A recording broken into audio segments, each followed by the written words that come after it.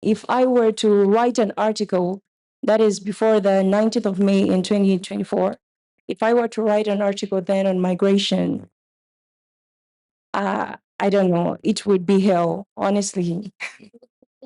This is because I wasn't really able to differentiate between, for instance, a refugee and an asylum seeker. It was a bit challenging and limiting to me then.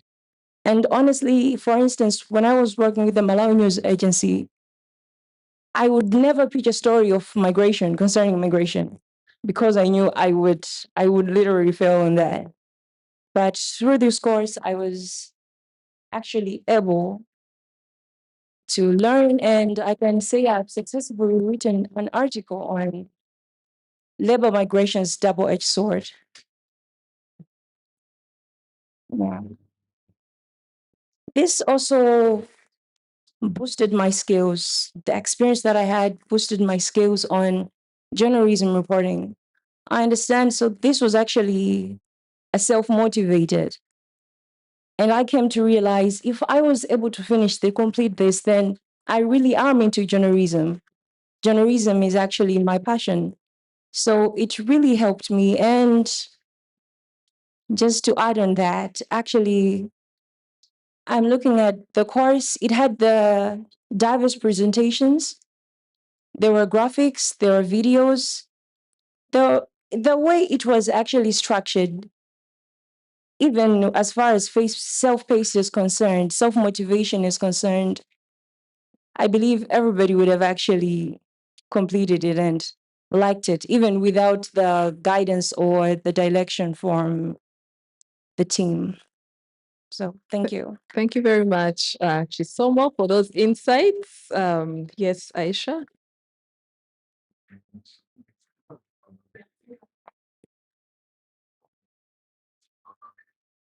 Personally, I can say that it was a wonderful experience for me. Already, I have been interested in migration question for a long time. So that as I consider this to be a sensitive subject, I feel it would be better for me to receive a professional training. And I can admit that the CoMMPASS program was the training I needed. And I can say also that the module were well designed and the learning was very, very flexible. The module that had the greatest impact on me was the module 7, which focused the covering migration professionally, best practice, and ethics. This module provides me technical and practical aspects to the media coverage. I can say I'm now ready to produce more factual journalistic articles. But I have a regret, a only regret. The regret is that we are not able to download the module to the future use. Otherwise, I can say it is a. I would like to encourage the organizer and sorry. Otherwise, I would like to congratulate the organizer and encourage them to continue the program so that other journalists can benefit from it. Thank you. Thank you very much, Aisha. Okay, so we've heard from everybody. They've described their experiences generally and hinted on a few things here and there. So I would like to now ask the question, what did you enjoy the most while working with this MOOC? Who wants to go first? Okay, Chisomo, what did you enjoy the most in a few seconds? Okay, for me, it was actually a module. It was module number 3 on migration coverage. I really enjoyed this course because it had a lot of focus on theories, like the cultivation theory, the framing theory. It helped me realize how powerful journalism actually is because it really opened my eyes to how impactful whatever it is that I can write can be to the audiences as well as even the policymakers. Because it is okay. And it also helped me to also understand so much the reason why migration issues were not tackled. Because if a journalist does not write anything about migration, who is going to talk about it? It is us, after we have written about it, that people out there now begin to discuss and understand more about migration. And also, speaking on that, I can say that during this module, it helped me realize how my mistakes in migration reporting can actually affect many migrants. For instance, the refugees or the asylum seekers. It has a very high impact. Before starting this course, I honestly, the only thing that I thought of migrants like refugees and the like was, or immigration specifically, was probably maybe corruption or their threat. I actually thought they were a threat because that's what I was fed with from the media.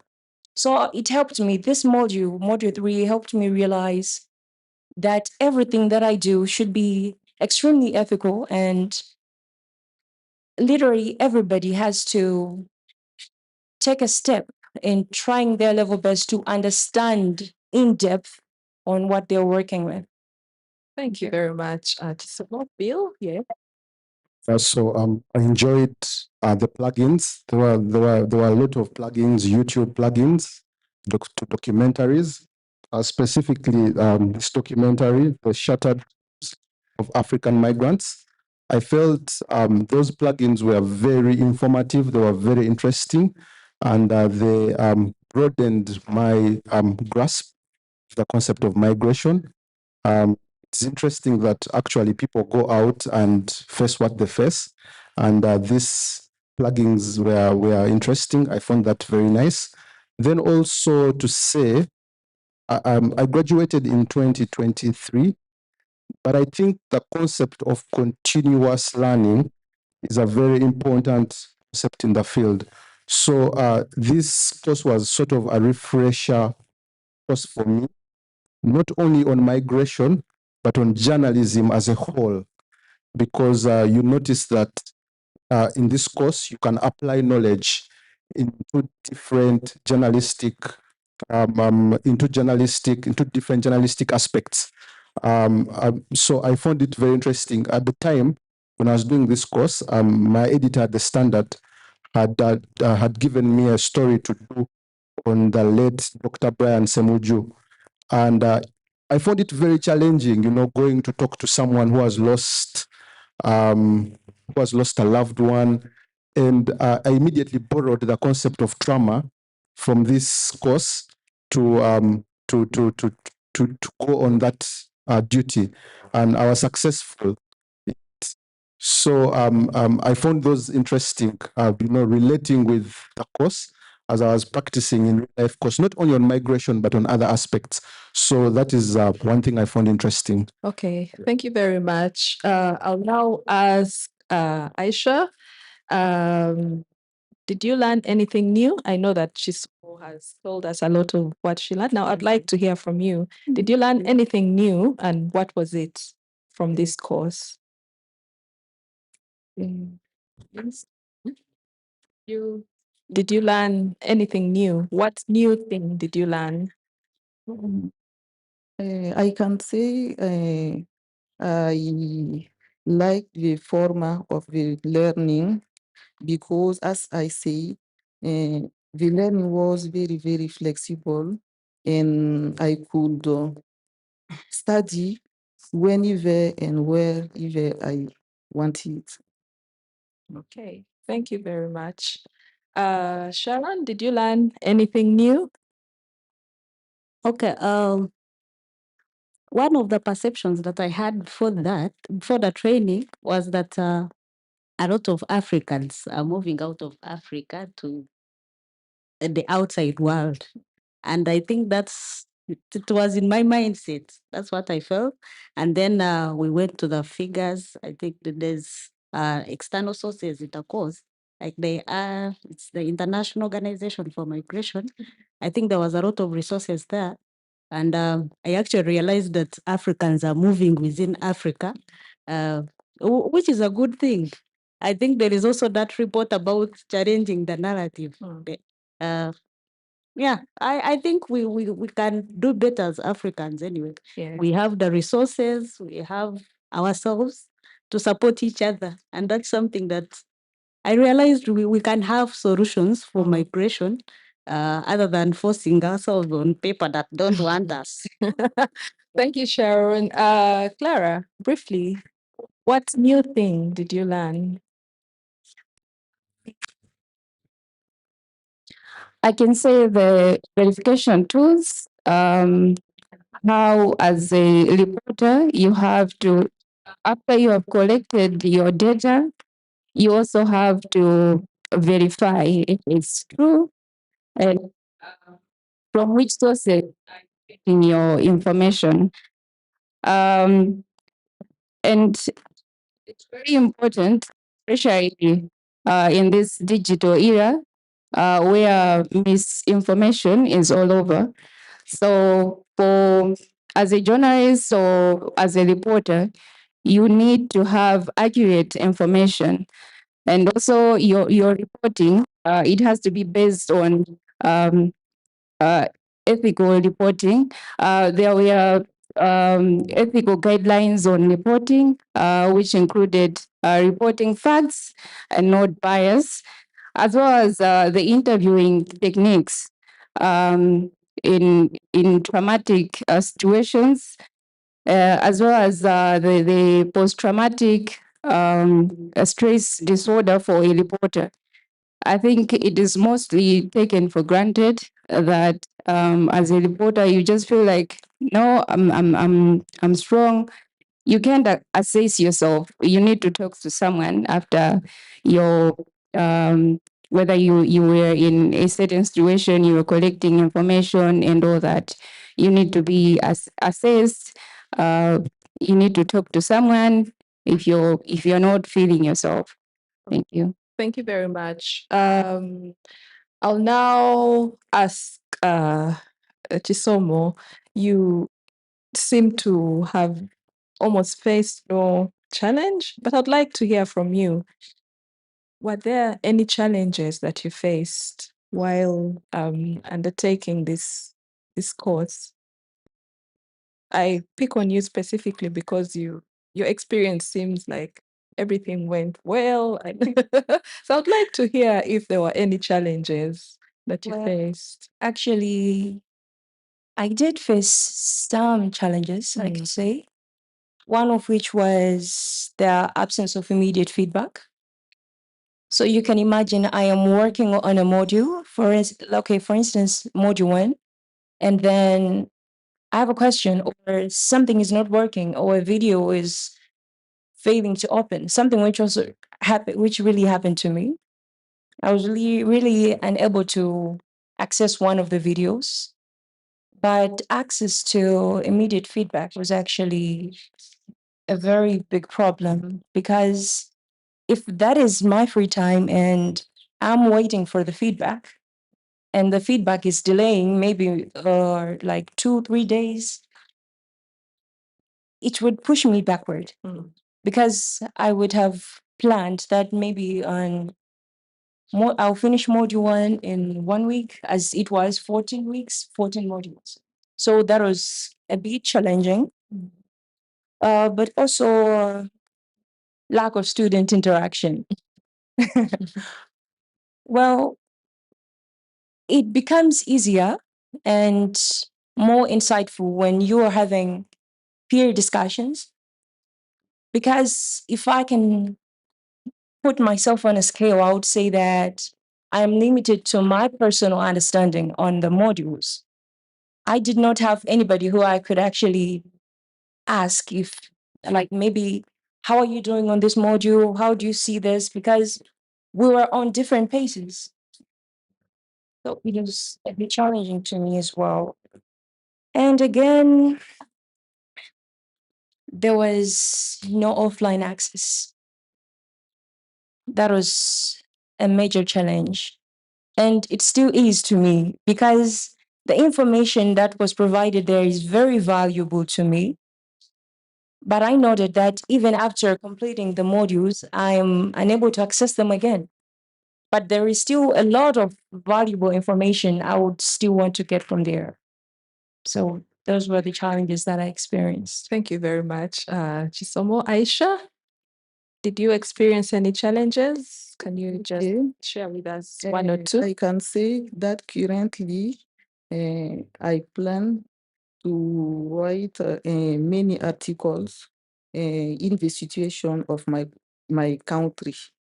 Because with the crisis security, there are many displacements in my country. And I think it is better to shed light this situation. Thank you very much. As we begin to wind up, I'll ask um, I'll ask us to go around. What would you change about CoMMPASS? We'll start with Sharon, and then what would you change?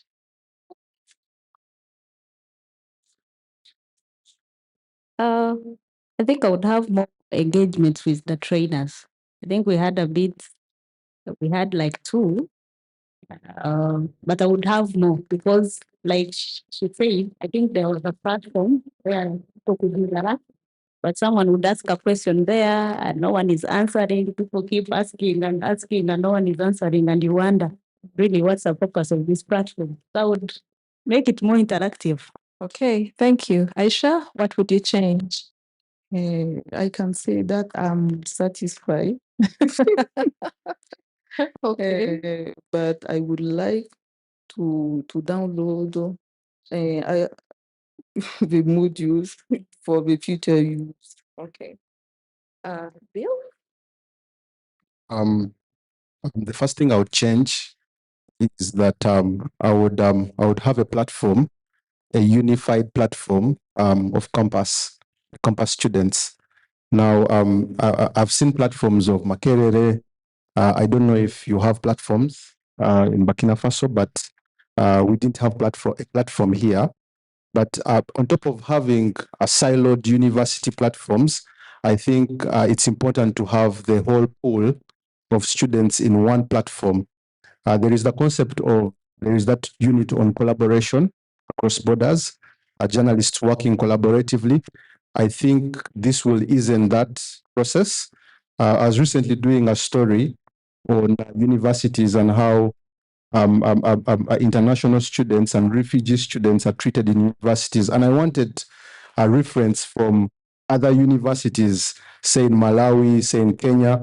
But because of that lack of a unified platform, I was challenged to find someone who understands the concept like me.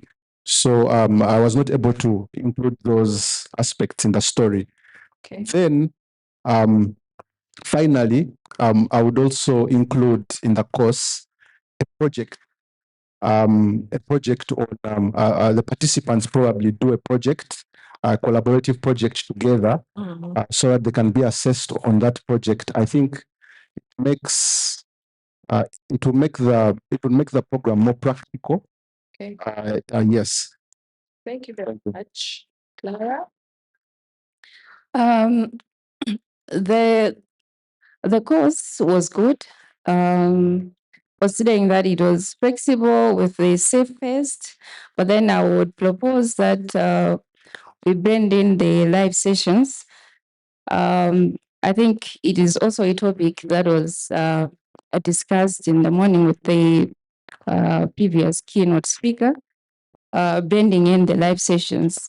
It acts as a motivator, encouraging the students to continue with the course.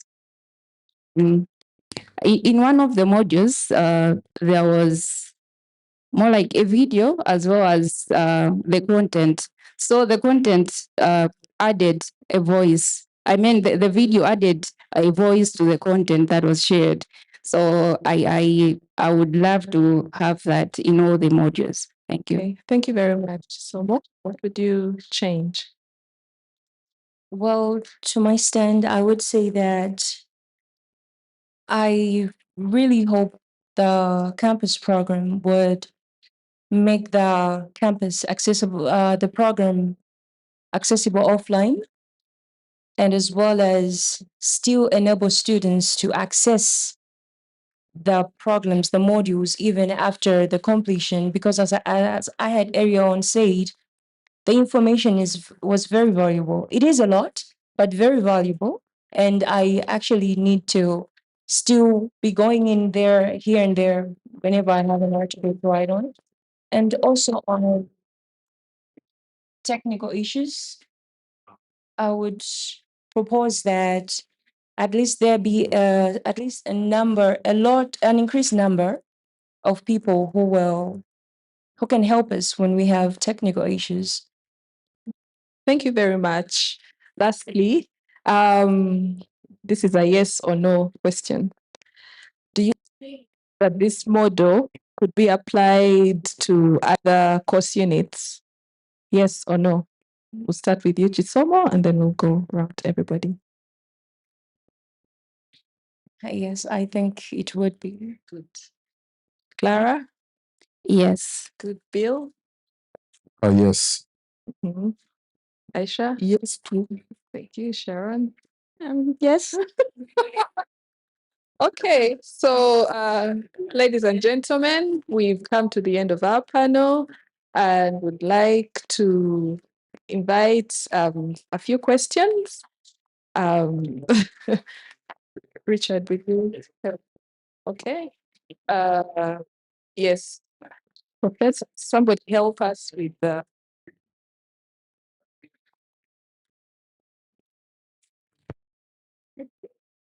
Yes, good afternoon. My name is Professor Ralph Akinfele, Nigeria. I congratulate all of you for being graduates of campus. I think you are good assessors. Maybe I want to be your student. Everybody will pass.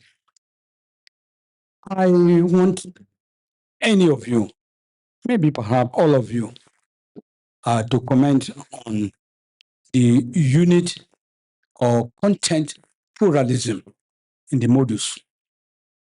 Are there any element of infographics or Africanness? What is your take? Okay, thank you very much. Did we, Andrew? We'll take those two.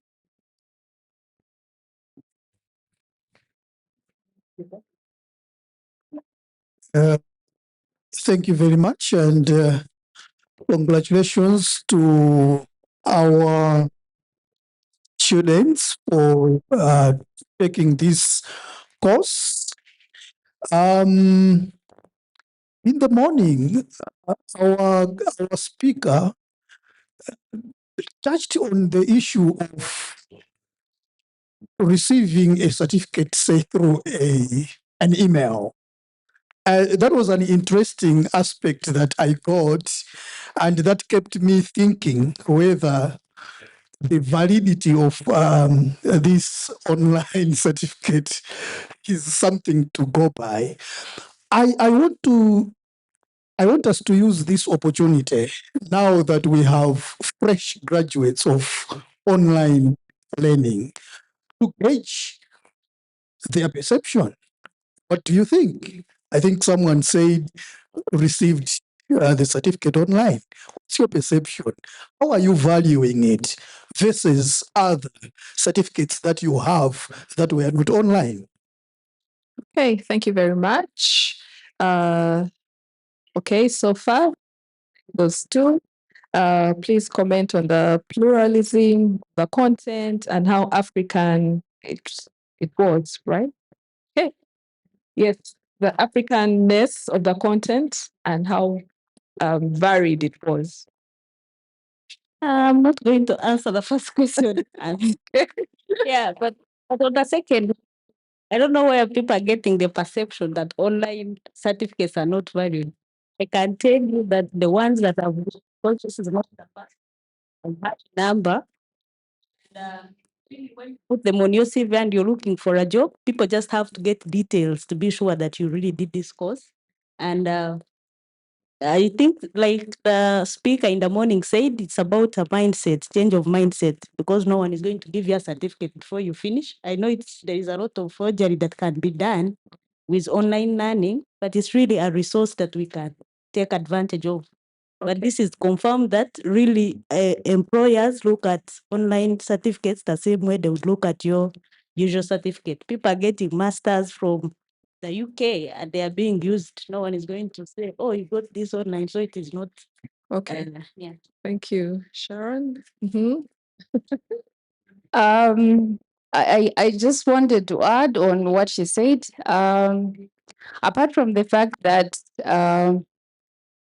we have to embrace the digital life, I also think that we can take this opportunity where we have the conference and then issue the original certificates to students instead of emailing them. Thank you. Thank you very much. Yes, Bill. The first question, is there any element of Africanness in the course that we did? I believe the reason why we did that course is so that we can be the first font, the first gatekeepers of African narrative. We graduated from the course so that we can add our African narrative to it. I believe that is why we did the course and why the program was started. About the course having Africanness to it, there were some components of Africanness to it. For example, I loved listening from our professors. You know, our professors gave us examples drawn from home. There is a unit there where Dr. Sam Kaziwe was trying to talk about editorial, how to come up with, um, how to pitch the story to the editorial. And I think it was so African. He brought it back home, and using our newsrooms, you could easily know how to navigate and pitch a story of migration in an African newsroom context. But of course, most of the examples were not African examples because journalism has it's mainly the foreign journalists that have been reporting about the African narrative. We are here to tap the African narrative, and we are going to do so. I believe. The next question on a certificate perspective, the online certificate. For me, I think it is beyond the paper alone. It's about the knowledge acquired from the course, and the knowledge I acquired from the course was very beneficial to me, and that was very important. The certificate was just a by the way. It's a by the way to me because in any case, right now I have I've gotten certain opportunities without them looking at my certificate. It is just, can you be able to deliver? I think that's what the job market is pivoting towards. So the certificate was not a big aspect, but it's a good thing having the signatures of Dr. Larry, Michael, and them. It's just added, but I think it shouldn't be that detailed. It shouldn't be the, it shouldn't be the, it shouldn't be the pivot. Yeah. Thank you very much. Yes. Just to add on what he has said, I remember there was this module where I noted a video of an investigative journalist from the Daily Times Malawi who traveled to South Africa to follow up on a case where two Malawian were killed. I actually came to realize how impactful journalism can be in Africa, where there is that kind of collaboration from different countries, still being able to follow up on issues that are happening, not just in the country, but, and again, not just to that particular country, but even from people who are coming from your country in other countries, the things that they're actually experiencing from there. So I think it was that there was that kind of broad Africa perspective on it. Okay, thank you very much. If we don't have any other comments or questions, we would like to bring it to a close and to thank you all for listening to us and for participation. Thank you to my very wonderful panel. Let's take our seat. Thank you so much, Dr. Namusoga and distinguished panel of experts. Thank you so much. Yeah, of course, from our panel, there are about two broad things that I have learned. One is about our course. The course it has good content, it is self-paced, is well designed, and therefore learning can take place. That's what we have seen, that learning can take place. And the good thing is that some participants would even remember what was in certain topics, the good thing, others were able even to apply. But broadly, what I have also learned are the enablers, which we have seen. What enabled our participants to learn, and what can we do to improve? At least the internet connectivity, one of them said he had Wi-Fi, connectivity is an enabler. Then having time to do the work, that's an enabler. The length of the units, that's something very, very important. If it's too much to read, even when you get a WhatsApp message, which goes beyond the page, beyond one screen, you know how you will say, this one is too long. And same thing happens when we are learning online. But if I have to scroll and scroll and scroll, even before e-learning came, when you are still learning with the textbook, sometimes you first get a textbook and open and see how many pages this book, or if it's a handout, you first check how big the handout is. So how much are we giving at any one time? That's an enabler. The simplicity or toughness of units, someone talked about it, the units that were so tough, then there are those that are simple. So how do we simplify this? Because the nature of the content, so because someone said, one had out of theory, then had some bit of computation. Okay, fine. Maybe that's an enabler. Of course, the promise of a certificate is it enables us to learn. The international nature of the program was an enabler for some people. They loved it because it had that interaction. Then knowing why I must take this certificate. So we have to justify our learning outcomes in our courses. Why must I take this? And what will I get out of this? That's an enabler that came out of this panel. Then relevance of materials, someone said. So if materials are relevant, it's an enabler. The discipline and commitment of a learner online is an enabler for success. Flexibility and the content, the module design.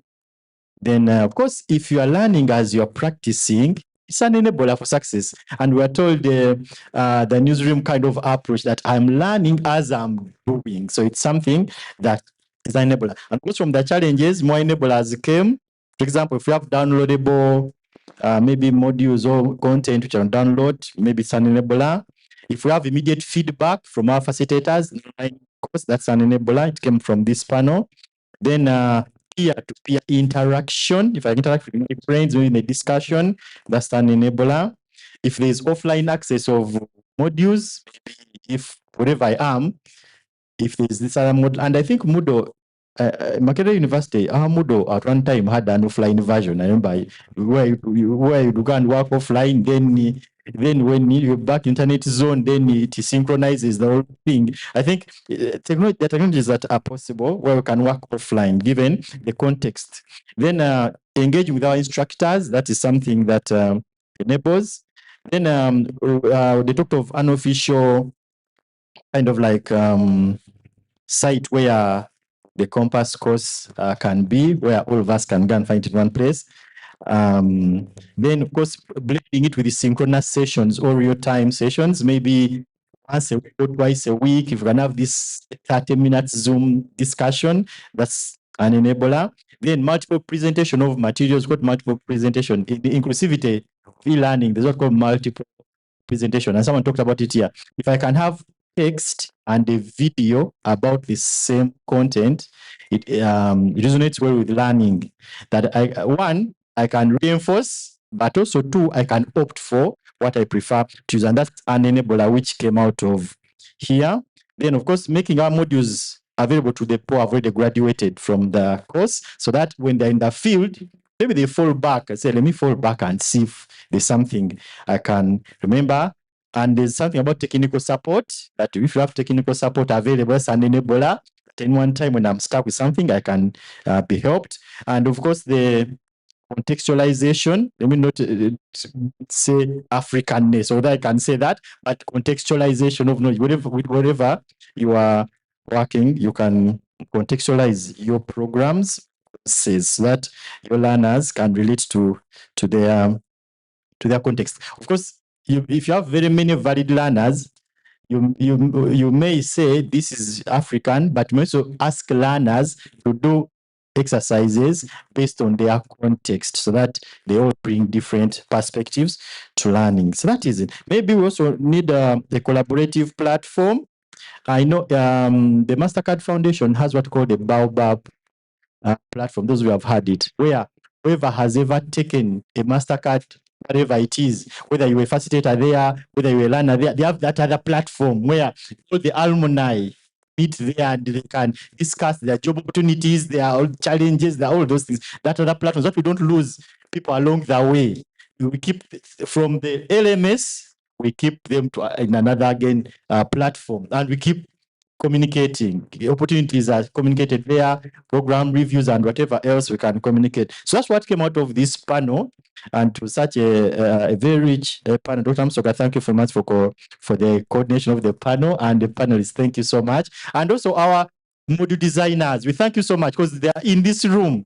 So we thank you. Our dear learners, facilitators are in this room, those who designed that course. So we thank you so much for that. And we have our technical team here from the IODL Makerere University also. So the team is here. We can still continue engaging. If there are other issues you want us to improve on the course, please reach out. We can improve because we are bringing more people.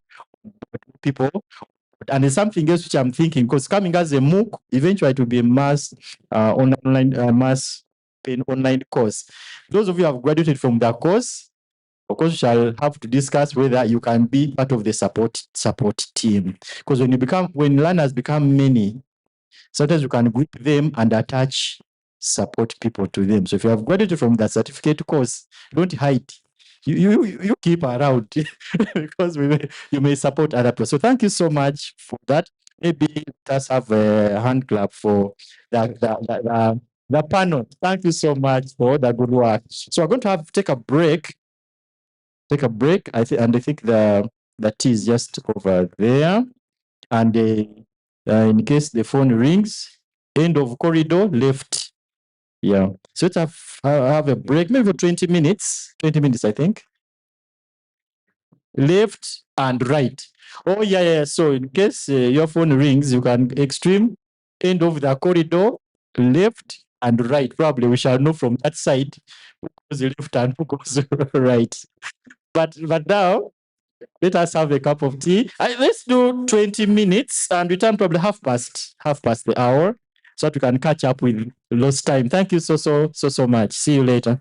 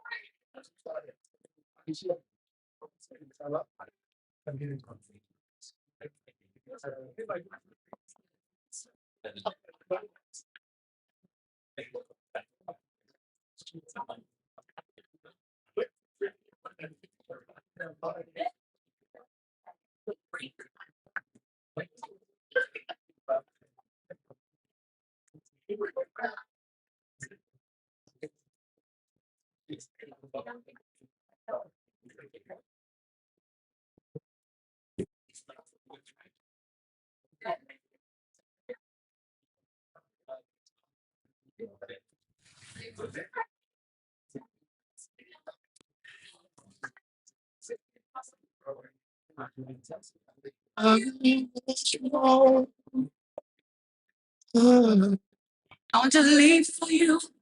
I want to serve you alone. Oh, I want to know you much more. Behold in your face, glory of your praise. In your face, matchless one, matchless one, righteous one. That's who you are. You are the righteous one. You are the righteous. You're righteous. Beautiful and righteous. Wonderful and righteous. Glorious and righteous.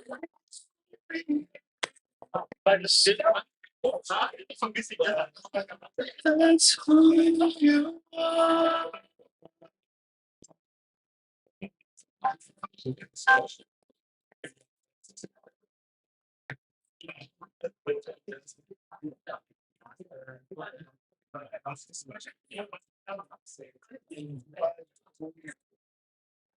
Let your music taste shine with Premium.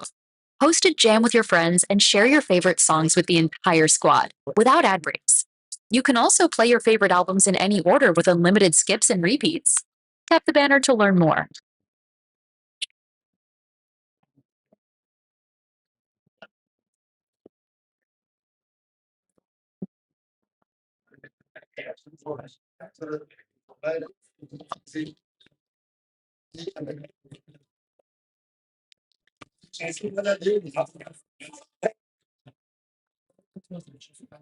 This is the story of a brother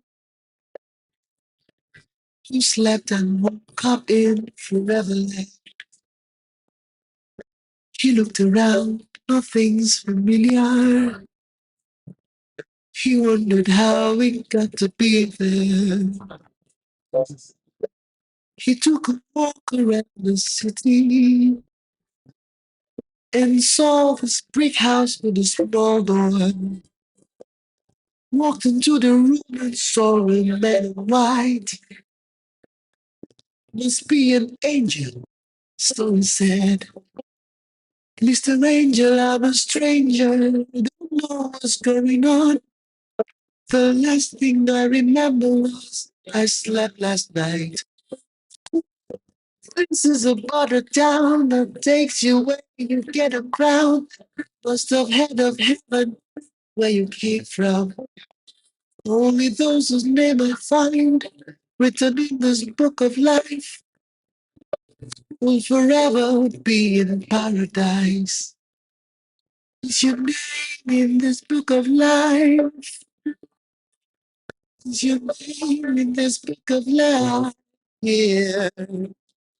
Is your name in this book of life? Is your name in this book of life? Yeah.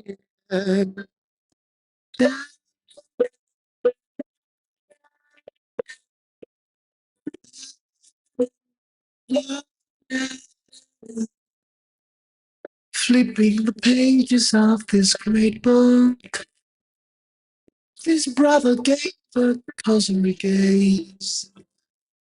He saw the names of prophets, saints, and martyrs who kept the faith and won the race. He said, Mr. Angel, where is my name? Can you tell me what is going wrong? I'm a pillar in my local church and give the offerings and tithes, feed the poor and have myself a good name. Is my name in this book of life?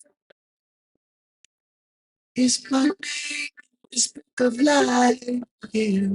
Tell me is my name, this book of life. Is my name in this book of life. Yeah. Forgiveness lurks within your heart. Some things that you will never let go. Little foxes and secret faults. And spring surprises on that final day. Oh, oh, oh, oh, oh, oh.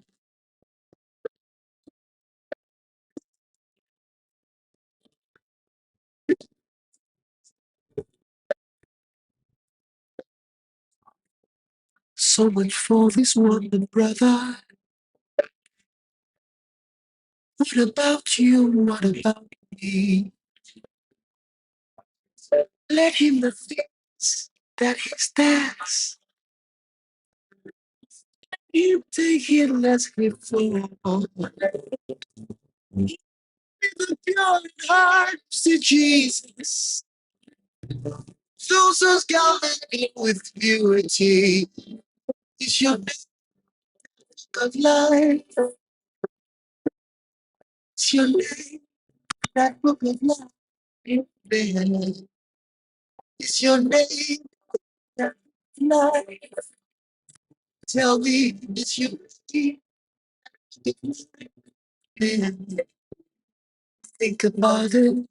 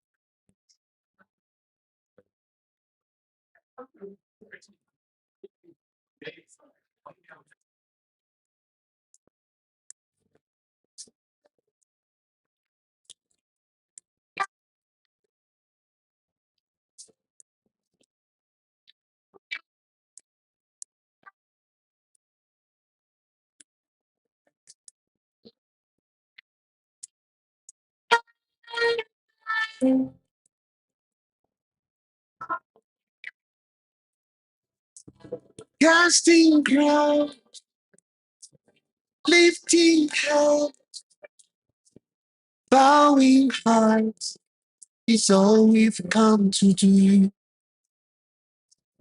Casting crown, lifting hands, bowing hearts is all we've come to do. Down, down, down, down, down, da, da, da, da, down, down,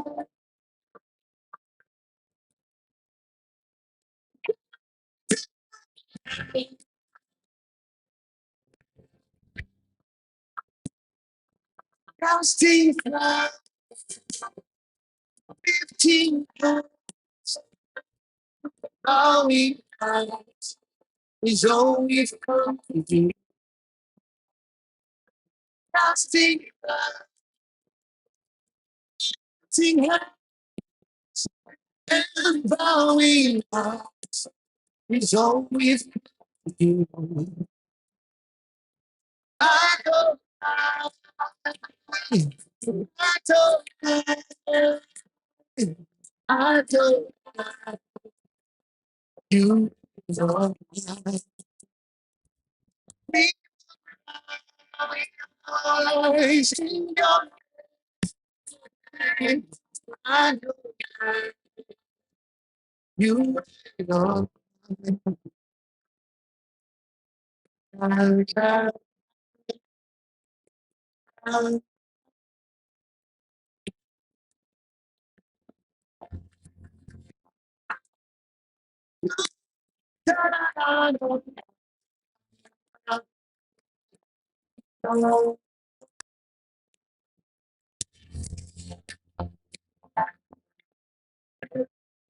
casting crowns in casting hands, bowing hearts, so we've come to sing, casting hands, bowing, so we've come to lights.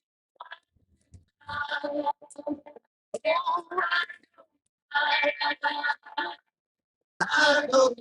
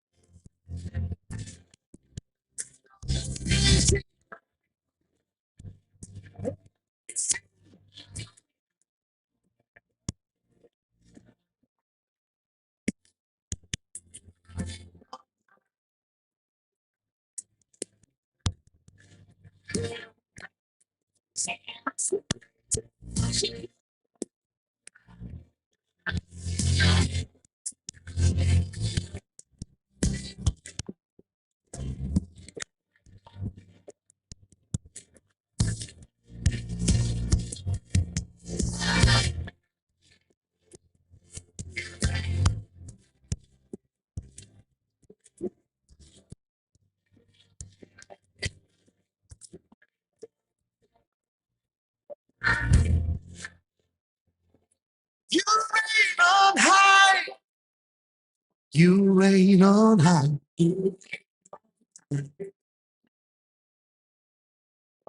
You reign on high. Adonai. Oh, you reign on high. You reign on high. You reign on high. Adonai. Oh, oh, high. We lift you high. Adonai. You reign on high.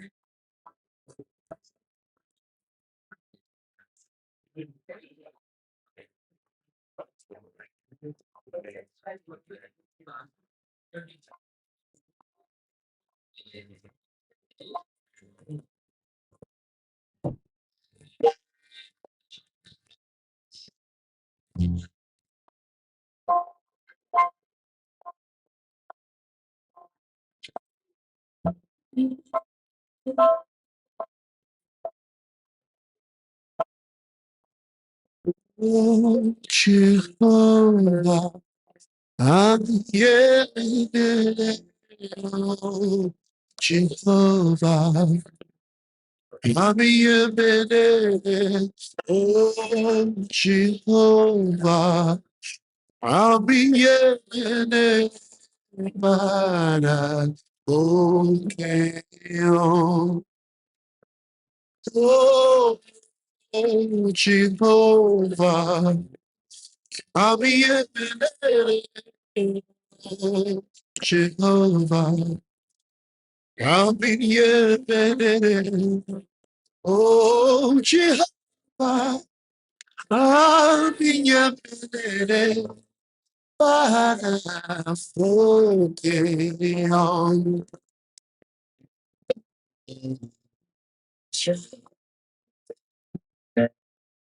The beginning and the end, Jehovah, the Lord of hosts, the King of kings, Jehovah, you're the reason why I sing, Jehovah, my righteousness. Oh, Jehovah, Amiyemenene. Oh, Jehovah, Amiyemenene. Oh, Jehovah, Bana, Jehovah,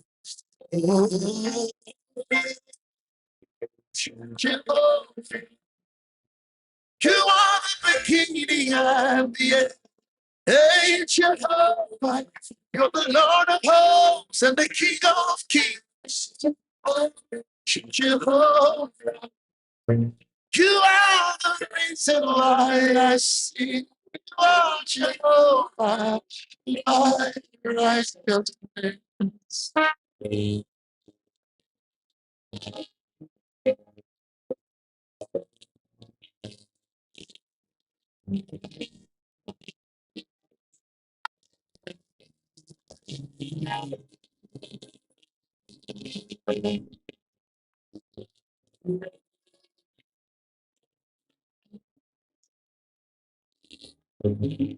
Amiya menene, amiya menene, amiya menene, bana fokeyo, iyananaye, kuriana mashitiye,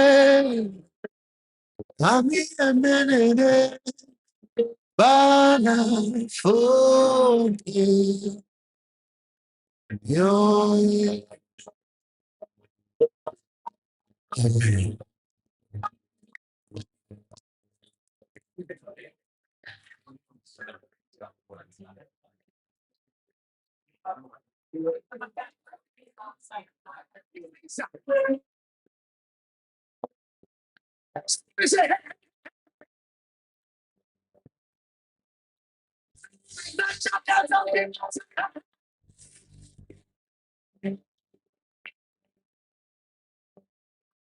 Ebenezer,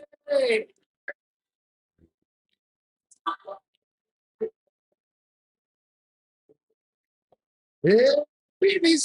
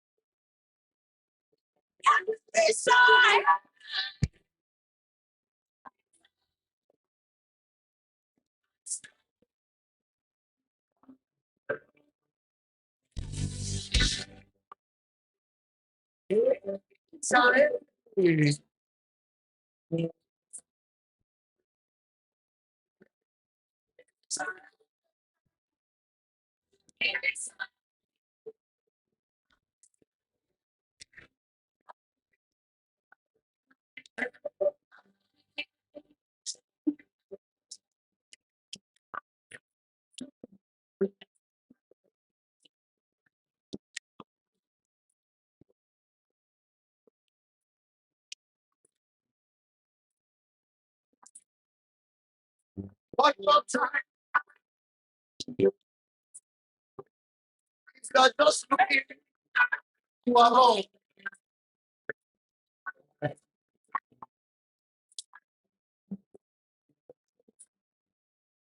Ebenezer, Ebenezer,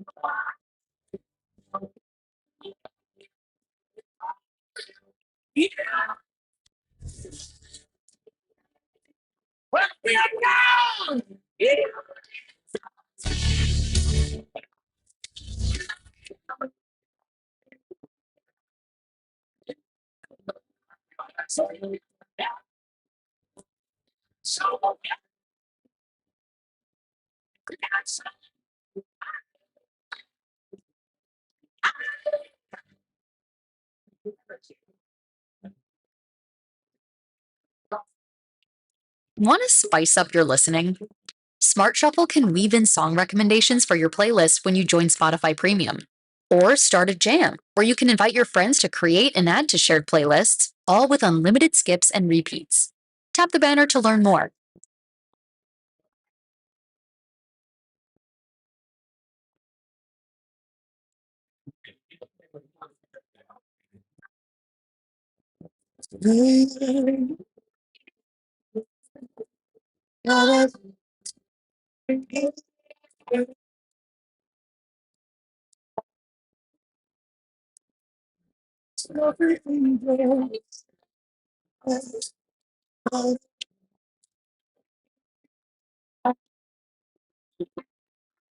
I like my daddy, the one who's cloaked with fire.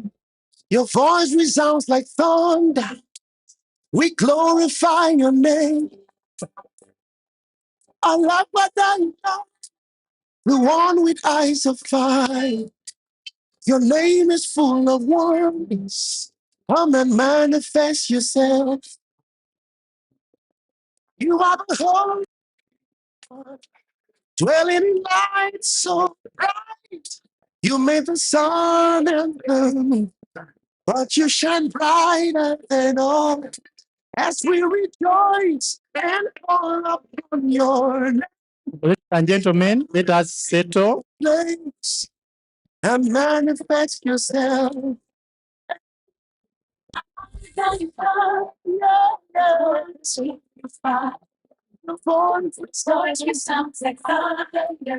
Ladies and gentlemen,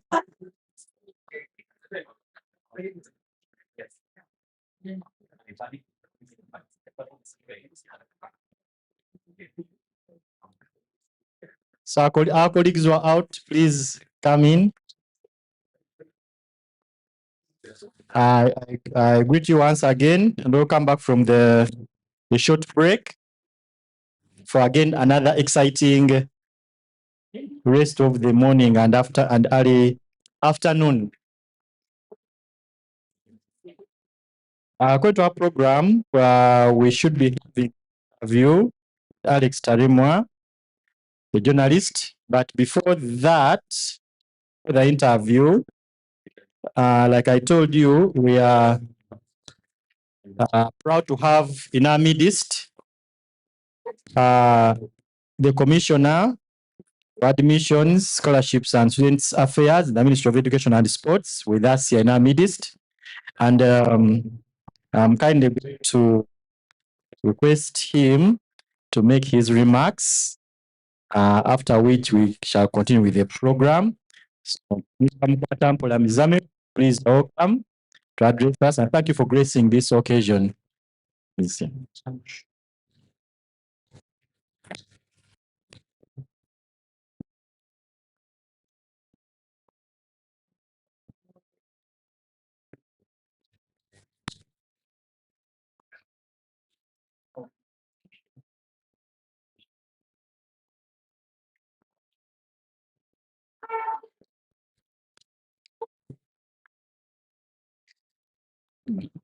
Thank you very much, Master of Ceremonies. The management and staff of the Uganda Christian University, the coordinators of the CoMMPASS. It is CoMMPASS? CoMMPASS, yes, the CoMMPASS program.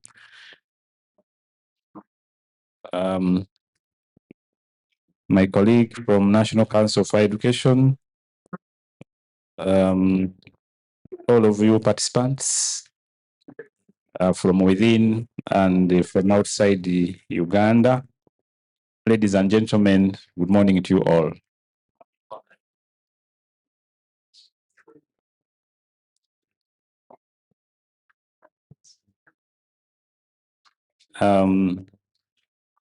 My name is Mukwata Mpolamzamil. I've been ably introduced by the MC, but for emphasis, I'm just repeating.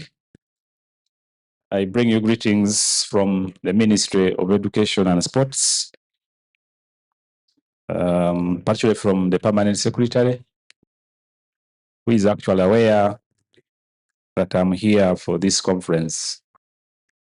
I'd initially indicated that I would be here in the afternoon, but she had other activities she assigned to me, which required my presence at the desk in the afternoon. So I requested that I come here in the morning. Thank you very much, Dr. Monica, for accepting the adjustment in the program. I'm pleased to have been invited to be part of this conference here at UCU. I've been here a couple of times for different activities. This time around, I'm here for the CoMMPASS conference. I've been informed that this conference brings together journalists, students, and the other media professionals, among other participants, and among other things, to build bridges between the classroom and the newsroom for sustainable reporting. Ladies and gentlemen, join me in thanking the organizers of this conference. That is the School of Media and Communication, but also the participants from within and from outside Uganda.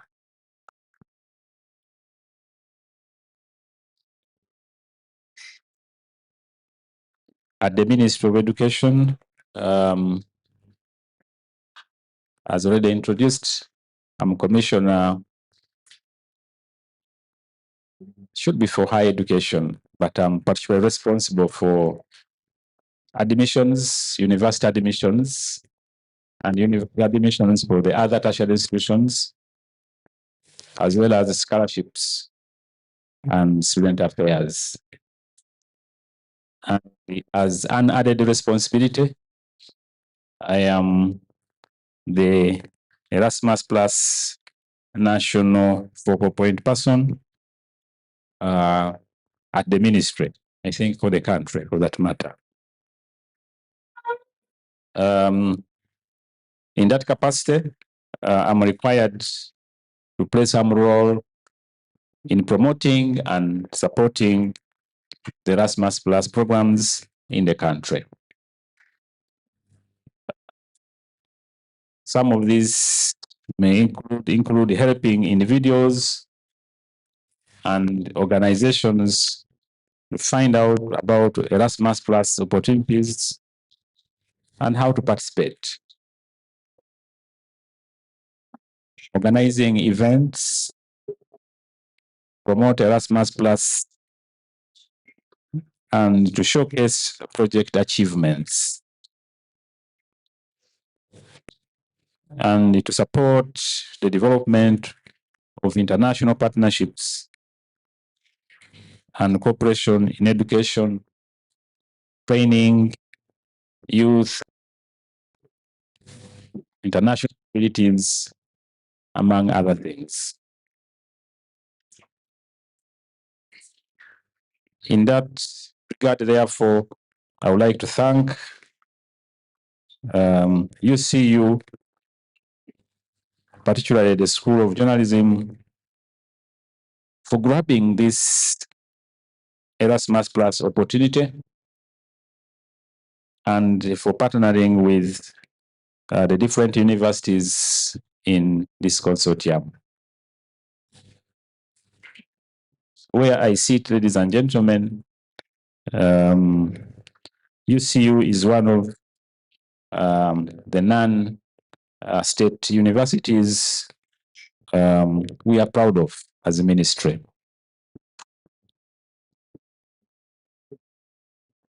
We take pride in their professionalism, their ethical approach in doing things, but above all, academic excellence. So we thank you, UCU, for being the champions for higher education in the country. I was therefore very excited when I received an invitation from CU to be part of this engagement. I definitely knew I would grab also an opportunity not only to interact with the participants, here, but also to get a platform to invite you to another information session for the Erasmus Plus programs. The European Union delegation in Kampala, together with the Ministry of Education and Sports, are organizing another information session later this month. To be very particular, around 19th of this month, and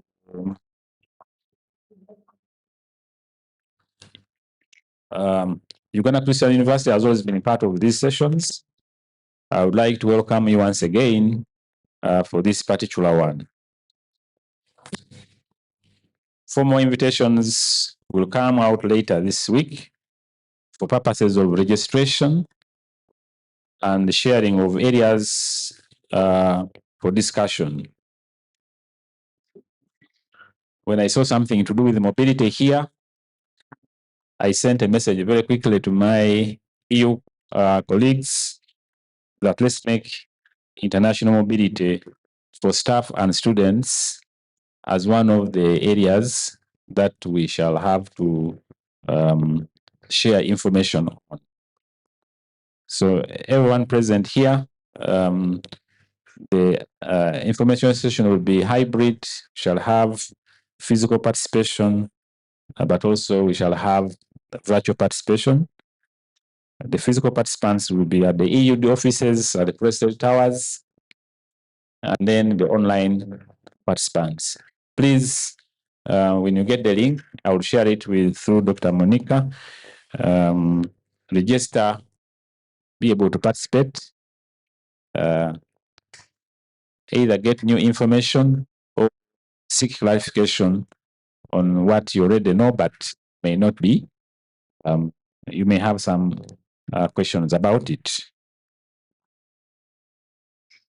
As Ministry of Education, we thank the European Union for funding this project and all the other projects in Uganda. As ENFP, as a focal point person for Erasmus, I see there are so many projects listed by different universities in Uganda under Erasmus Plus. So we are grateful to the European Union for this funding. We hope that this particular project will improve the media coverage of migration. I also thank UCU in making it possible collaborate with the other universities within the consortium. I'm confident that this grant will enhance UCU's visibility and will reposition the university as one of the regional leaders in migration reporting. Regarding online journalism, we call it digital journalism.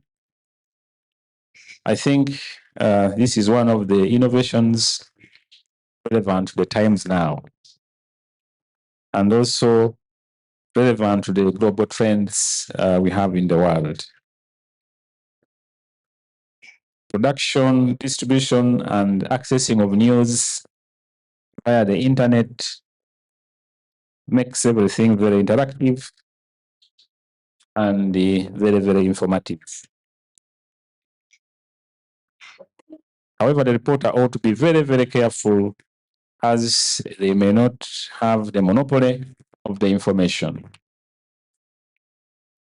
The readers, through their comments, may give additional reporting or immediately critique the story, unlike the case is with the traditional print media.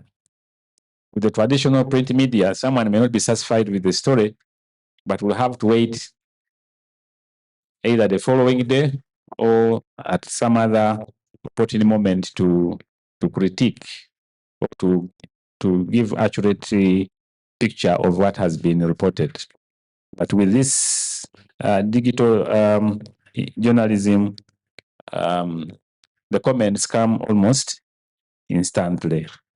Therefore, online journalism education at UCU is a very useful addition to the list of academic programs offered in this university, and also a very useful addition to the quality of journalism in the country. Regarding online learning, this is an innovation that has come to stay. It is an innovation that has come to stay. As one panelist here indicated, as academicians, we need to embrace this change. We need to embrace the change. I'm happy National Council for Higher Education, which is well represented in this room, already embraced the change. As they accredit programs today, they wish to know how much of this program is to be delivered physically and how much is going to be delivered online. By implication, therefore, the graduates are being churned out now, and those that are going to be churned out going forward have that online element in them. Therefore, ladies and gentlemen, as I conclude my remarks, I want to once again thank the organizers of this conference for inviting me, and to thank all of you here for your kind attention. I want to wish you all a very fruitful conference. I thank you.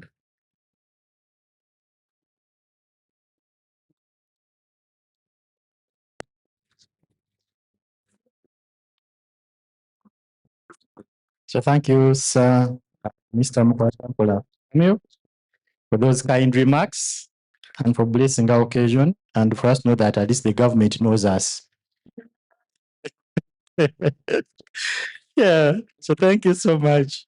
Yeah, so next we have a panel. We have two activities. We have an interview and a panel that all have to be done at least by, say, 1:15. So it will be incumbent upon our interviewer and also the chair of the other panel to try and fit within the time. But we can take off 30, we can have 30 minutes for the interview and 30 probably, or 45 for the panel discussion. Let me call upon Mr. Jimmy Siasa, our communications officer in Uganda Christian University, is the interviewer, to come and take on the stage, and he will invite the interviewee or interviewees according to how he has planned his interview. But shall be glad if at least in 30 minutes we are through with this so that we can catch up with the time. Thank you so much.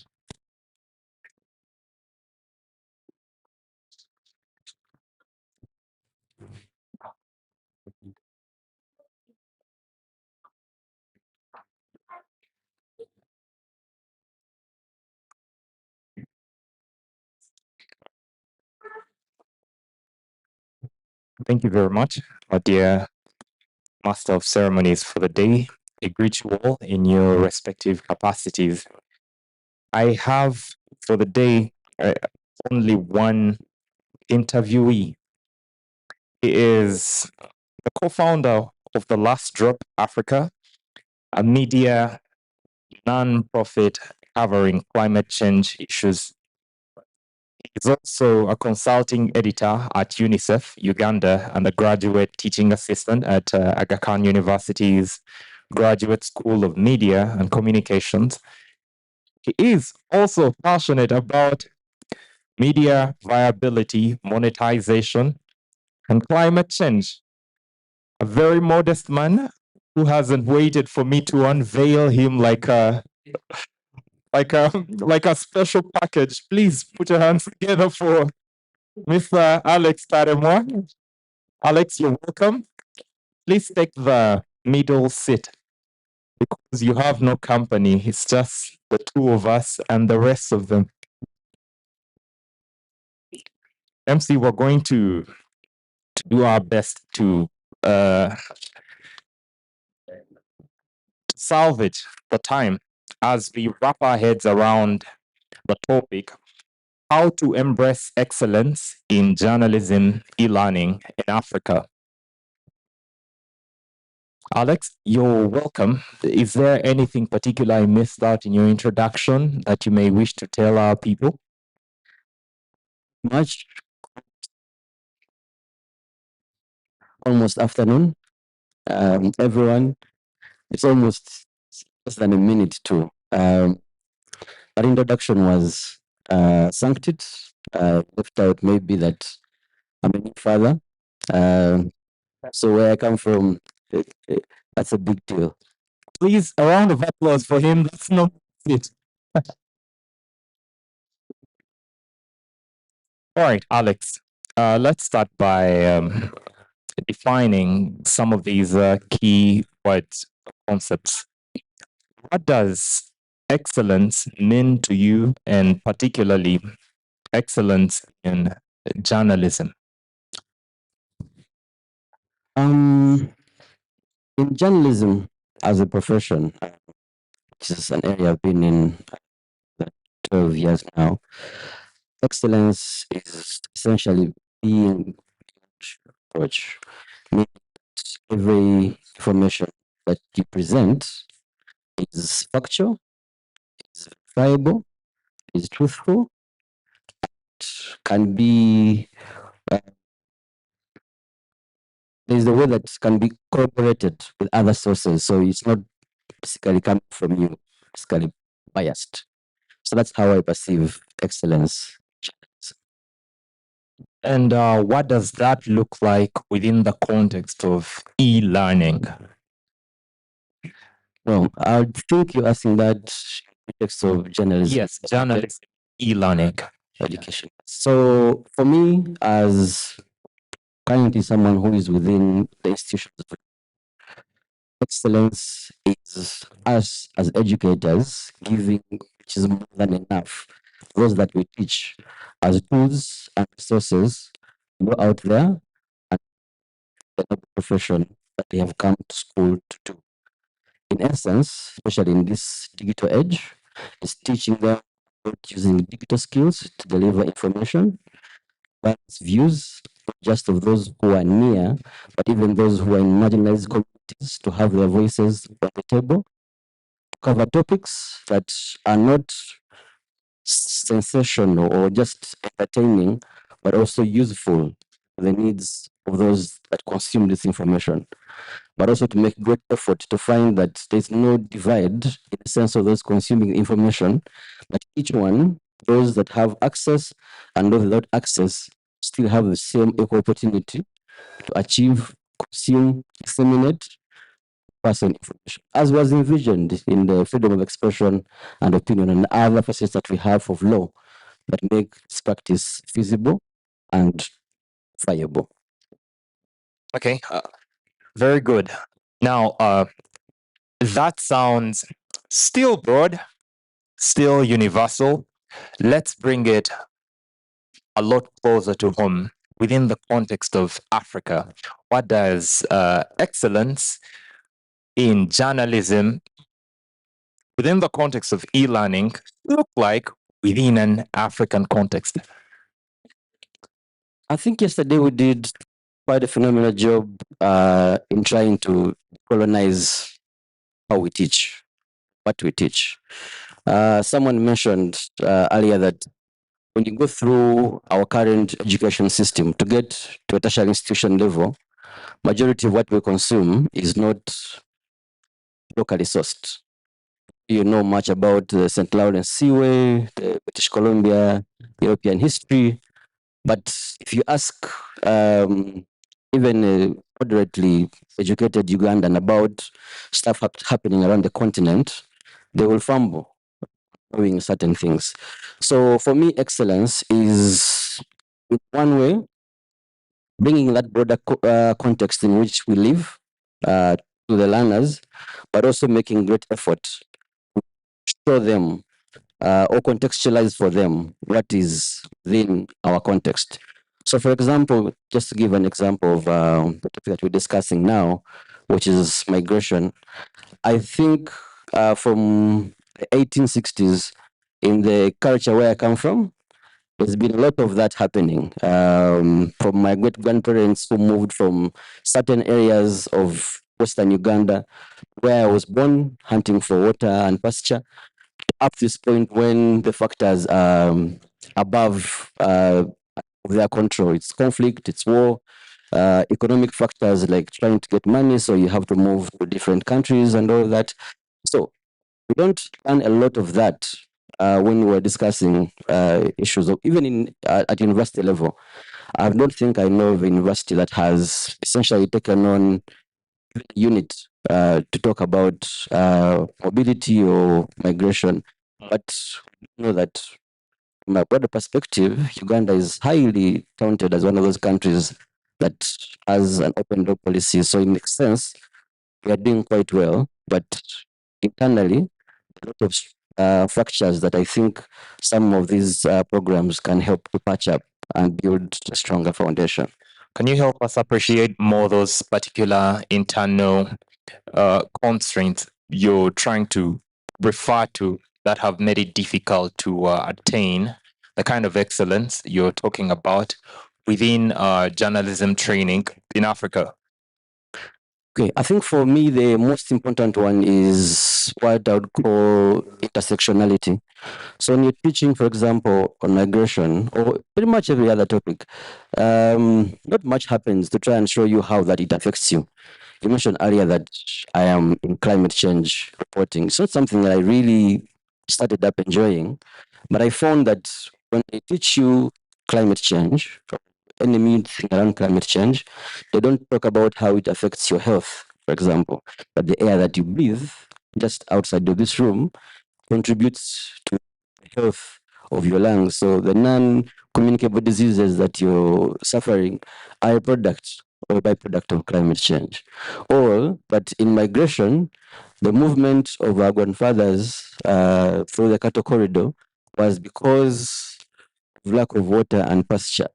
So in a sense, migration at the time was climate induced, and as is now, or even worse, if we will, because of the current effects that we're seeing: floods, breaking banks, landslides, as you saw. So the connections that we can build show even those who should be studying the course why it is important for them to do it, not just the surface level. So intersectionality is important. Bring emotion to you that even when, yes, I'm doing this program, you have empathy because you know at any point in time it affects you as well. You might not see it directly, but indirectly you want to know what's happening. So it would, in a sense, increase the enrollment of those who are taking this program, but it will also have a bigger effect that if I leave this program, then I have a sense of responsibility that when I go back to my community or my industry, I must report about this because now I have better knowledge how it affects people. So it brings the human aspect out, even in the sense of design of the course itself. Yesterday we were talking about how to bring the curriculum, to build the curriculum of online courses that people want to do them. The reason why people find them sometimes repulsive is because of how they are presented. Presented in a sense that they lack the human-centered aspect of how they consume content. So most of them are largely packed with a lot of text, and you know the current attention span. Everyone in this room knows that, especially people our age, our attention span doesn't go. Yesterday, someone said 19.5 minutes. I think that's even high. So, and then there's the way we consume news online, especially even on digital devices. But there's a psychology about how an eye travels on the display of a computer, for instance, or a mobile phone. So, if you're designing a MOOC that is contrary to the way the eye moves on the device that I'm using to consume, one way or the other, I'm not going to be a big fan of that presentation. And in a sense, I might not even click on that. And then you'll find that in some geographies, online courses that are designed or pay for people to pay to consume have a better, can I call it, look and feel. It has a better look and feel. There's intentionality in how they're done as opposed to the ones that are offered online for free. So you can tell that if we borrowed some of those aspects and be intentional, like how you design a business. Like if you wanted to sell this bottle, there's a way you would put some attention to detail because there's an attachment of value to put to it, you expect to get from it, than if you're just offering it for free. So we need to add that attention to detail by bringing some human-centered design or design thinking when putting courses on the internet. Now, just before you leave that point of intersectionality, I'm curious to know who's solely responsible for driving, for realizing that within training institutions for journalists. Is it only the trainers? Is it the administrators within these journalism training institutions, or it's a collective responsibility? And if it's so, who are some of the key players who can help achieve this intersectionality, which you're proposing is a solution to some of the critical barriers to realizing excellence in journalism e-learning in Africa? Were those key players in driving that intersectionality?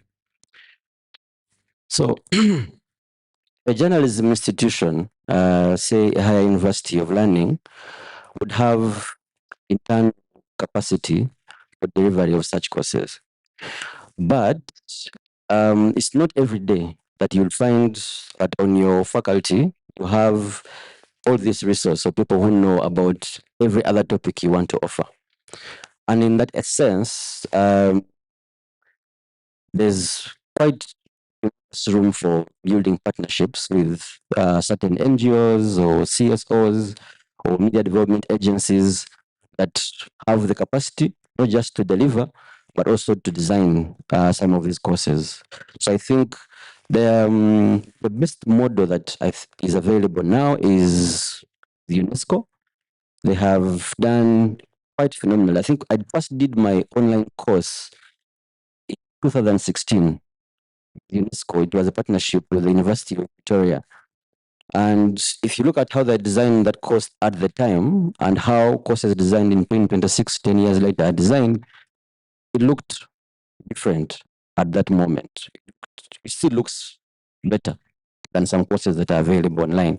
So if you could partner institutions like those, it would support the funding aspect because some of these resources are not free to consume, but B, also bring expertise on board that give you that oomph that I was talking about. That for a design course, it doesn't have to be passive just because it's paying for it. And then there are newer tools now in technology that have made things a lot easier for both trainers and the trainees, in a sense that what we were discussing yesterday about monitoring people who are on your program and making sure that they are attending, then hounding them when they don't attend. You don't have to do all of that anymore with artificial intelligence. You can very quickly, even with things that we use like Moodle, you can very quickly find out how many of your students interacted with your course, what did they read on that course, how long were they there, that course, and then who in your class did not show up to read that. So you know who is not participating, you know who is participating. So when you are doing your assessment, you also know that there are people who are ahead of others because they consume, as opposed to coming on Zoom and asking them, did you guys read what's from last week? They all say, yeah. No one has said yes, no one said no. Then you're like, can someone just walk us through what they read? One or two hands shoot up. They give you a few ramblings over there. Now you take another 30 minutes to take them through the readings you had given them yesterday, which takes part of the time that you had used for the class. So you use those AI tools that are within these models, that learning management systems, to do all this tracking on your end as a trainer, but also on their end as students, so they know that you know that they are following with the class. So that helps a lot in how the modules are delivered. So in a sense, the partners are both within the learning institutions to deliver the courses, but also the students who are consuming these courses are quite major partners. That's why I enjoyed the last previous panel, because it probed questions that now would help the designers of the course to go back and iterate. It's the beauty of technology that within you delivering the program, you still have all this leeway. Go back and change your courses depending on the reviews and evaluations of those who are taking the program. That way, it's both good for you, you can deliver it better. It's also good for them that they get to participate meaningfully in you delivering it. Thank you for elaborating on that point. But there's something I still need you to speak to. Talking about the external partners, particularly, external partners, particularly those from the West. Now, in your definition of key terms, you said what you'd consider excellence within of journalism within an African context is to what degree it is contextually relevant to the people, to the communities where these graduates, where these journalists are being trained. And to achieve that would imply not merely peaking the Western models of journalism training and then just imposing them on your African students, but rather customizing them so that they may be relevant. But as we know about partnerships and the whole dynamics of funding and all that, most times you will find yourself, playing to the tunes or by the standards of whoever funds your program or avails you resources.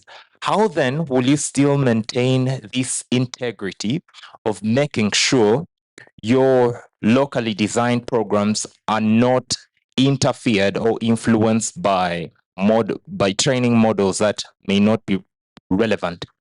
How do you guard against that as trainer who indeed needs partners, who needs the resources, but how do you maintain that integrity? Well, yeah, that's something of a question. But first of all, you and the partners that you seek, usually the whole idea of partnership is that you have usually beneficial targets to it. You have a collective mass of students that want to learn about something. Perhaps you have done evaluation with your course and found that there are some aspects that are missing that you would like to include, but you cannot include them in an essence of making a new course unit, for instance, and have students take it. You would rather have a MOOC like this that's elective that you think sorts that gap. Then you go out look for a partner who is within that space that you think can deliver. And funding does not have to be in the sense that you have put it. Yesterday we discussed all these barriers to accessing online learning. And a number of them was on internet, or on physical devices, or on the economics, all of those barriers. So you can find different partners that sort your problems on different areas, so that someone, for example, is providing funds for students to access data bundles, consume the internet. I can hardly see how that person would influence narratives through content. If you're looking for a partner who can avail tools like gadgets on which these learners access this content, because at the Aga Khan University, we have been doing fellowships, all these boot camps, where we have a group of students reporting, let's say, about COVID-19, and we have a partner on board who just avails mobile phones, the gimbals that they go to the field and use to record. In essence, you have solved the problem of lack of practical tools for students to use, but you've also earned a bit of reprieve that you have not used your own resources to sort that issue out. I'm trying to say all this to really dodge your question on because that one it's slippery slope. I think you must have your own intentionality on what you want to deliver and really stand your ground on it. For younger institutions, it's harder to do.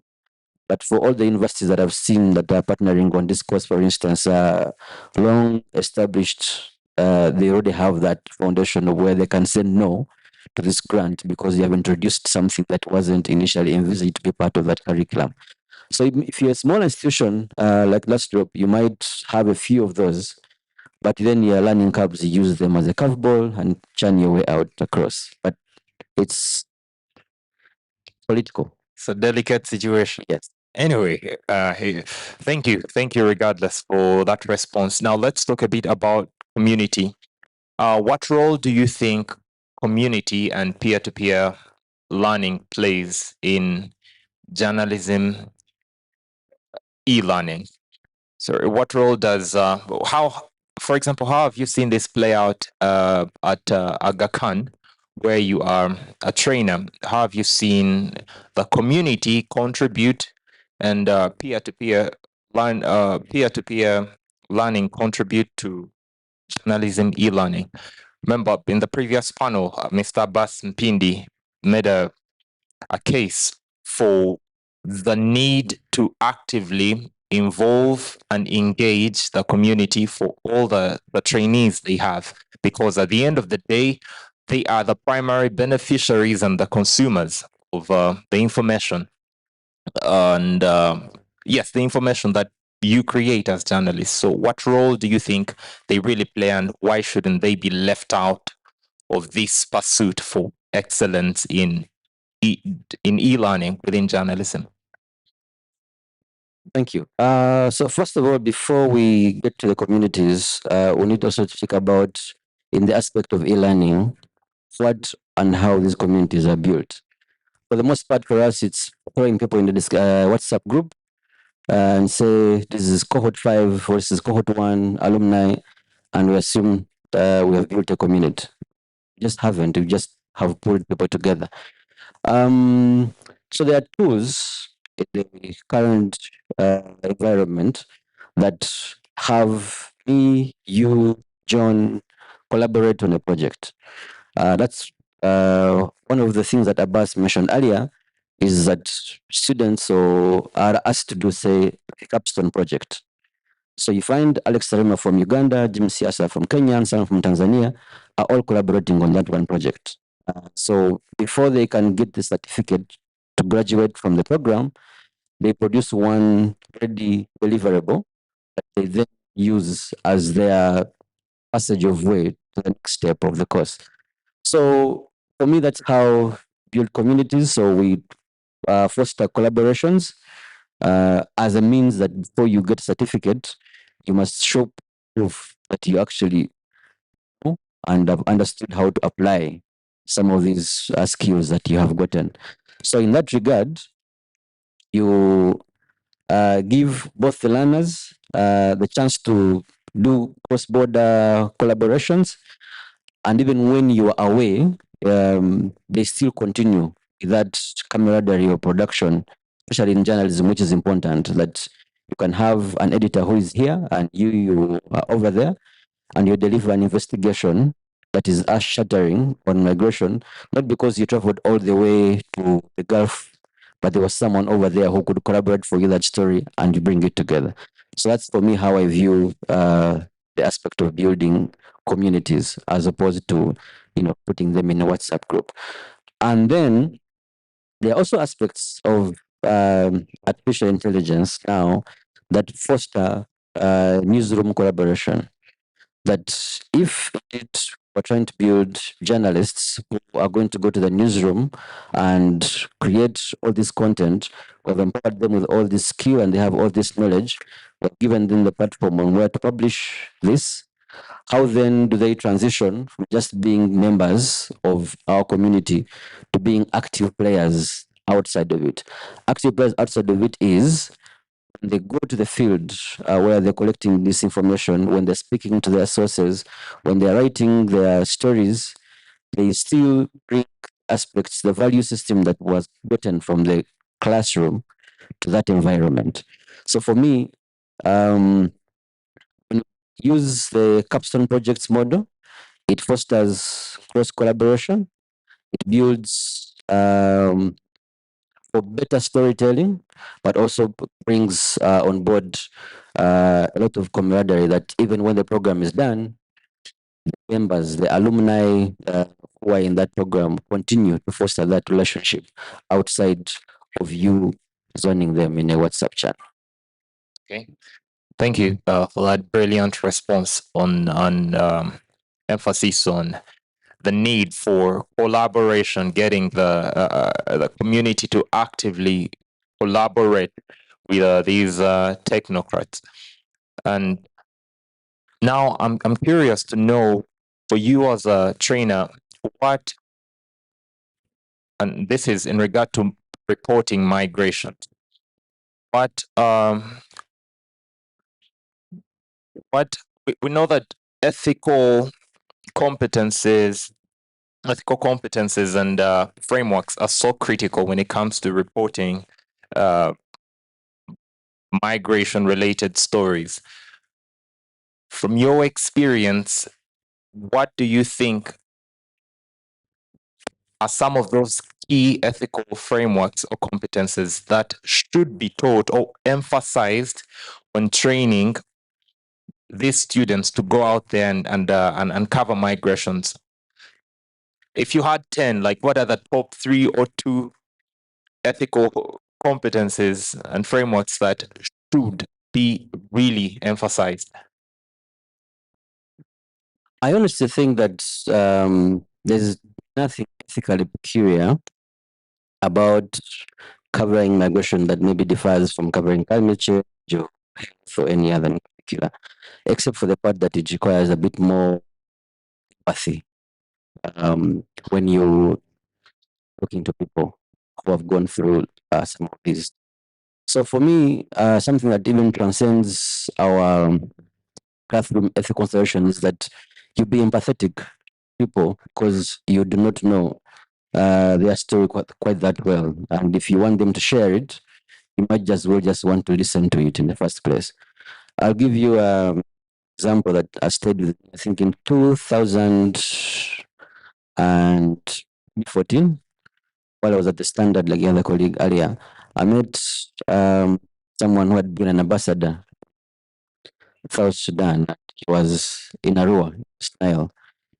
And while we were having an interview, he said, all of us are potential candidates of migration. Like, there's nothing that makes you feel safe. Tomorrow, you will still be living where you are living now. So, this caveats that we give ourselves of safety, and then looking at those who have gone through it from a distance, is what creates for the unethical reporting that is in somewhat in this field. But in a sense, if you see yourself there, your perspective immediately changes on how you report on such things. The other, of course, is where we live now, the edge, where you want to do things fast. So fact checking kind of a big deal. Every day you see stories where there's a picture of someone saying, "Oh, this happened in the DRC. These are people fleeing M23." When in actual sense, it's an AI photo or it's something they've taken from another country and just dropped there. Or this boat was crossing the Mediterranean, it's going somewhere, and then it capsized. When it's an AI video generated from a random tool.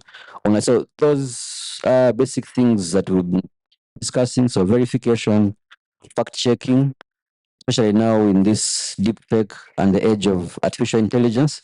Sometimes you don't know the motivations of how people come up with things, but when you go online, you tend to find quite a lot of stuff there. So for me, nothing is peculiar in terms of ethics from how we've been reporting other things, except for that one. The rest have been touched on very well. But how do you deal with a dilemma that in an age where virality is so critical to having your message reach thousands and hundreds of people? How do you deal with that? We all know that the internet algorithms, for example, take social media. A post that is so politely and formally and professionally curated will tend to gain less attraction than something that is, extremely inappropriate or vulgar or obscene or violent. For example, why do violent videos trend more online than the ones where something really good and noble is being communicated? Assuming you have a student who really wants let's say a video, a report they've done, going out there so wide, comes to you and the like, look, I have this aspect of this refugee story that really, if we put out there, it could gain a lot of traction and interest. But then on the other hand, you're careful to not let let your subject bleed.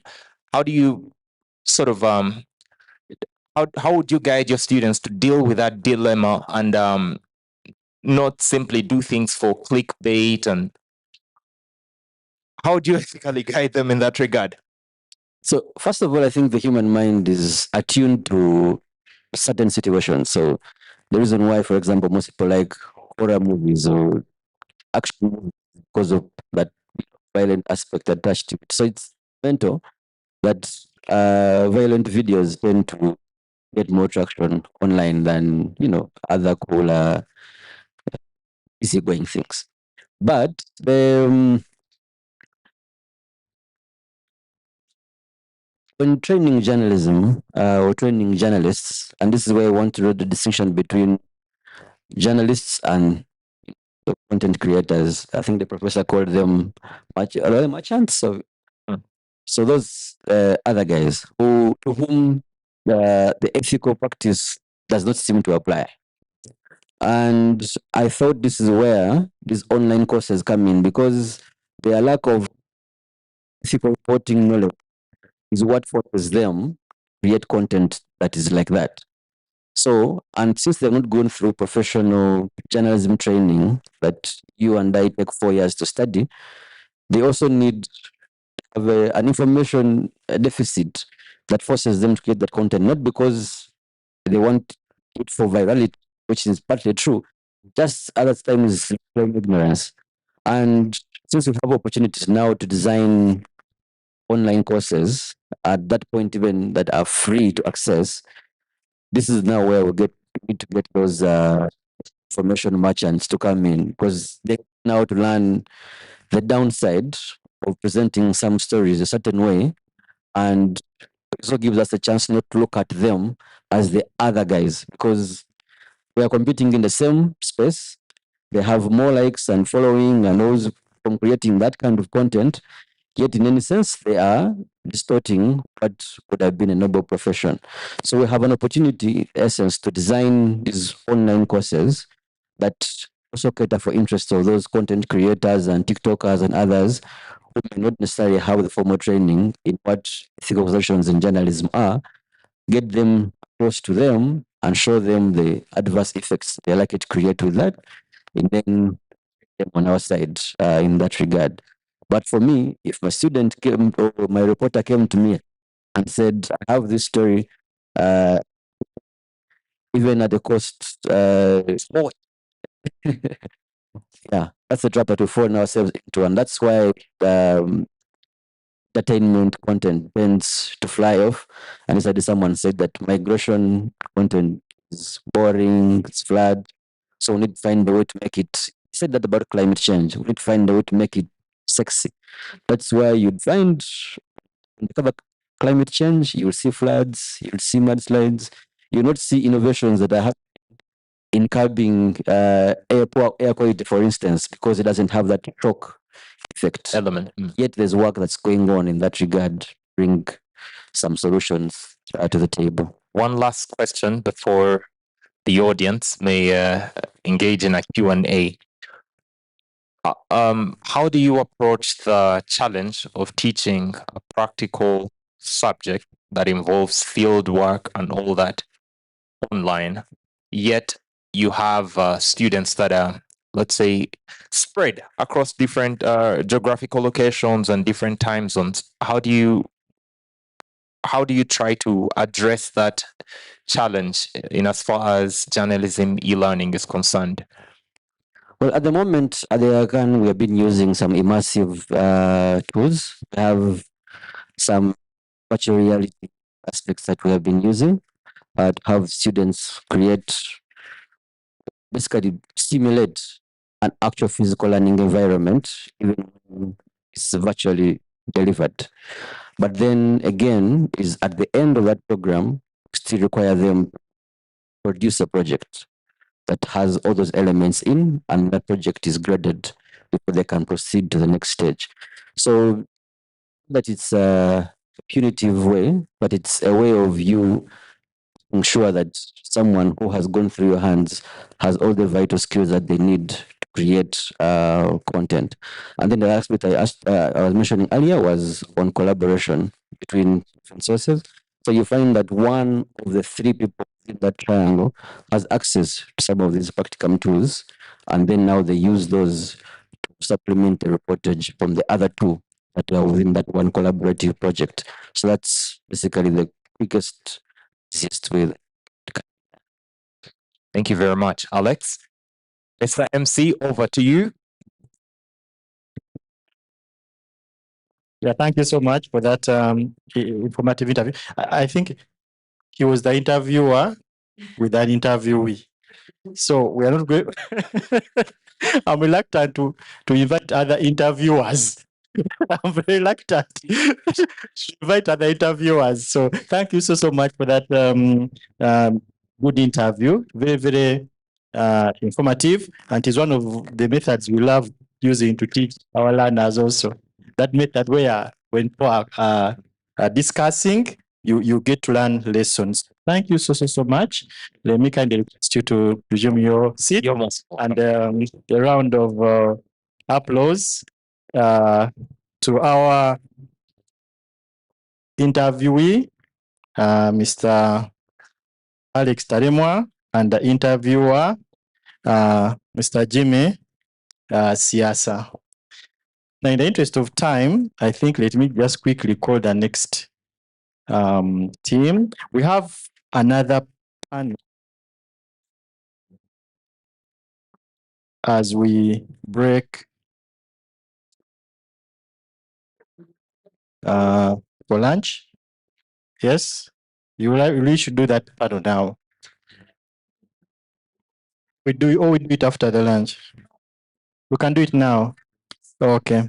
Oh, thank you so much. Yeah. Thank you so much for that. I know that's where adult learning differs from the other learning. If we're in the other learning of the other ones, break for lunch, they even don't have any lunch. Once you ask, should we break for lunch? Ah, so thank you so much. Let me call chairperson of the next panel is Narasi Kambaho. That's a fifth panel. Are micro credentials for competences acquired online in the future? Acquired online, I think, for the future. So micro credentials, we have the name here is Narasi Kambaho, our PR here. Nubuteb, sorry. Nubuteb. Oh, okay. Sorry. He apologized. And Professor William is the chair of the next panel. Thank you. Hey, thank you very much, Richard. We have been asked to step in the shoes of Naras Kambaho. I know him very well. He was our graduate student. I know those are shoes I can step in comfortably. Not really. Okay, so when we designed the CoMMPASS project, and for the students, by the way, I loved that one of the students because, and I was taking copious notes because that gives us excellent feedback for us to improve, the next MOOCs, whatever you're going to do. And I can see Andrew nodding and Michelle as well. Also the model of the MOOCs, when you look at it, and based on some of the conversations we've had, speaks to the concept of micro-credentials. Many of these students were asking us, okay, I think Sharon, one of the reasons why she dropped out the first time, she did not tell you, because she looked at this thing and she's like, okay, I'm already doing a master's here at Makerere in strategic and corporate communication. So why am I following this thing? But I'm glad that when you dropped out of the other one, and I'm sure you are coming back, then you decided to take this one. So this panel is going to be the one standing between us and lunch. So we are going to be mindful of that. But also we had late breakfast. So we can see when the lunch arrives, we stop the panel and we move for the lunch. Micro credentials for competencies acquired online in the future. And we have some brilliant people. I never got their bios, so I'm going to ask them to come and introduce themselves because I don't know who they are. That's the problem when you stand in for other people. I was not given all the tools and the tools of the job. But we have Mr. Saul, who is from the National Council for Higher Education, an institution I know very well and I love very well because they gave me a part-time job of assessing curricula at university. So please join me in welcoming Mr. Waigoro here. And Mr. Waigoro being the first one, you choose the best seat. Look at them, the most comfortable is the one you take. Especially closer to me. You prefer the one red one? You, Mr. Waigoro. Now we know, huh? In Ugandan politics, we are very careful. So some of these seats, we have to be mindful about the colors and all these things. But Mr. Waiguru has chosen a neutral color. I am on the right color. Okay. And then we have Mr. Waiguru. Thanks very much, and you are most welcome. Mary Sibande Anje. Those names came from here, so we managed to pronounce them. Once in a while, we butcher them, but in general, we manage. Andrew, right? So yes. No, I'm not going to manage that institution. And then, mon cher ami, professeur Issa Boro, prof Boro, vous êtes où? Professor Boro, Burkina Faso. Professor Boro is on his way. And my baby brother, none other than Dr. Fred Kakoza.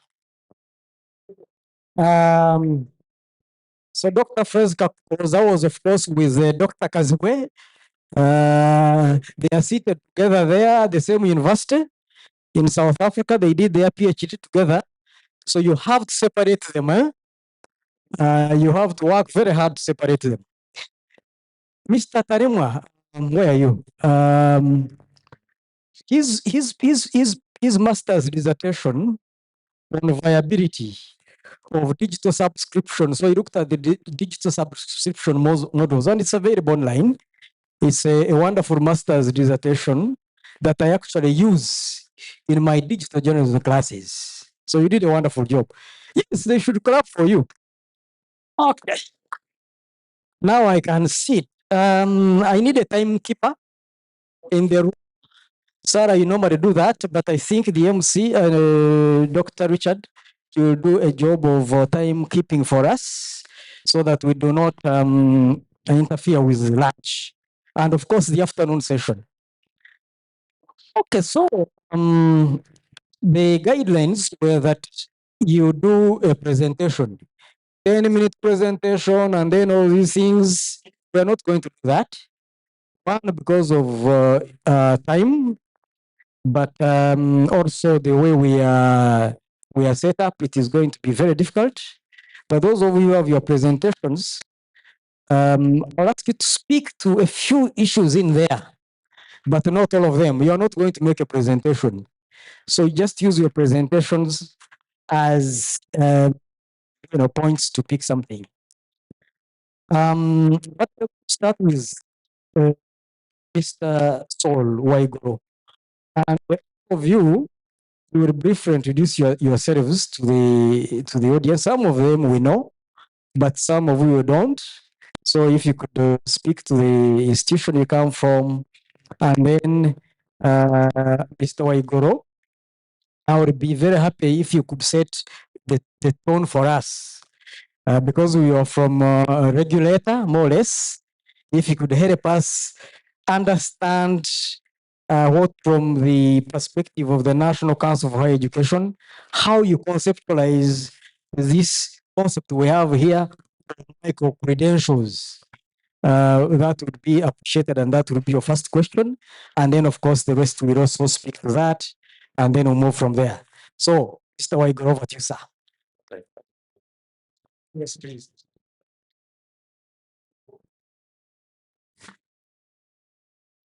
Good afternoon to you all. I want to thank the organizers for this opportunity. I'm Saul Waigoro. I'm the Senior Public and Corporate Affairs Officer at the National Council for Higher Education, Uganda. I did my bachelor's from UCU, Mass Communication, and I graduated in 2006. I did my first master's in public relation and corporate public relation and media management from Cavendish University. But later came back at UCU. I did a master's in strategic communication. I finished in 2024, sorry, 2024, just 2 years back. I didn't want to mention this because I'm near Professor Professor Tayev and Dr. Kakoza, admitted for a PhD at Makerere, but I've not started. That's why I said I didn't want to mention. But at least we were discussing how to apply for the year. But that's why Igolo, I'm also a father. Some said it's very important. Thank you so much. When we talk about National Council for Higher Education is the higher education in Uganda, as established by University and Other Institutions Act, to regulate and guide the management and establishment. I may not have arranged them well, but regulate the establishment and management of higher education institutions in Uganda. Among the things we do, other than operating institutions, we set standards for admission and running of these programs and as well operating programs. We also equate qualifications obtained from outside Uganda to those standards and also recognize qualifications obtained from Uganda. So when talk about micro credentials, you look at those short courses that are attained. We are talking about the skills, competencies, and knowledge attained by a person or an individual, either on top, before, or after the qualification we know, like a degree, a diploma, or a certificate. So in journalism, there are so many areas where we may talk about, some people talk about crisis, talk about digital marketing, talk about the social media strategy, among others. So that whether you are trained or you are not trained, those are the things we look at. But as National Council, because of the mandate of recognizing a qualification and equating a qualification, whether it's online or it's not online, sometimes some papers don't know this was online or blended. But we look whether one institution is accredited, where you studied from, whether the program is accredited, and we also look at the course content. The content contain what did you study? Is it in line with what is supposed to be studied for you to be called what you want to be called? So whether online or blended or both, to cover the content. Is the institution accredited? Is the program accredited? In Uganda public universities, which not offer, you can't say I did the theology from Chamboko University, much as it's a public university. That's why I put emphasis on a program. It's possible for university to be accredited when it's not offering that program. So we are also interested in knowing the program you offered, whether the institution is allowed to teach it. So when we are equating a qualification or recognizing, those are the things we mainly look at. Did you meet the content that is supposed to be covered? Others look at 1 year, 2 years, 2 months. Others bring certificate of equivalence, certificate of attendance to be equated. But the content is very key, and whether the program was accredited. So when you're talking about this, as a National Council, it's an area where we are still trying to, we are still understanding it. It's not something we have been doing because it has its own areas or challenges, because you don't know whether the institution is accredited or not. But as government commission has gone, but the government has instructed all universities to embrace competent-based education training by the academic year 2027-2028. And no program. I'm not speaking, but now that's what I had. Don't quote me that. But it's coming up. I think VCs received those letters, and we had a work in Makerere with all of vice chancellors on competent based that all universities must embrace or tailor their program towards competency-based. And come 2027 is a directive from government. So if you're talking about competency-based education and training, what do we mean? And as National Council, we are drafting standards. Because as we tell universities and tertiary institutes to go that line, we have not been having standards. So how are you going to tell them to start where there are no standards to follow? So the standards are underway. We had a workshop in Makere last week to get people's views and enrich what we have so that it's progressed up to being gazetted. So when it's gazetted, then all institutions will be required. Now, that is going to give us, as a regulator, a way on how to guide these institutions. And as institutions take a design for online and the competency-based, they must know what they are doing. Because right now, people are undertaking it, but we still have the mindset. These employers, if they want to promote you or to, if you are a position of leadership, they ask for a master's, they ask for a bachelor's. So if you say, but I have these competences, I can do digital marketing, they are still, their mindset must change to understand that yes, much as they want a master's, but someone with these competences can follow this. And as National Council, we have what we call recognition of prior learning. Recognition of prior learning. Prior learning, somebody may not have done a formal education, but has gotten those competencies. But assessing them is still a challenge. How do you assess that this person has the competence equated to this? That's what is going to be addressed now under the competent-based education and training. If you have prior learning, what do we look at? Someone comes with the competencies. Can you do that work very well? But the employer at UC said, there's a master's or a postgraduate what? Diploma, and the person doesn't have it. How do we now look at these competences and this person is not left out? That's why National Council is coming up with the standards to address that gap. But as we talk about micro credentials, they are good because they help people to identify their competencies. We are talking about migration because universities are struggling with programs. Need the competencies. The industry outside there need competencies. Not these so many programs we are mounting as universities that you have 48. However, these can also be might be misused by institutions. They turn out to be areas of revenue. The number of people you get, who accredits them, how are they assessed? Do our people understand them? Do we have the internet connectivity? Much as they help connect people from far countries. What people in my village there, deep there in Ivukla, in Mutumba, where we have no internet, can they also access it? Yes, they are good if people want to change a career and those who are in offices, but do we recognize them if you present them before the employer? So I think, Chair, that can be the introduction from me. We can start from there. Wow, excellent introduction indeed. Yes, yes, yeah. Please, you are allowed because he has really brought in very many concepts within it, but also very examples. I strongly believe that if the prior learning issue is recognized, then very many people in your village there probably could earn diplomas. Yes, yes. Okay, thanks very much, Mr.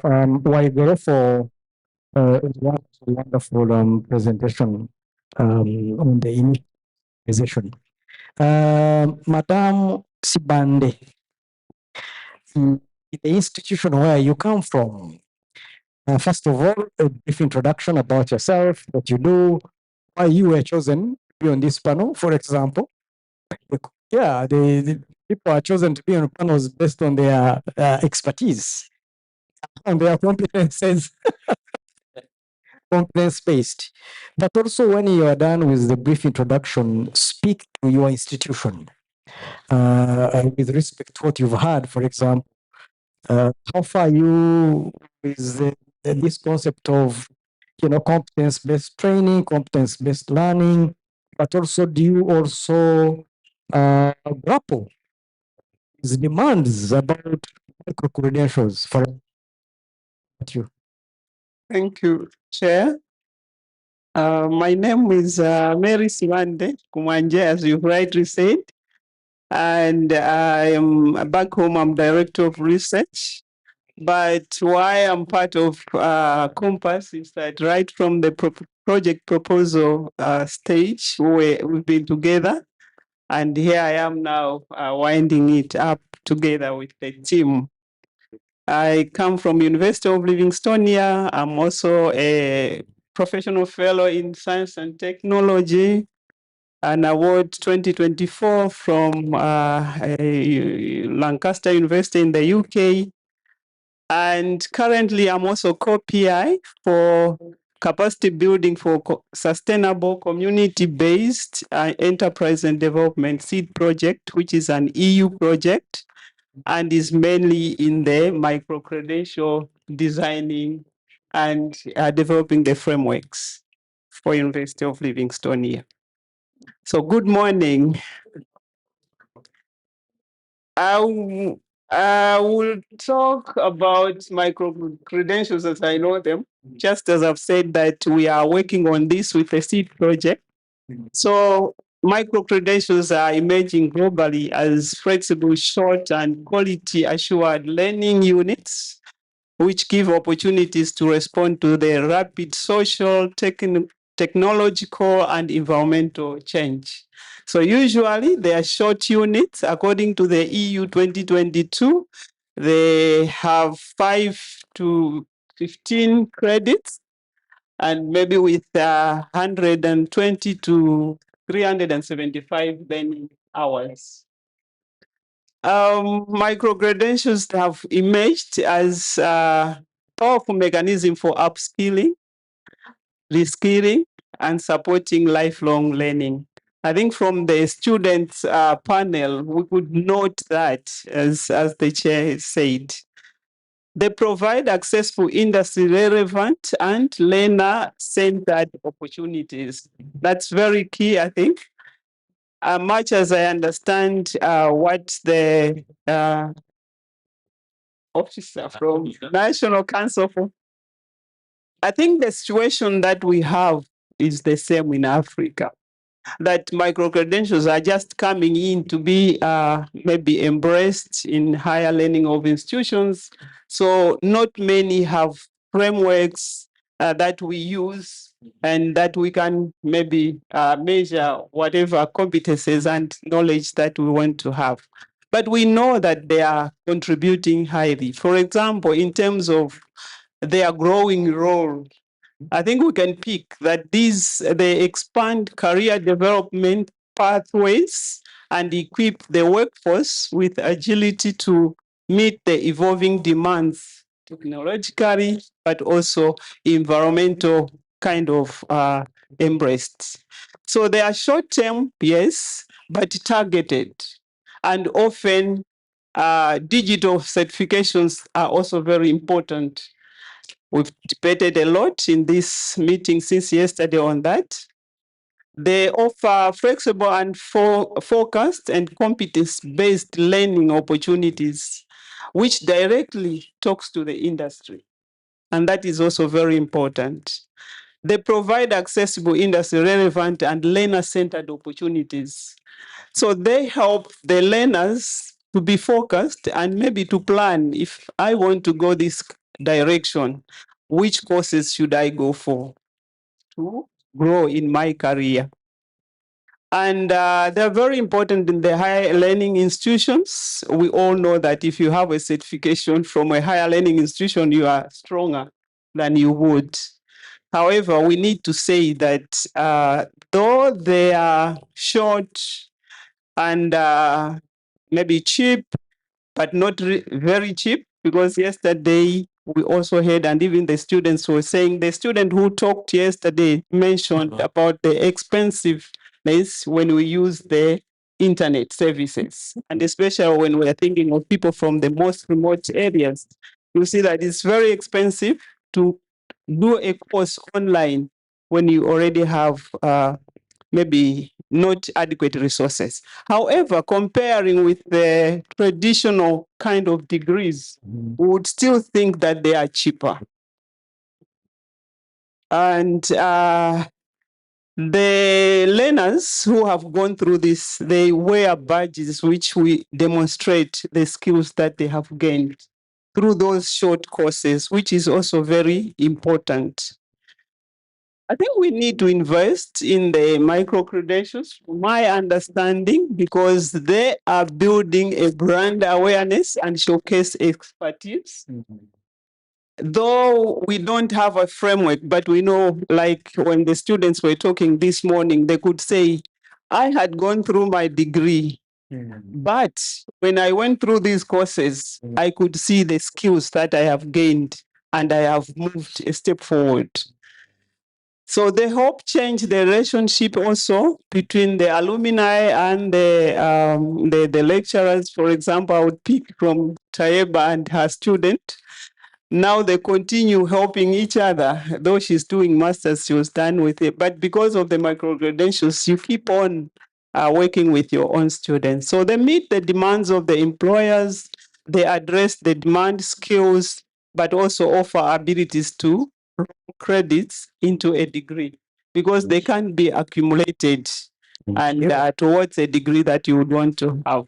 Thank you. Thank you very much. Yes, yes, yes. Thank you very much. Lisa, you talked yesterday, you presented, but still very briefly within this field, you introduce yourself within this field. What have you done in this on this topic? And especially so some of the initiatives, some of the courses that your university has engaged in this field of courses that could, be modified to be, micro credentials. How about you, sir? Thank you. Good afternoon. I'm Issa Boro from Joseph Kizerbo University in Burkina Faso. As I'm working on ICT and education, I'm often committed in short program dealing with specific skill needed by employers. And we organize short session to help workers acquire such skill through our program. But usually it is blended, not online. 1 week or 2 week program,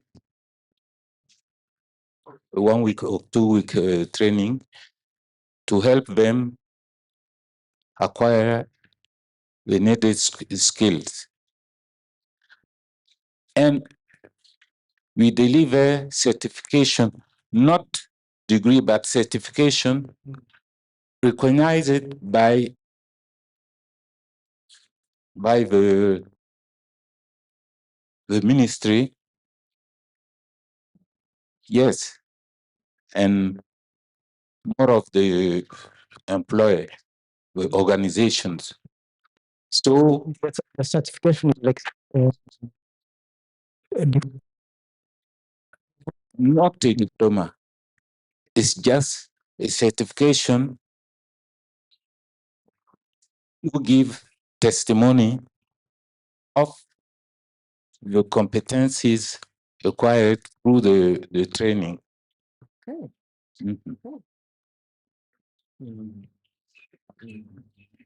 But never a degree. Degrees are only delivered by universities and some school, some specific school, organized by the ministry.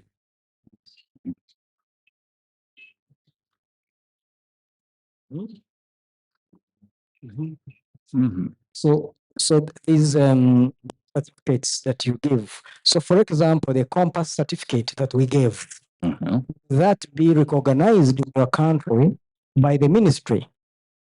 Yes. CoMMPASS degree. Yeah, It CoMMPASS certificate. Sorry, CoMMPASS certificate will be recognized because it meet some criteria. Yes, some criteria. For example, it must be delivered by a recognized institution. Yeah.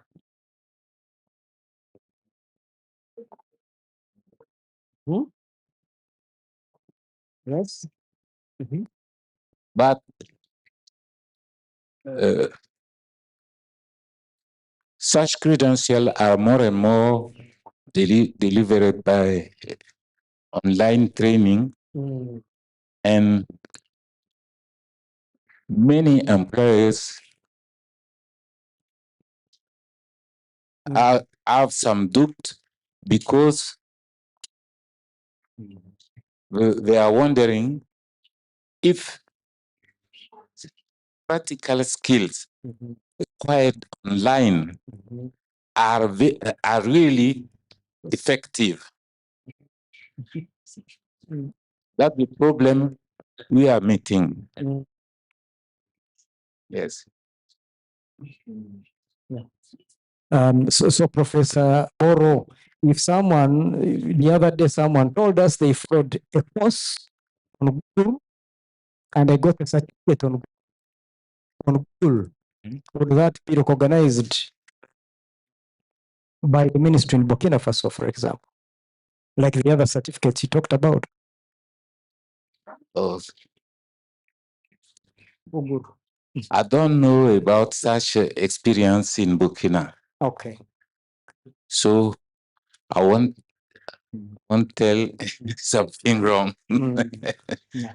Thank you very much, Professor Boro. Merci, merci.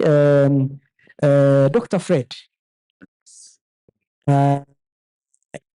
Yes, Dr. Fred was MC yesterday and we enjoyed. Today is very quiet. We've not had him. I think he's completely exhausted from the energy yesterday. But yes, Dr. Fred, from very briefly as well, you can introduce yourself, of course, especially your interest in this particular field, and speak to the institution where you come from. Maybe other institutions you are associated with respect to the role. Why are people laughing? The issue of skills-based qualifications and where you see these institutions going with respect to accepting the courses. Thank you very much, Dr. Tayebo. Good morning. Good afternoon, colleagues. I hope you're well. Yes, my name is Fred Kakoza. I'm a dual citizen at Mukono and Makerere. Okay, so in relation to the topic on microcredits and why I'm on this panel, is my interest in technology. Because we realize that most of these short courses are actually delivered through digital platforms. And because the question is, are they the future? I could say, yes, they are the future because now technology is the future. And most of the things that we are doing are actually around technology. So technology is the future and the future is now. And basically, because we are working within a framework of technology and then the microcredits coming in, borrowing from what Professor Stibade talked about on their value, I see that microcredits really work within the framework of democratization of education, whereby we have everyone having access to something. If they want to upskill, if they want to reskill, they're open to that. But basically, when we have that, it also means that there is openness to lifelong learning because we are all learners at a particular point of time. But I think the challenge with microcredits is that there is no framework of operation. And working within the technology and digital environment, we see that these courses have championed by edutech companies and not necessarily institutions of higher learning. So you have a lot of these courses scattered everywhere. And because they are scattered everywhere, sometimes even we, the learners, lose direction on which course or which particular microcredits we want to take. Now, that therefore means that in terms of the planning and framework, the educational framework of a country, they might not contribute much to how the whole education ecosystem is running. I come from a background that really says that universities actually train for the industry. I don't understand when people say that we don't train for the industry. We train for the industry. I also don't understand about the thinking of competence-based learning because I find journalism competent-based. All right. So these are I don't understand. But putting that in mind, and as I try to conclude, Biesta theorized three functions or values of education. One is subjectification, the other is individualism, and the other is qualification. So basically, when we try to look at the microcredits in those strands, we find that at the individual level, yes, they add value to an individual. I want to learn something about accounts, I will learn. I get that. But then when we look at the broadness of subjectification, so when I learn accounts, how does this fit within the whole education ecosystem and how do I apply it if it is not accredited in some way?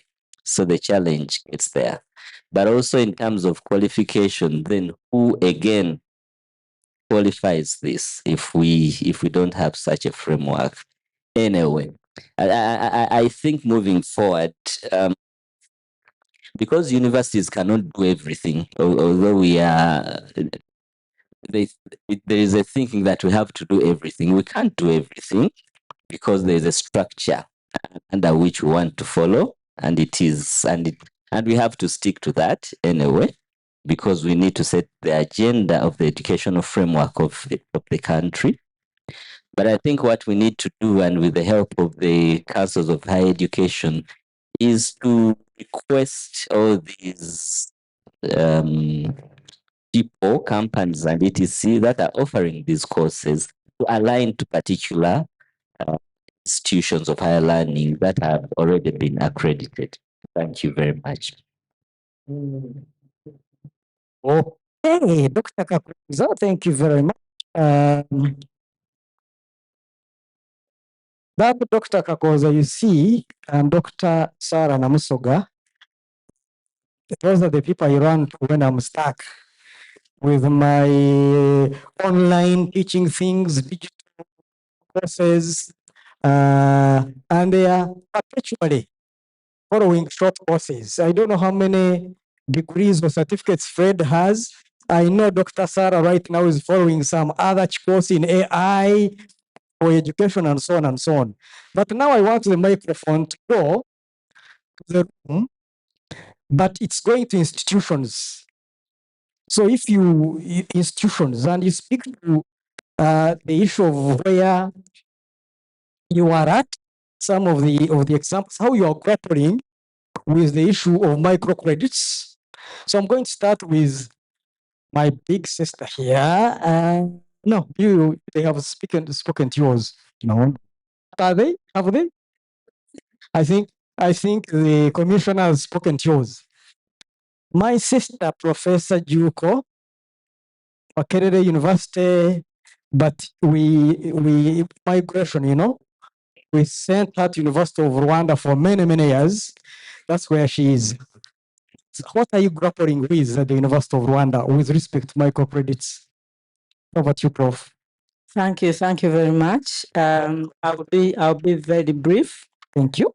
I am a migrant myself, so I associate with my colleagues, the migrants. I moved to Rwanda 15 plus years ago, and now I'm back.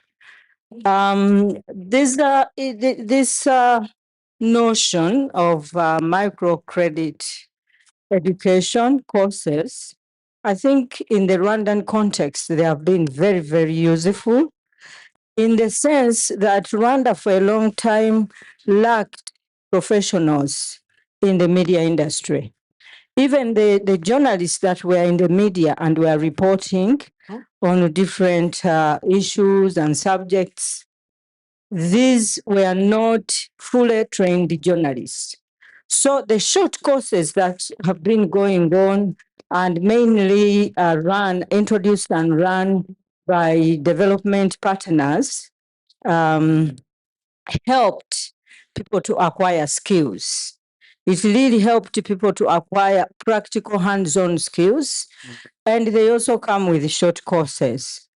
The University of Rwanda also introduced now a program for its academics to get short courses. The most recent ones were offered by Stellenbosch University, and these are high, caliber of qualifications where you study in a short period of period between 1 or to 4 weeks, and then you have a certificate. I myself started at Stellenbosch, and it was online. Quite a number of modules, but this training was related to supervision of postgrads, masters and PhDs. And also other of my colleagues have studied how to conduct research. So this way, they really help. The only challenges we might have, particularly those that are based online, is again the issues that we looked at. That is the gaps between institutions and even schools of journalism within a given country, where even simple things like data, if the institution cannot, if you don't work within the space of a given institution and maybe you decide to stay at home, then it can be taxing in terms of data. It can also be taxing in terms of the resources. Mr.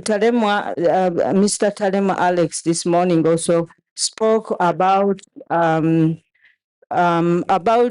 the online tools that enable learners to follow instructions. But we find that some of these tools are sold. The apps that we use, the AI apps that we use, they cost between $20, that is a month. So if you are subscribing for an annual, if you are subscribing for a year, then you need 100, more than 200 USD. If you are subscribing for a month, then you need something like 20, and that is deducted from your card. So most of African, I was speaking with colleagues from Kenya, and they were also lamenting about the low wages, the low salaries that they get. So it becomes difficult even to subscribe online, more so if you want to use it for students. Yeah, thank you very much. Thank you very much, Prof. That's University of Rwanda, Dortmund University. and some French universities. But I also know Michelle and Suzanne and Monica.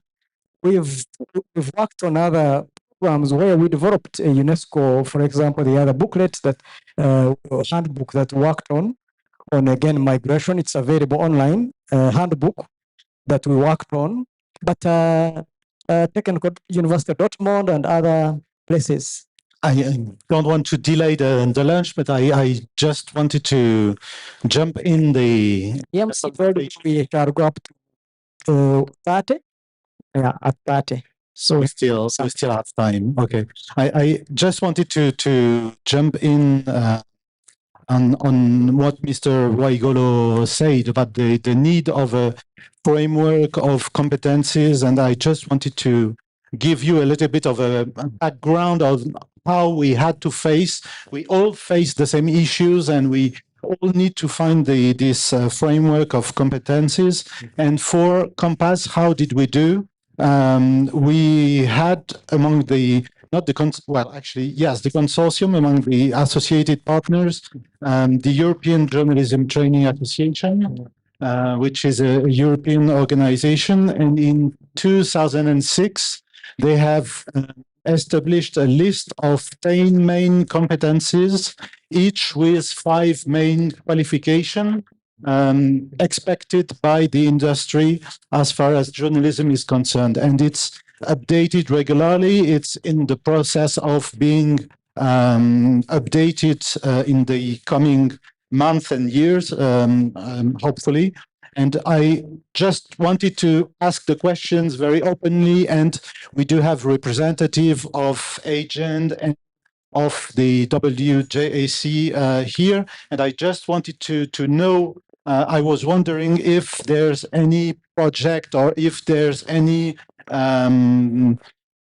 actual such a framework that would be either African or global in this matter. Thank you very much, Michelle. That's a very good one. Two things. We have 7 minutes to go, right? Now I think it's 5. About the lunch is, yeah, lunch is ready? Is it?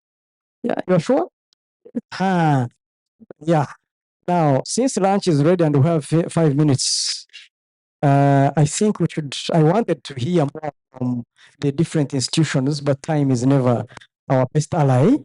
So I think let's go back to the table, otherwise it would be very unfair to have invited them here and they keep looking, spectating. Mr. Waigoro, your last take and a takeaway for us. The last takeaway for us. And the microphone. The microphone is still under capture. And it will be the same question to all of you. So, take away for us. Thank you, Chairperson, and thank you, members. We can't hide our heads in the sand. Technology has come. We must embrace it. So whatever goes with technology, we have just to sit down and see what do we need to put in place and see that we go with technology and it's not abused. Micro credentials have come, and those are the voices we are hearing from the employers, that you find a PRO who can't manage public perception. So how do we now have such trainings? Much as you trained, you have you specialize in public relation, but something to do with public perception, something to do with crisis communication, among others. So there is no way, there is no route, there is no shortcut. We have to embrace it. However, as we embrace it, the issue of framework is very key, but we also need the support from government, especially in areas of internet and building infrastructure. Because we are talking about inclusivity, we can't leave it for only people in Kampala, for those from Uganda, talk about, because it's more developed compared to my village. Than in my village, where you talk of internet, people have struggle. Even if you put on data, then the network will be down.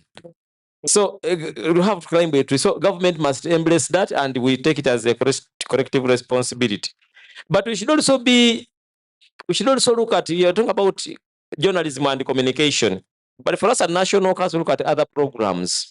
What about medicine? What are those micro credentials in medicine, in engineering, in education? So as we talk about, for us, we don't look at journalism only, but we should look at other programs. Is it possible if someone comes from medical fraternity? Is it possible? In Uganda, we have a street called NASA. NASA is well known for awarding qualifications. You can walk there and come back with a PhD or a master's. Just tell them your name and the institution you are interested in. Say, I graduated from the University of Detmont, they give you. So how do we now fight against NASA qualifications? We may end up having fraud competencies, people walking around with the competencies obtained from NASA. So we have to find a way of how to fight such. Then lastly, as we incorporate them, these skills do not provide a broader academic foundation because they do not develop research capacities. If you're talking about researchers, micro credentials, and we are crying we have a few PhDs, you can have 10 micro credentials that National Council will suffer, especially the electoral period you have just concluded. Still going on, ending tomorrow. Someone will bring so many certificates of attendance, say from Chankwans, from where, even if they are 10 goats will not be a cow. They remain 10 goats. Very true. Yeah. So someone will bring 20 credentials and wants to be a professor at UCU. Those will remain goats, not cows. Then how about undermining the qualification? Because someone with those credentials, they may end up undermining those with the qualifications. However, we can't hide our heads. That's the way to go. I thank you. Mr. Waigoro, during the recent electoral season, I very many becoming doctors all of a sudden. So and so, I'm like, where did you get the anyway? Thank you. I think I have three categories. So number one is to the institutions of higher learning. And then the other one will be to the ministerial, the regulators, and to the students and the industry. So for the institutions of higher learning, I feel it's very important, and this is the right time that we needed to do research activities, trying to research on what is it that we can do well and how can we do it well. And those findings should help us to develop frameworks, micro credentials that we can use. And to the minister of, to the regulators, like University of Livingstone currently, we are developing a framework and want to reach out to the Minister of Education, and this will be going through all the processes that the regulators need for them to accredit an institution to offer these courses. So I think when we knock at your doors, we come, just know that we are going through the normal process. We have done our research, we have the findings, and we have developed those frameworks that we want you to help us approve. So this is not top down, but bottom up. Bottom up, yeah. Wonderful. And then for the community and the students and the lecturers, I think what I would say is micro credentials is a good entry point for us to work with the industry and the communities and solve the issues that are affecting all of us.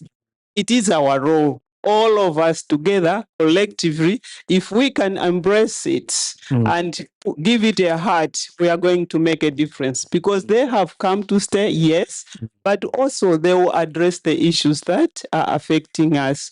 We need them. Thank you. Very well said. Thank you very much, Prof. Sibande. Thank you. Thank you. Prof. Boro.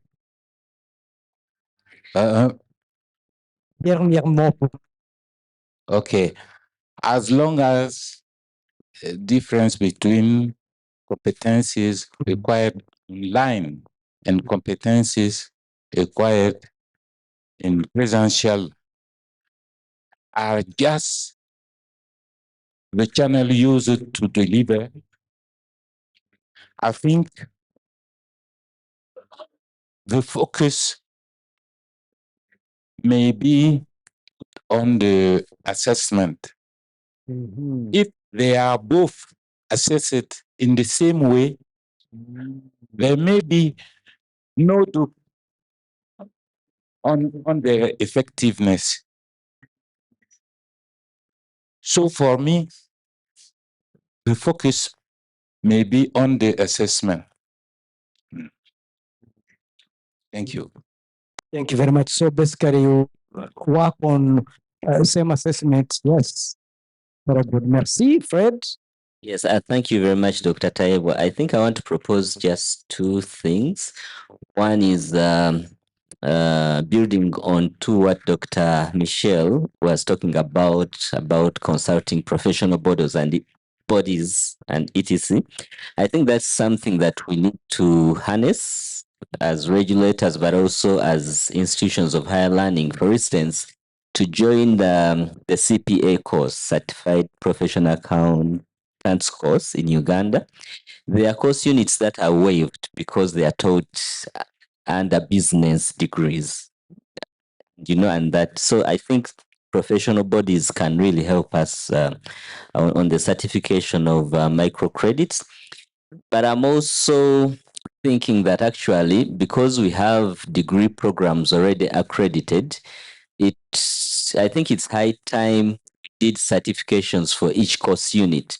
To say, for example, that under public relations, this person has been able to study A, B, C, D, and E, because these are not really shown on our transcripts.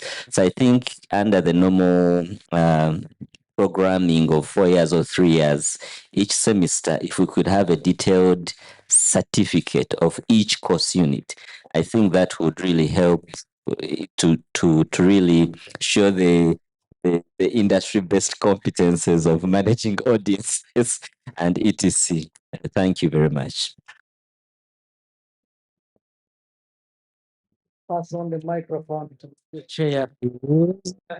Thank you so much.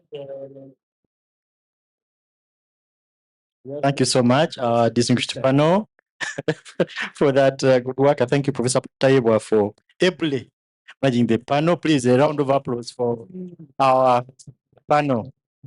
Yeah. So, colleagues, thank you so much for your attention. I'm not going to summarize the, the outcome because the time is that, but we have been very, very clear about our micro credentials. And I think where I've also seen somewhere where our colleague from National Council said that people came with a lot of certificates. I think when we follow the approach that Dr. Koza is bringing up, if you are taking one of the courses, for example, in a program as a micro credential, you go through you go through all the rigors of that course. So you join semester one, but take only that one course and go through all the rigors of that course. The way the others who are taking it are taking it. You know the coursework, the test, and the exam. Then you have that one. Then you go and do whatever you are doing, wherever. Then you come back some 2 years and do another and bank. Then you accumulate. You accumulate. After you come to our Senate and say, now I have done with all I've done all the the courses. But beginning with the department, as you know, our system, beginning with if once the department says, I think this is okay, then the academic board says, this fellow went through all the yeah, but takes a policy framework, because if you do one course and come after 20 years, do a second one, after 15, do another one, then you come after 50 years. I'm here, I want this bachelor of so there's a framework that is there. So within what time can we allow you to be that flexible, but then put all your papers together? Because you went through the rigor, you did a 17 weeks course and got that one certificate. But thank you so much for bringing those. Please assume your seats. Yeah. So we are in time, by the way, and I thank you so much, because we had this activity which was going to come after lunch, but it has come before the lunch, and so we are happy. Yeah. So what next?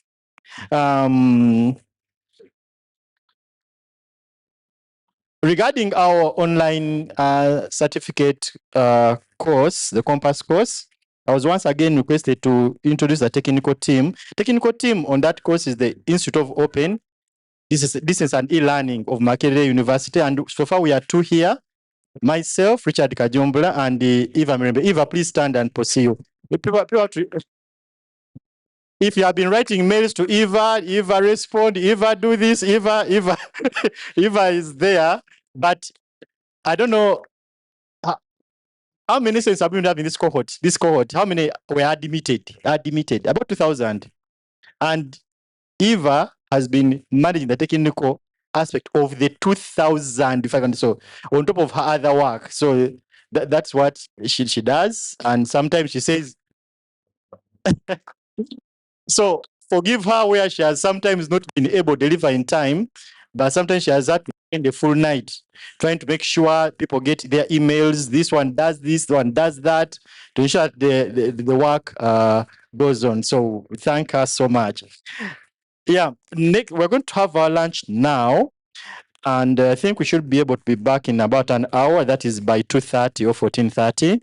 And have the keynote address. Our keynote speaker probably is here. We have Sisanda Nkaola. Yes, our keynote. So by 2:30, about an hour, you will be starting to speak. Let me also ask Professor Chibita to give us a prayer, because we're going for lunch.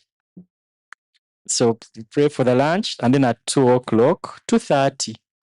So 2:20 we settle, 2:30 our speaker begins. The earlier we settle, the earlier we finish this early, and the earlier we can go and tour Mukono and beyond. Eh? Thank you, Professor. Over to you. All right, let's pray. We thank you, Lord, for the day so far. We thank you for the panels. We thank you for all the speakers.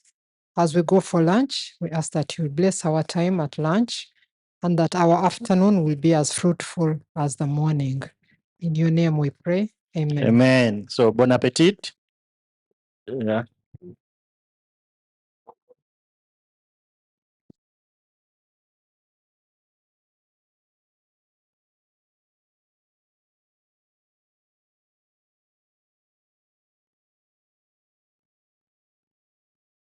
Your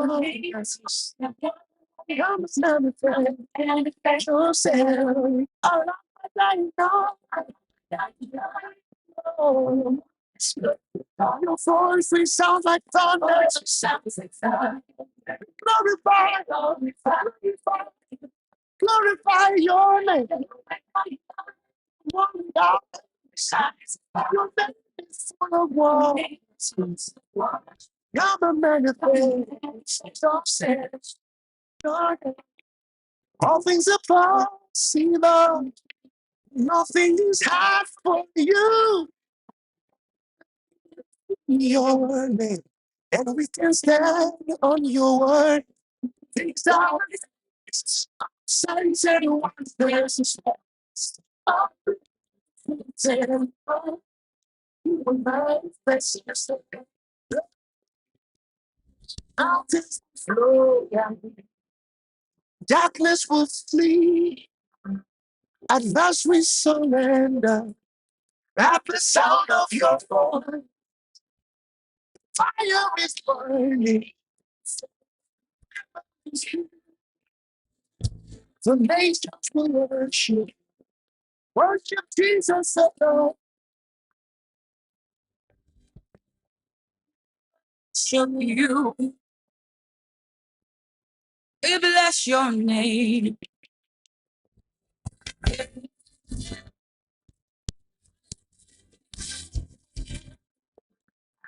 Your eyes are like fire. Your name is full of wonder. You say, you bring holy fire. El gentle so just your love and do what it is. I'm not myself.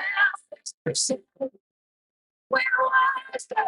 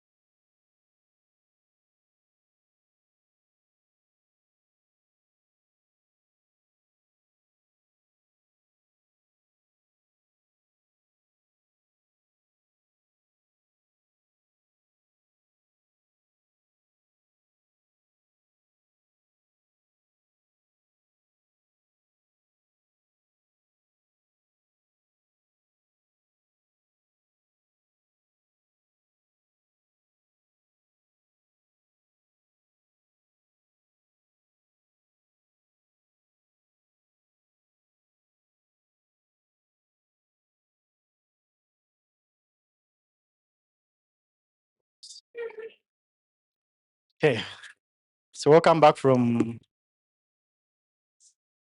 the lunch, and to this session, in which we shall have one keynote presentation and then the sixth panel. But before I call our keynote speaker, allow me to introduce Associate Professor Angela Napakol. Yes, you're welcome. She's the Director of Academic Affairs here at Uganda Christian University. You're welcome, Madam. So we're going to have our keynote address by none other than Professor Sisanda Nkoala.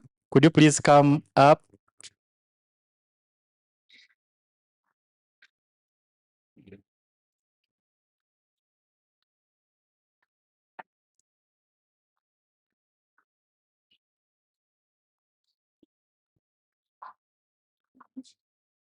Would you? Okay, so yeah, you can come.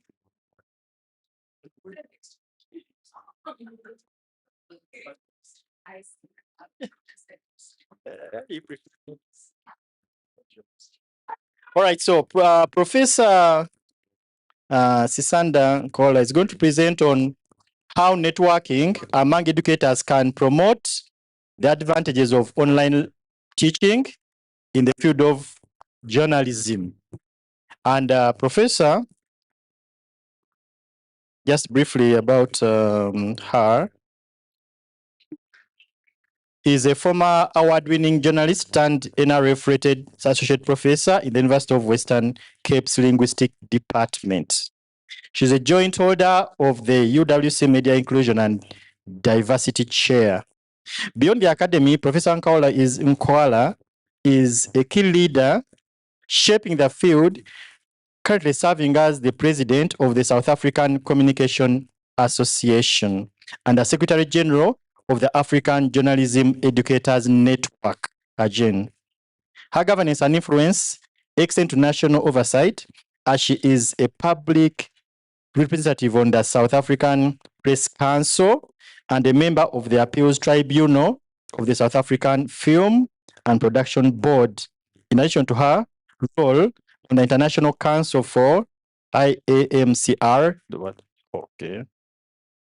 IMCR, this full stop. Her thought leadership has been featured in international and national platforms such as Reuters, Sputnik, Newsroom Africa, and the Broadcasting Corporation, among others. So she's a distinguished scholar and practitioner in the field of journalism. Please join me to welcome Professor Koala to the podium. You're welcome. Thank you very much for the warm welcome. Um,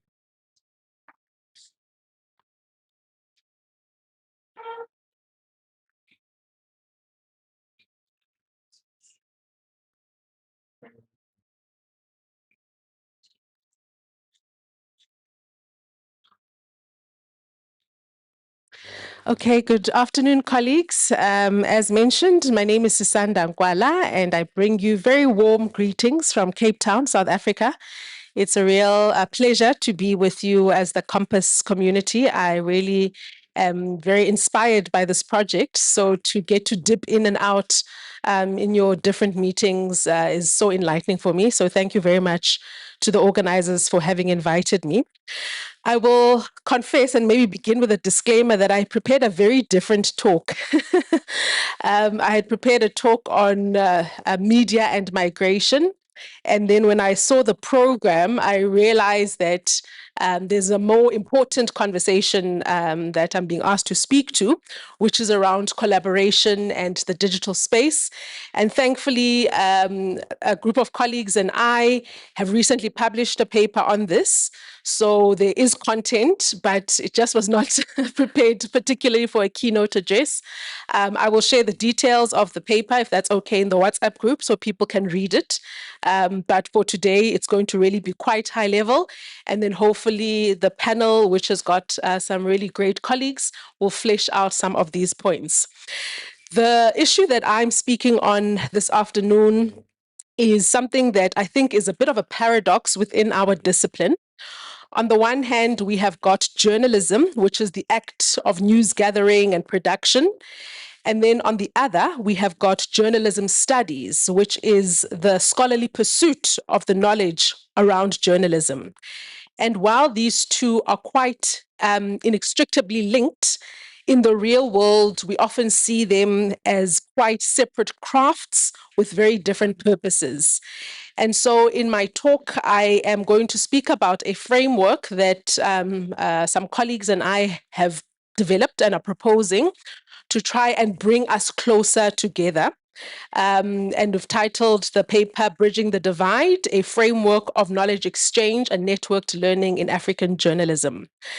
So while the players within these two disciplines, namely journalism as well as journalism studies or journalism education, can have a natural relationship and must necessarily feed into each other to achieve the best results with their efforts, they are often considered separate crafts or vocations with very different purposes. This is despite the practicality and potential for scientific discovery in advancing human welfare on both parts, which makes journalists and journalism educators quite important in facilitating this.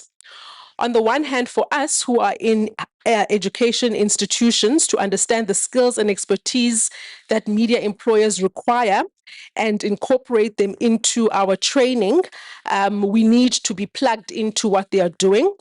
At the same time, media houses can certainly benefit from recommendations based on the studies and teaching that we do, which are designed to address industry gaps and ensure a fruitful media environment.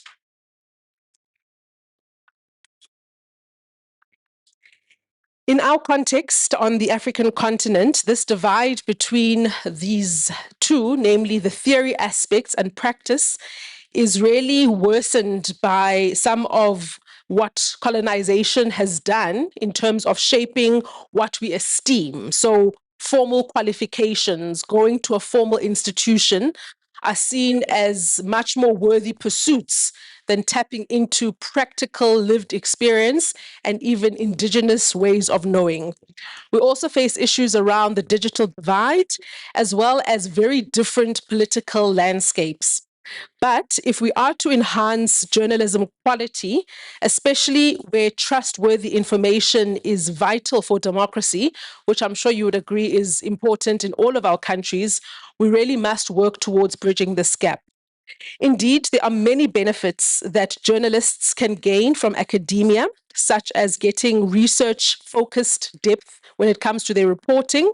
At the same time, academics, as I've mentioned, can make their research much more relevant to industry and the public by leveraging journalistic platforms.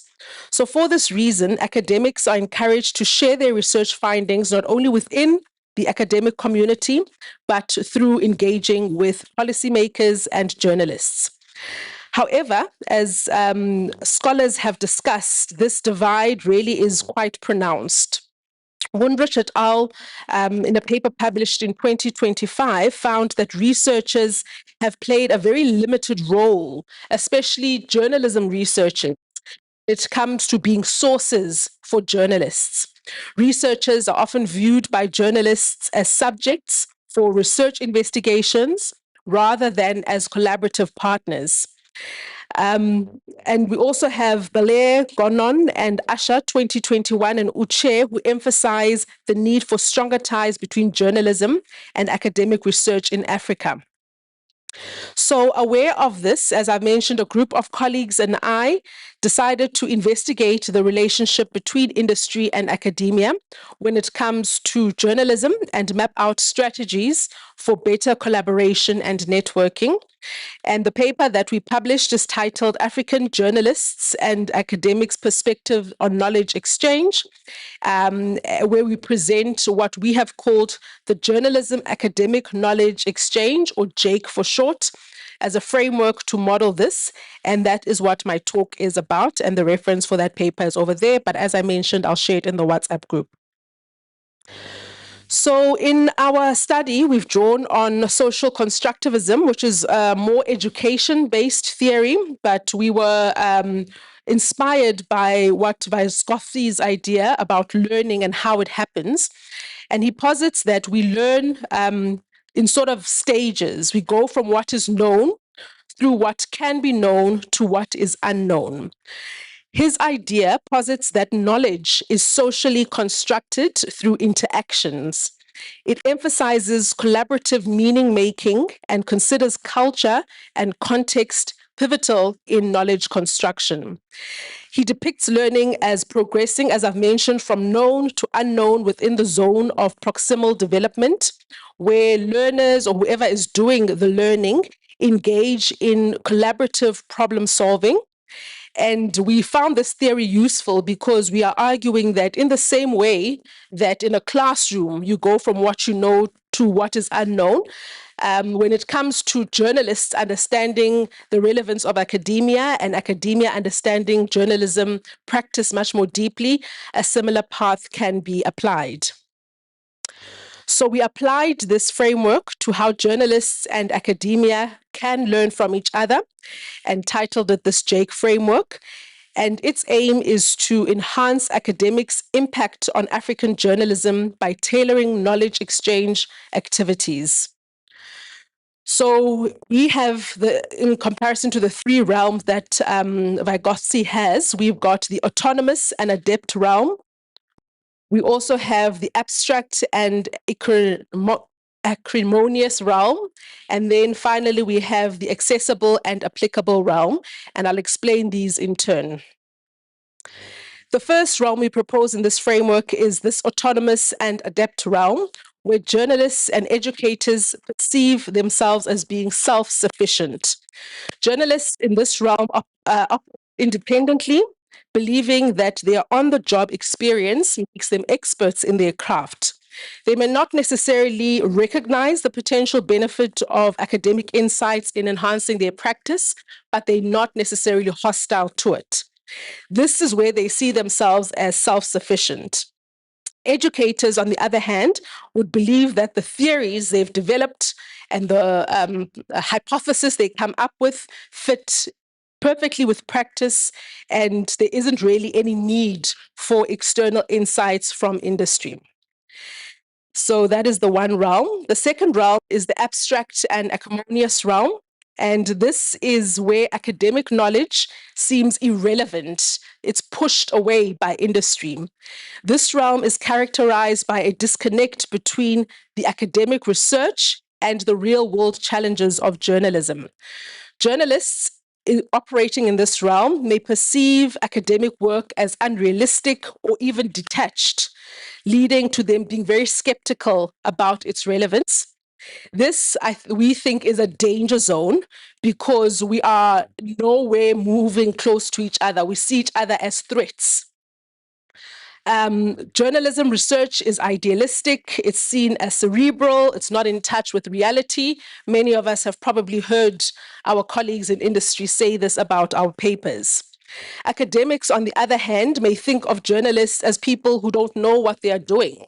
And I think we also would relate to this just in light of the papers that we see coming out of journalism research, where it's constantly critical, it's constantly finding fault or seeing gaps that industry is failing to meet. And then the final realm, which is the accessible and applicable realm, is where we think meaningful engagement is occurring. This is the ideal zone where academic theories and research are translated into practical tools for journalists, and journalists are viewed by academics as co-creators and experts with lived experience in the field. Here, we see collaboration really flourishing, fostering a beneficial exchange of knowledge that ensures reporting quality and a thriving media ecosystem. And I think this, we are arguing, should be our goal.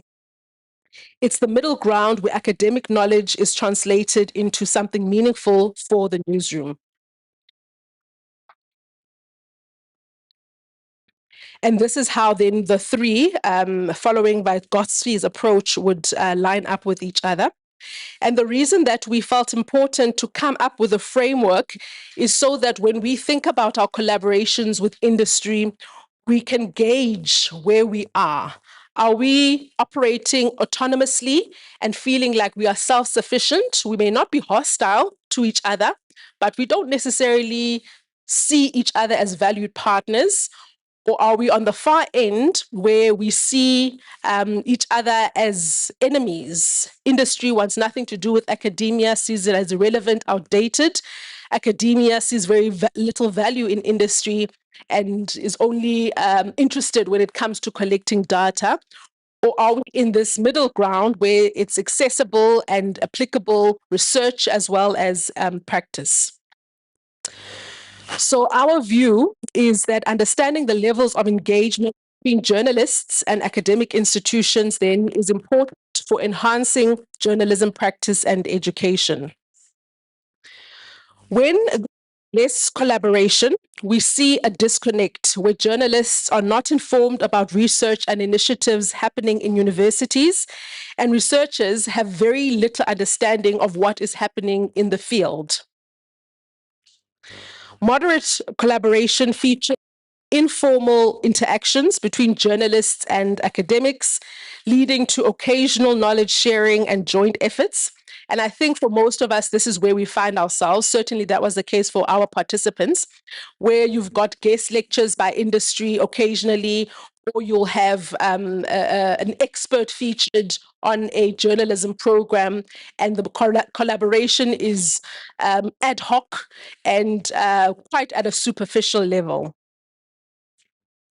And then collaborations present partnership where formal agreements exist, such as industry advisory boards or collaborative projects like campus radio stations.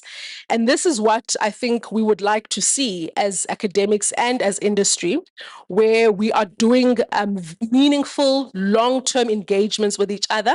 Many of our engagements are sometimes very individualized. If a particular lecturer or a particular researcher has links to industry, the collaboration will be alive. As soon as they leave, that collaboration leaves with them. But with strong collaborations, it's not about individuals, but about a university and the industry and the academia setting as a whole being planted quite firmly within industry. So how does the digital shift manifest or influence this? So we've spoken a lot about online journalism education in the form of the MOOC that is being run. And we've also had a great session yesterday about the importance of online pedagogies and what is effective, what doesn't work when it comes to this, so that we move from the online space being just a backup to actually being an alive environment where teaching and learning happens. So the same can be said for the collaborative space that becomes possible when it comes to industry, academia, collaborations, and exchanges. The digital sphere is really a multiplier for these benefits. First of all, it offers greater access. So we've got opportunities for virtual exchanges that allow participants to collaborate across geographic and income boundaries that a traditional engagement simply can't touch.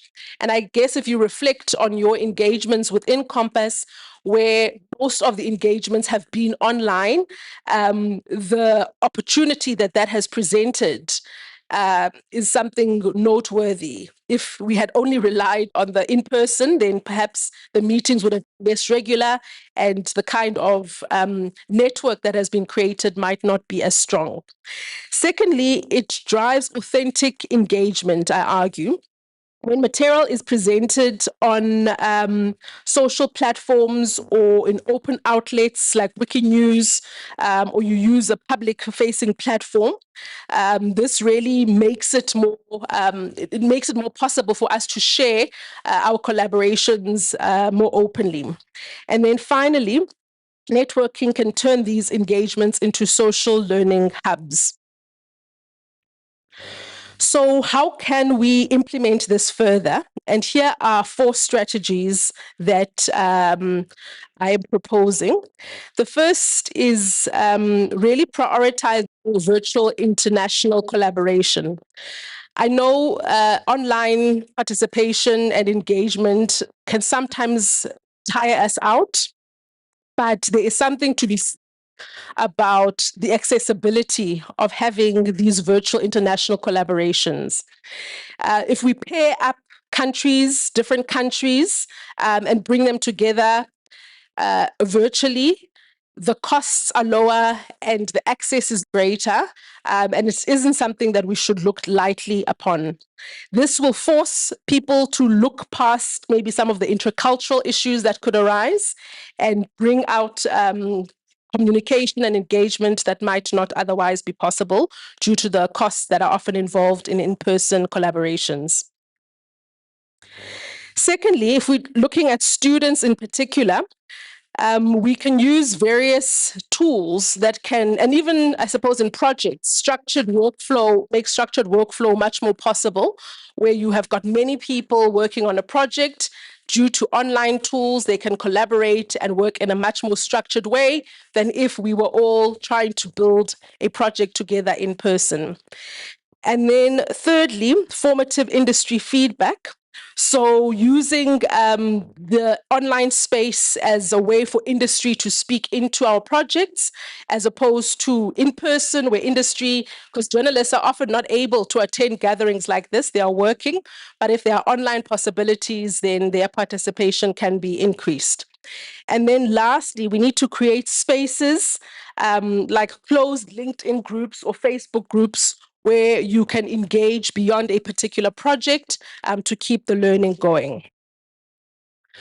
But we can't discuss the online space or industry and academia collaborations without highlighting the issue of power dynamics, which came out quite strongly in our page 19, journalism educators and practitioners over a 10-week period. They were from South Africa, from Eswatini, Malawi, and Ghana.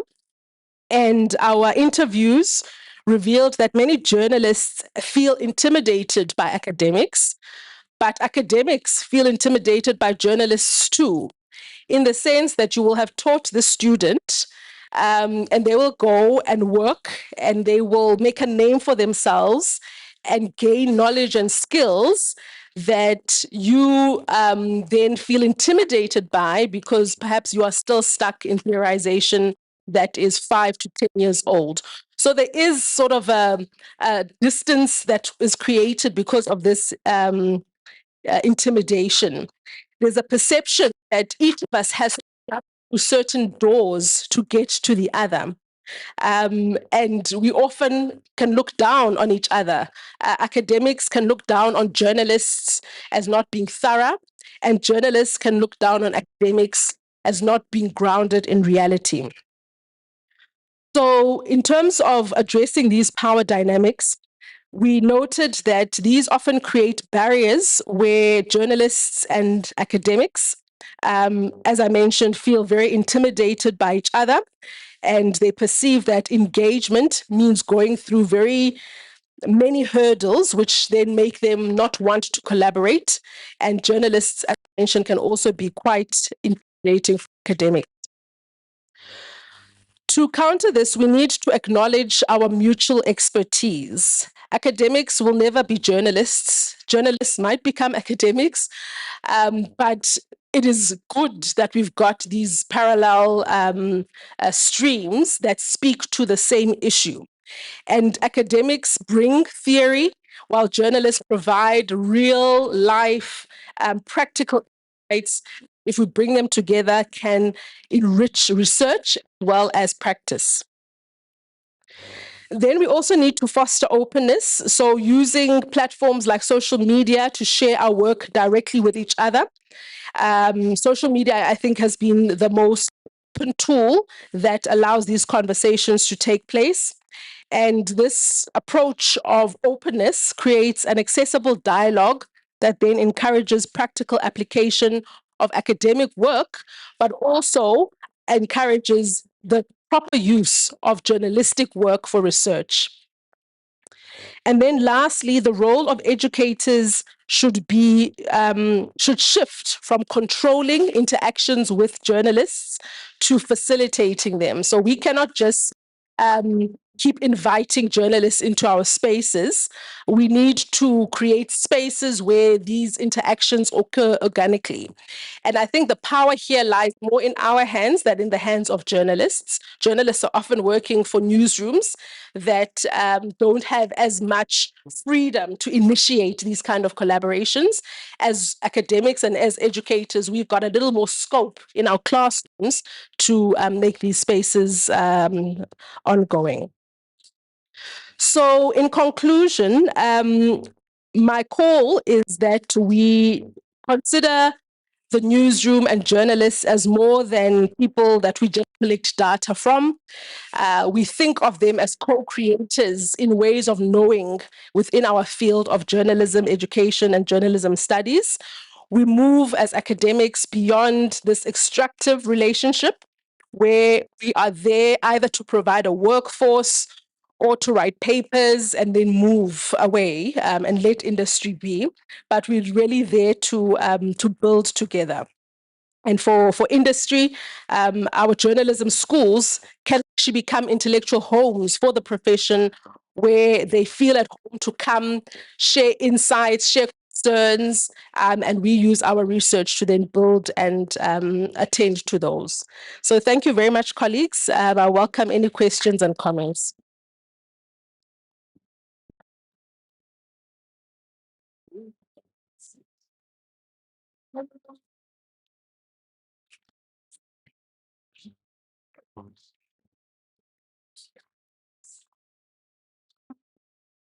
So thank you so much, Professor Kwala.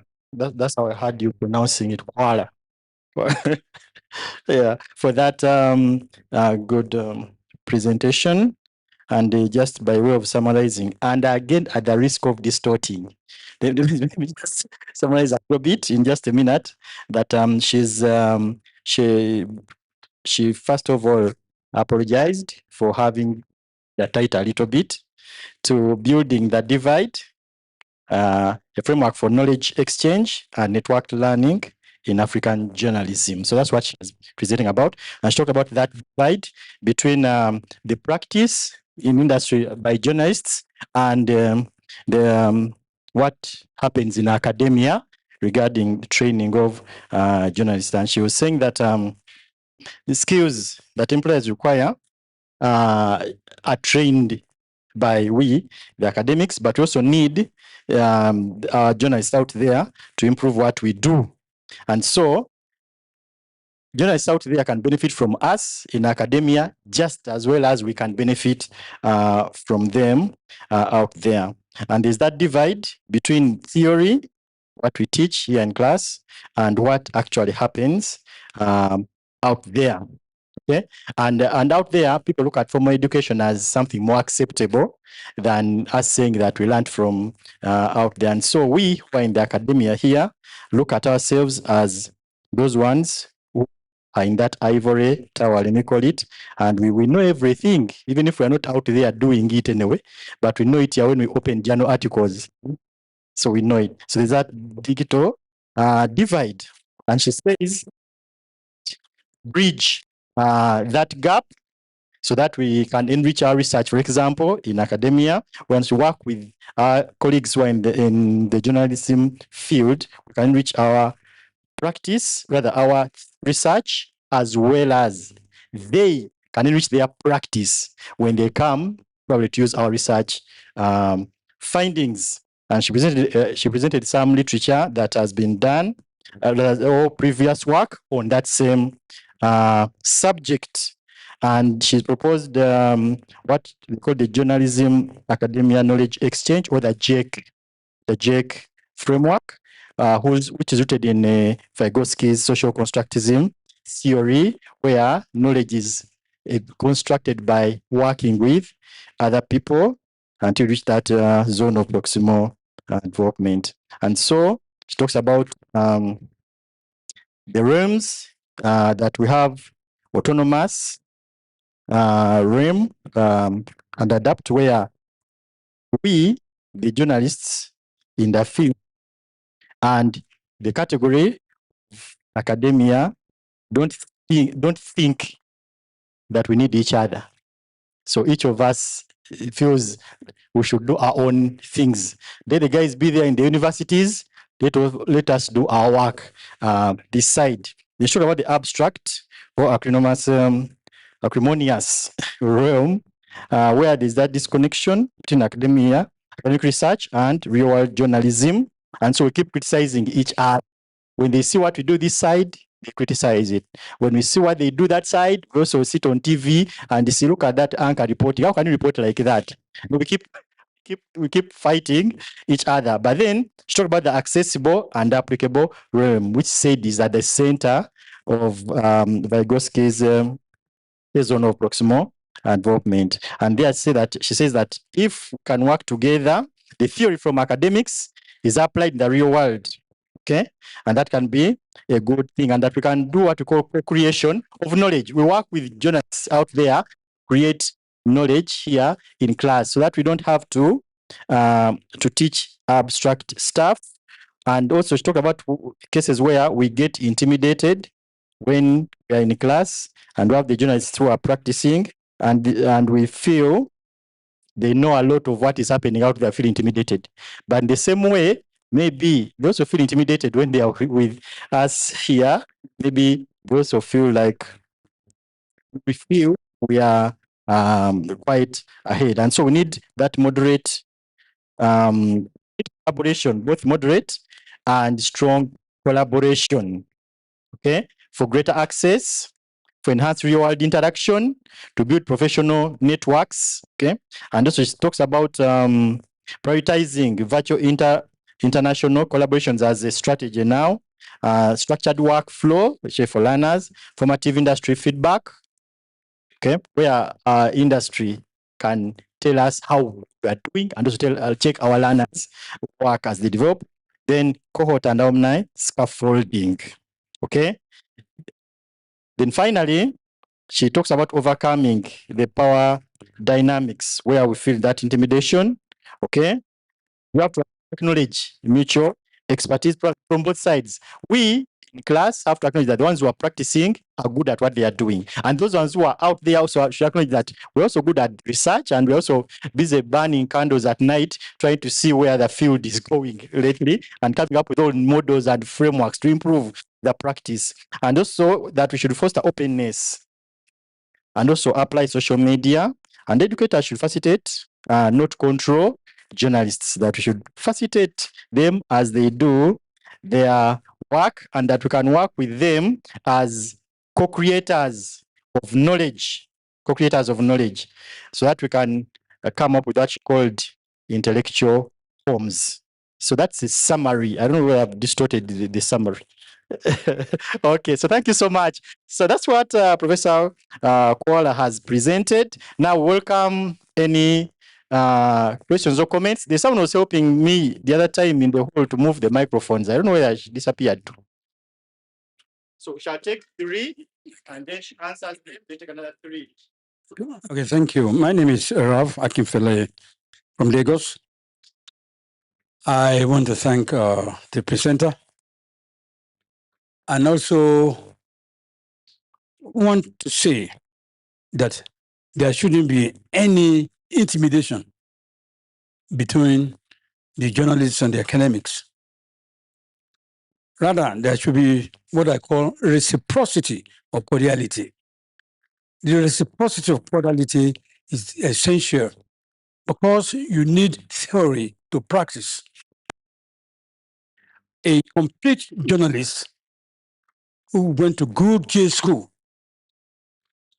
should be able to do the theory and also do the practice.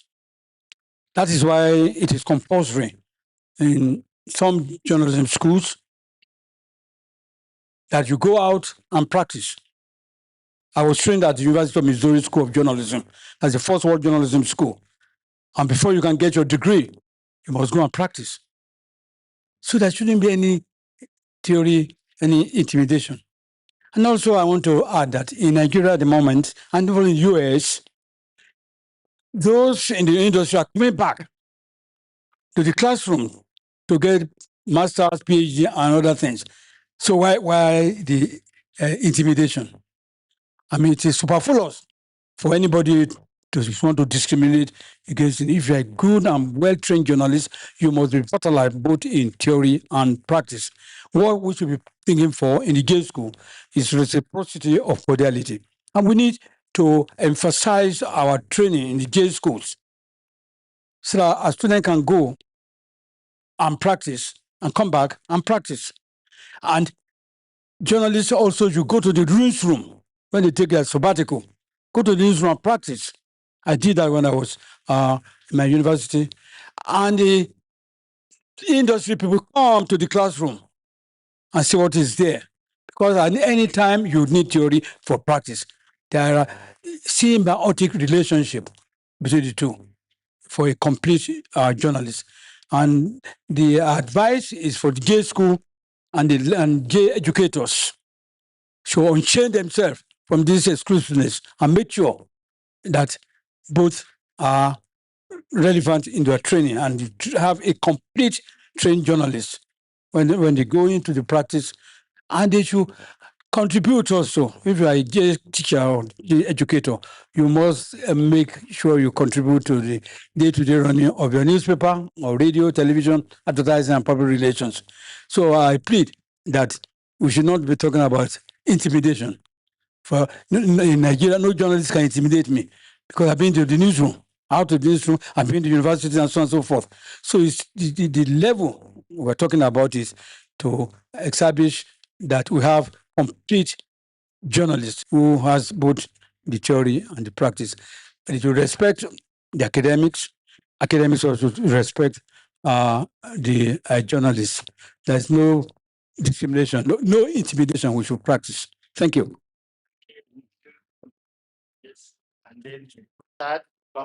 Okay. Hi, Sisanda. It's Miguel. I'm here. Thank you for your presentation. It was very interesting, and I totally agree with the need for collaboration between academia and professionals. But I would like to ask you something that I experienced in the past and did that.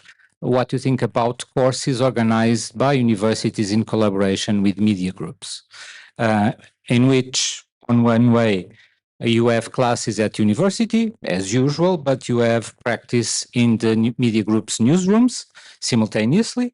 So you have both things on one side, and then you have professors and media professionals sharing the same classes. So the students in the same class, they have professors from the university and media professionals as teachers. And I would like what you think to know what you think about it, because I don't know the African context and if that is possible or not. In Europe, I knew a few cases, including in Portugal. Thank you. Thank you, Professor Sisanda, for your wonderful presentation of actually reflecting the current need or the current directions by the government in Tanzania. Actually, the Tanzania Commission for University.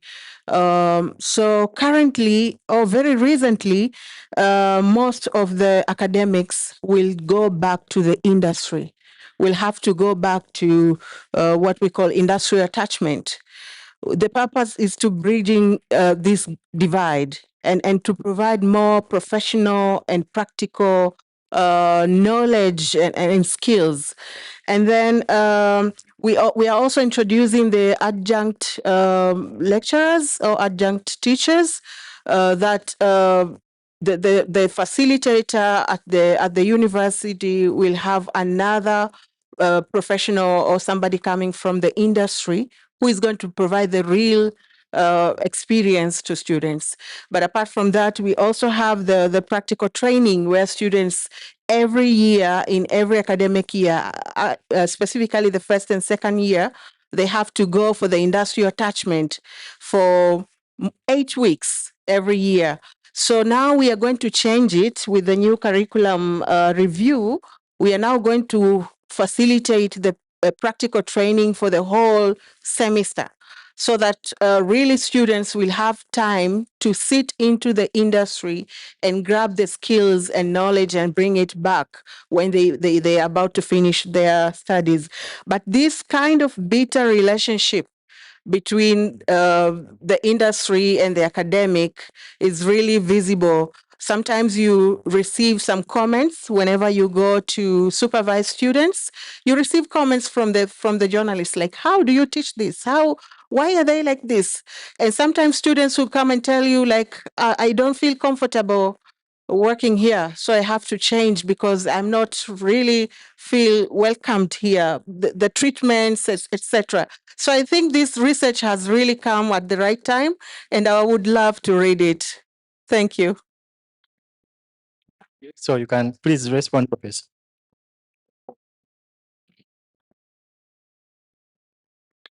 Thank you very much, colleagues, for those questions and comments.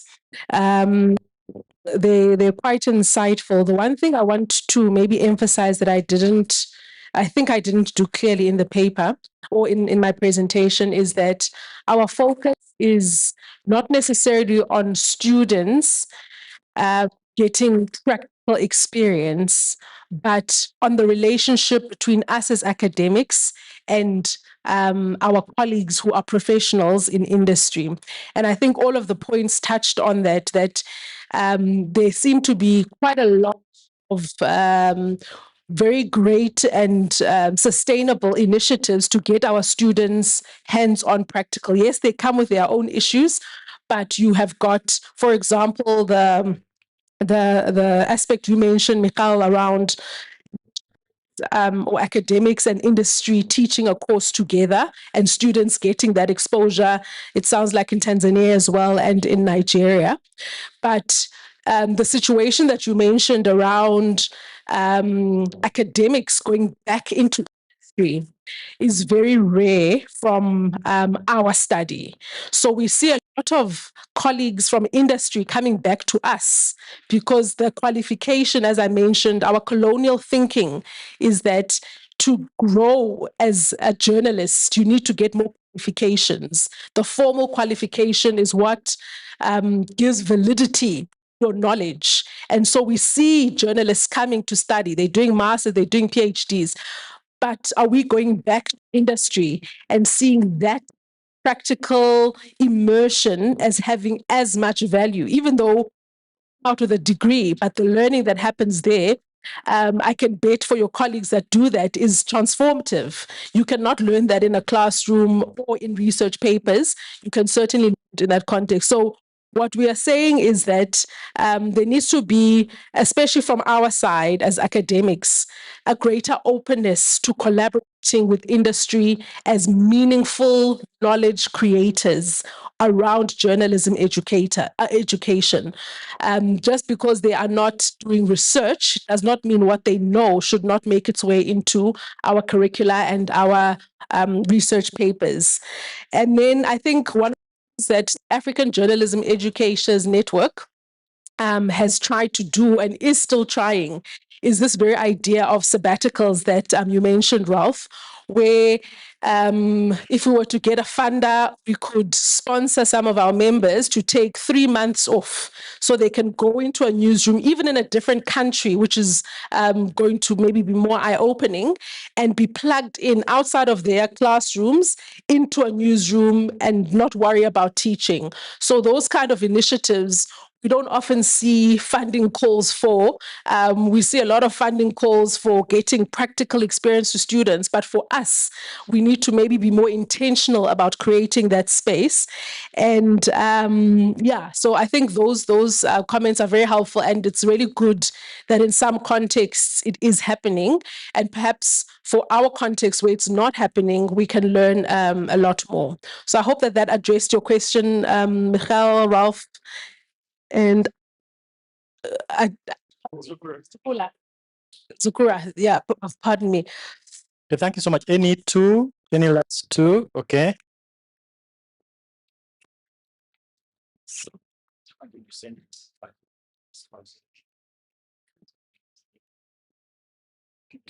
Thank you very much for that presentation. Actually, what you have talked to us about is a reality. It happens. But I was just wondering, what makes a professional, makes a profession? What makes one a professional, or what makes profession? One is formal education. Formal education is there. Another one is having a professional body or belonging to a professional body. Another one is commitment to continuous development. The list is on. But I think one of the reasons why this fear or intimidation might be existing between those in the academics and those in the field. One, if a journalist is not formally trained, it could be a threat.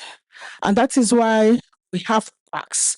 I don't know if other countries here have that. In Nigeria, if you're not trained and you're practicing, you could be regarded as a quack. I remember recently, Prof is here and he's one of the professors we respect in Nigeria. I belong to Nigerian Institute of Public Relations. And it got to a point, we have so many persons in the industry who are not well trained to be public relations officers. And they are all in offices, causing menace, causing problems. It got to a point when the institution, the professional body decided to sweep them out because we regarded them as quacks. And then we now said, if you are going to practice as a public relations officer, you have to be properly trained. And they came up, the chairman came up with a lot of trainings that those people who are interested could join. And they got that training, including the special advisor on media of our president was one of those people.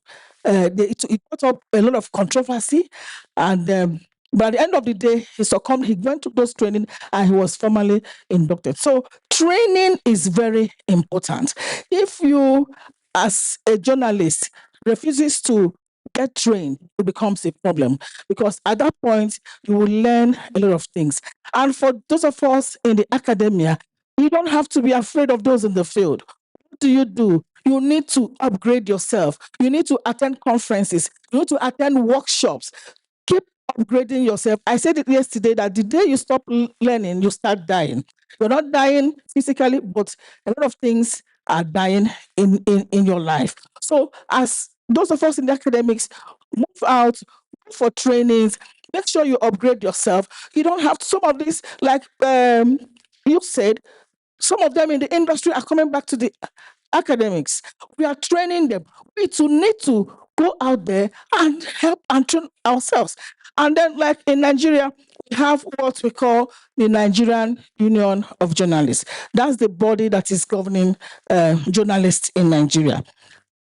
One thing I've also realized if you are coming from the academics, there is a limit to what you can do as an academics. And then what as one person is doing, instead of registering, like now I'm from University of Port Harcourt, I might not register using University of Port Harcourt. I can register using another body, those in the field, so that I can maximize and get as much knowledge as I can. Right now, I am of the University of Port Harcourt, but I am under Nigerian Union of Journalists. I am under News Writers Chapter, and I'm working with them to the point that because they saw my interest, they made me the director of their training.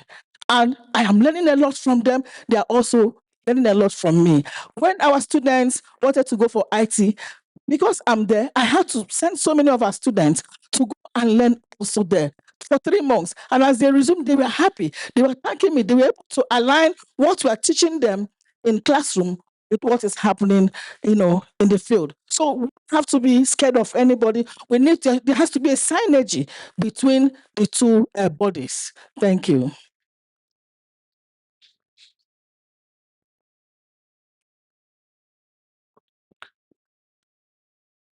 My name is Timothy Nyasuru, Vice Chancellor, University of Livingstonia.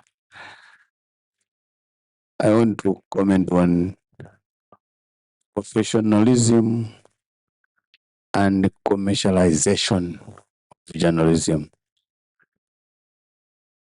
I will give example from Malawi. That sometimes the journalists deliberately find a topic that is more marketable. So that creates news. If you do not create title that is not news, obviously marketing of that news is not achieved. I thought your research center of relationship between the industry and the journalist can also extend it to university or the academia and those that are training. I thought this would be one of the areas that needs to be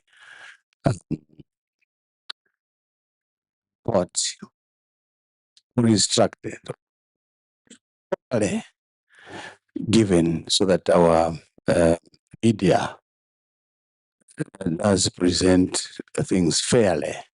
Sometimes the tension comes between the industry and the journalist because of the area, the line that is drawn to say, I thought you're going to say this, but you have said this. I've seen that the title is like this, but when you read through what has been written, you find that no, I think the title could not have been this if you wanted to be fair. Maybe that is the task that universities or the academia seriously consider. Also, the neutrality. How are journalists neutral? That also has brought some tensions in the African context, where we are at a time of elections. I'll give for example. You find that the media is running here and there, and those that they want to hear good news from the media, they find it, they hear differently, etc.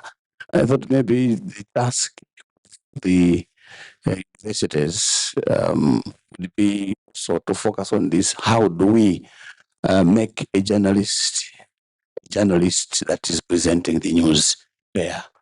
Thank you. Thank you. So Thank you please. very much.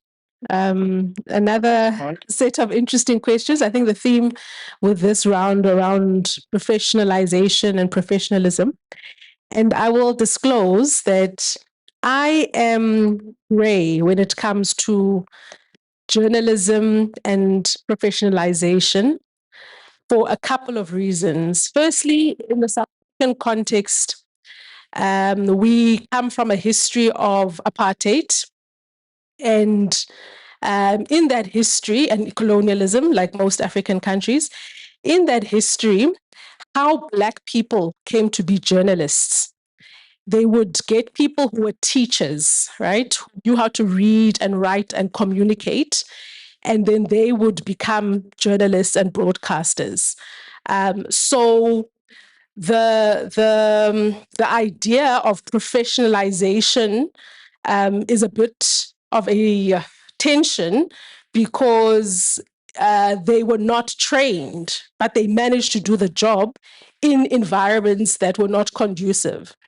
So my problem with professionalization is it assumes knowledge can only be gained from a formal institution, a university, a technikon. And I don't agree with that. I think universities have a role to play as a particular cog in the knowledge ecosystem, but other ways of knowing also have a role to play. And some of those ways have been deliberately excluded from universities because of the colonial knowledge system that characterizes universities. So if you look at maybe traditional ways of storytelling, you will not learn about those in the 5 W's and H, but they have been how we have communicated information from time immemorial. So I hear your point that journalism does need to have standards, and I fully agree with that. And I think we can be imaginative into what those standards look like and not be bound by Western ideas of what a professional is. Now, the tension comes in because in other fields like law and medicine and engineering, you've got certain standards. If an engineer has not learned how to do certain mathematical calculations, that is a problem. So we sometimes try and take a sector like journalism and apply those standards to it. And I think that then puts us in boxes that do not necessarily always apply. So that's my thinking on professionalization, that it is important to have standards, but I would not be keen to say the university is the only way those standards are attained. It's one way. And building on that, if you think of university lecturers who have never worked in a newsroom and yet teach journalism, and that is very common. There are exceptions. I was speaking to a colleague next to me who is a professional and who is a practitioner, an academic. But there is quite a huge majority of us who've never been in a newsroom, and we teach that. And so, how does the professionalization of journalism educators work? What should the standard be when it comes to that? And then I think I fully agree with what you're saying, VC, around the need maybe for more critical ways of teaching people who are journalists how to be ethical, because it sounded like some of what you were referring to were people who are unethical. They use headlines that do not speak to a story. And that, I think, is a debate that, or not a debate, it's a point that I think all educators feel strongly about, that journalism now is not just in our hands, right? You've got content creators who are likely to have, I don't know if people were following the story of iShow Speed, what is it, the influencer with 20 million or however many million people. That person has more viewers than our public broadcaster in South Africa. So the standards now are no longer in our hands, and we can train our students and should train our students. But what role can we then play to feed into the information ecosystem broadly so that people learn how to discern? There will be quacks because the door is open now for anyone to do anything. And journalists still have a responsibility, but it's no longer just in our hands because we are no longer the only voices. So that would be my remarks to that. Thank you so much, Professor. Professor, you want to respond that you want to respond to the response. Or Let's do it over to the you the keynote speaker has said that she wants to rest, but we can engage her after this. Yeah. So thank you so much for that, Professor Wala. In trying to pose the debate, because the debate has begun. Who needs who? How can we work together? Now, our next part of the program is our sixth panel. How can we strengthen networking among journalism educators on online teaching? And the chair of this session is Dr. Carol Alek Beyanga. I don't know. Yes, please. You're the chair of this distinguished panel. The title is How Can We Strengthen Networking Among Journalism Educators on Online Teaching? So please, you'll introduce yourself to the members and also introduce your panelists. So please, a round of applause for our distinguished chair. All right. Good afternoon, everyone. How are you? How was lunch? Are we awake? All right. I'm happy to be here. My name is Carol Aliek Beyanga. I am not a doctor. Sorry, I was laughing. But I am an editor. I have been an editor for a while. I still am. I worked with Daily Monitor for 20 years, up to the stage of managing editor, and it was a very interesting time. I do miss it sometimes, but not that much sometimes. I'm also media consultant, so work with different organizations to help them understand how the media works and how they can work well with the media. And I also provide effective writing classes to organizations and individuals, because I believe writing is a very effective tool if you want to get things done. And so I help people to improve their writing. So those are some of the things they do. So I'm here to chair a panel, and I'd like to call them up. I want to introduce them as they come up one by one. I will start with my neighbor whom I've just been sitting with, Professor Margaret Juko. I'd like to invite her to come up here. Professor Margaret Juko is a professor of journalism, media and communication studies, and the current president of the East African Communication Association, where she also served as Secretary General. She's also a board member for the African Journalism Educators Network and an active member of other related international organizations. Margaret has previously worked with Makerere University, briefly with Rhodes University in South Africa, and until December last year, with the University of Rwanda in Kigali, where she coordinated the Masters in Media and Communication Studies. As an international media and communication consultant, she was instrumental in the development of media in Rwanda and South Sudan, where she worked to set up the Media Development Institute in Juba. So this is Maggie for you. Welcome, Maggie. I would like to next invite Dr. Samuel Kaziwe. Yes. Okay, Dr. Samuel Kaziwe is an award-winning Ugandan broadcast journalist, academic, and researcher. He holds a PhD in Cultural and Media Studies from the University of KwaZulu-Natal, South Africa, and is also a holder of master's degree in human rights from Makerere University, in addition to a bachelor's degree in mass communication from Uganda Christian University. As a journalist in the last 15 years, Kaziwe has worked as a reporter, as a news anchor, talk show producer, talk show host, and news editor for several media outlets. He's currently the acting head of Department Undergraduate Studies at the School of Journalism, Media and Communication at UCU here, and a senior lecturer as well. Dr. Kaziwe, you're welcome. Next, I'd like to invite Dr. William Taebwa. Yeah. Dr. William Taebwa is a senior lecturer at Makerere University, Department of Journalism and Communication. He served as head of the department from March 2014 to August 2020. He holds a PhD in communication from Concordia University, Montreal in Canada, and a master's in philosophy in media studies from University of Oslo, Norway. He also holds a Bachelor of Mass Communication from Makerere University.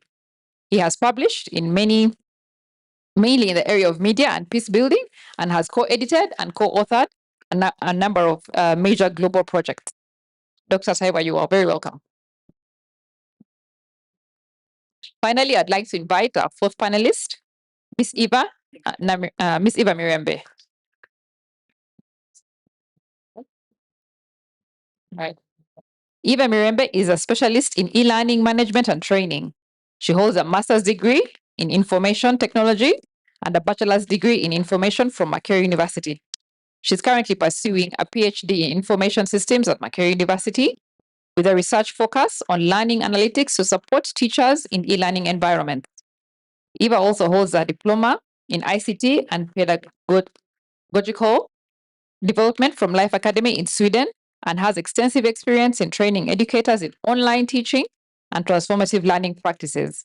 She's currently the IT officer in charge of e-learning systems at Makerere University, where she supports the design, management, and continuous improvement of digital learning platforms and tools. Eva, you're welcome. Right. So as you have seen and heard, I have a rich panel. Powerful. Yes. I mean, we have educators here, people who have taught in different countries across, the continent, taught here across the different institutions. We have people who have co-authored, co-edited, researched. We have people who have practiced, but also academics. We have someone who is, strong in the online teaching. And so what we're going to discuss, I feel that the panel is really rich for what we're about to discuss. And I'm excited for us to hear from them. Our previous speaker, Dr. Koala, said something that I think helps take us to this discussion. She said, there are many advantages that come from virtual international collaborations. There's access, we get access to so much, to different people, different learnings. It's cheaper, it's easier to meet online, and we share different, ideas across different cultures. So there's no question, networking, collaborating it's great. It does a lot for us. So we're going to discuss that with the panel. And like it was introduced, our question, what we are discussing is, how can we strengthen networking among journalism educators on online teaching? So I'm going to be asking each of my panelists a question and ask them to share their thoughts in about 6-7 minutes for each one, to share their thoughts on the particular question, but to also add something they may think is important in case I've not asked it. So please feel free. Don't feel caged by my question. If there's something you think you want to point out, please do. So I'll begin with Professor Taiwa, who has been in the education space, for quite a while. Like we are saying, this collaboration is important. It is useful. It is necessary. We can't overstate it. But we know there are obstacles. We know there are challenges. So in your experience, when it comes to networking amongst educators, what obstacles and challenges have you seen? And how do you think these can be solved? Thank you very much, Caro. Things that Caro did not say is that we worked together at the Monitor newspaper a couple of years ago. So we've known each other for a long, long time. And that speaks to, I think, what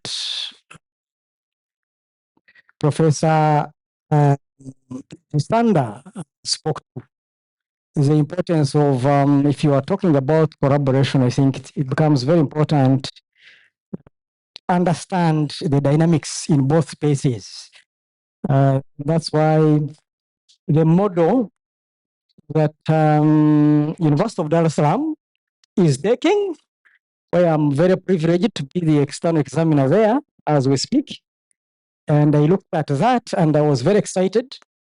And this is something I think we all ought to take on as academic institutions, a model of making sure that we do not collaborate or network within academic peers, like we're already doing in all these various spaces, but also with the industry players. And that does not mean only in the space of inviting them, as Professor Sanda was saying, when she talked about the abstract and acronymous realm, but to bring them as experts, in our classrooms. And I think I would also in my remarks really be speaking to personal experiences, um, and the personal experience. Of course, you asked about the opportunities, but also the challenges.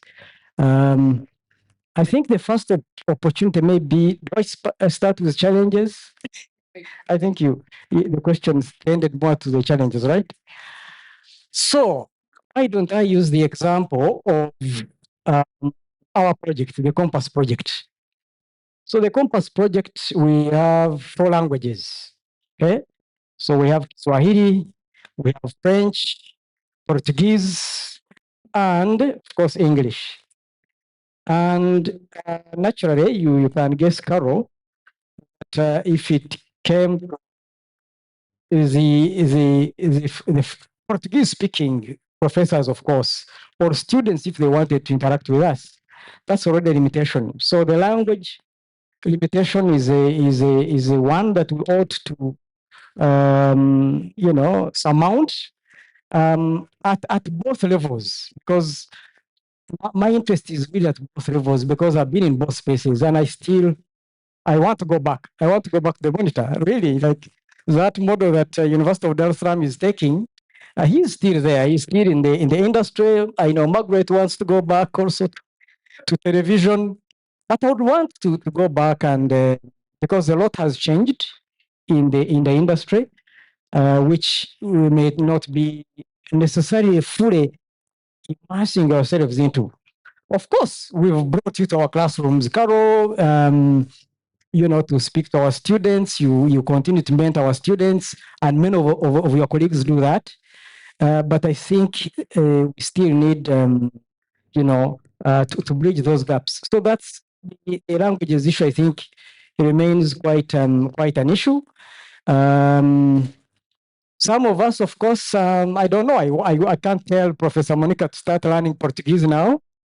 French, I have heard her speak a bit of French, but Kiswahili, I've heard her speak a bit of Kiswahili. It becomes really advantageous if you can see how to work on the language issues. The other issue I think I could speak to maybe is I think everyone has talked about technology. The issue of technology. There are many advantages in that, of course, joint virtual classrooms and all these things. Again, I will speak from experience. When I was head of department, I very quickly realized that there is no way we are going to keep up with what is happening. First of all, the level of platforms, but also the practices themselves with digital media. So one way is to send people like Sarah Namusoga, Dr. Fred Kakoza, as head of department. You can say, okay, you go and do this course. You go to Dortmund, spend there 1 year, and come back to strengthen our programs. But that's a bit of long term.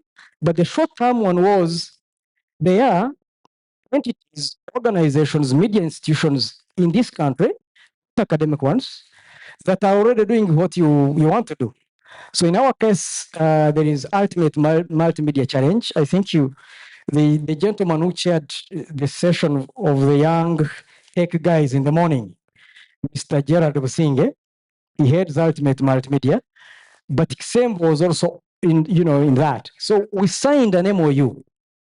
An MOU, Makerere University, our department, signing a memorandum of understanding with a media, you can call it how do you call those? Media development organization to train our students. So all those courses that are new media, digital media, all that, these young guys that you saw there, Abbas Mpindi and all those guys, and now Abbas Mpindi, of course, is now a Media Challenge Initiative. We also have, working relationship. You saw in the morning how excited he was when I said, I think we need to start another conversation. So bringing these people in the classrooms to train. So that's a strength. The challenge is that they have to be attached to an academic. So even if Mr. Kisembo is far more knowledgeable in digital journalism. So when he's in my classes and he's giving a coursework and all these other things, it's me, okay, from the university institutional point of view. It's me to accredit. Can I use the language of National Council for Education? Accredit what he's teaching, give the exam. If I give him the exam to mark, well, because there is an MOU here signed by the Vice Chancellor and the legal department, they can mark and give us a grade. But it's me to enter that grade because they are not employed by the university. So, that's another, interesting opportunity, but also a challenge to bridge the digital and technological and practice things. Same thing with the media challenge initiative. These are young people, TikTok and all these other tools that are coming on a daily basis. How do you bridge that? I would have to go back to school, but I'm doing many other things, as Professor Sisanda said. So why not bring people who are already doing it much better, who are doing it on a day-to-day basis, and they come to our classrooms and not just what Professor Sisanda used the very, very serious language there.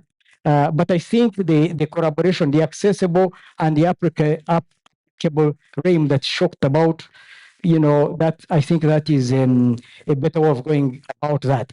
I'll stop here for now so that my colleagues can come in and then we continue the conversation.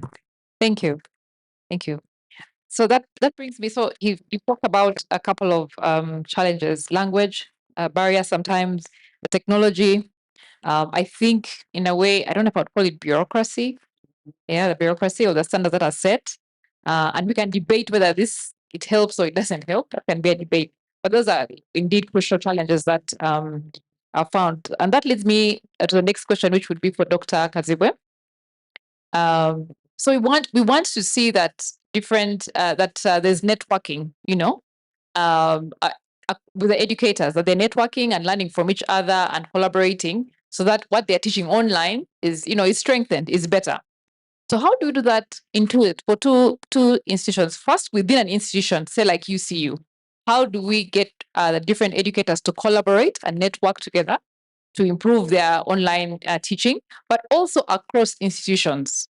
How do we get institutions like UCU and Makerere University and IU and the different kind who provide journalism studies, whether it's universities, whether it's institutions? How can we get them to network and collaborate? How do we build and strengthen those networks? Thank you, Carol. Good evening, colleagues. I will look at this question from two perspectives. First, how can we strengthen our relationship with the people who are practicing, and then the relationship amongst ourselves? So, regarding the relationship between industry and academicians like us, I think one way to do this is to keep one leg in the industry if it's possible. The challenge we've had for many years is that, especially here in Uganda, that when you leave the newsroom and you join the industry, you don't go back. And here's a classic example. And there are many in this room. I think where possible, if you can write an OPD article a week, if you can host a talk show once or twice in the evening or over the weekend, it keeps you closer to the industry. And you will be able to provide real life examples in your classes. You're not talking theories developed 50 and 100 years ago. Some theories might even be contemporary, but are far away from your context. So I think keeping one leg in the industry is one way of doing it. The other is professional association, and a colleague here from Nigeria mentioned it. If I ask here, how many of us are members of these professional associations? There are going to be few. Again, it's one other way of strengthening this relationship network between us, the professionals. Number of organizations. If you a media specialist as a scholar, there are quite a number of organizations that you can work with. Then creating rapport with people in the industry is very critical. For us who have been in journalism for some time, if you met somebody who has covered the health beat for long and you're speaking to them, you might think they are public health specialists. If you meet a court report 20 years, many of them are even better than the judges.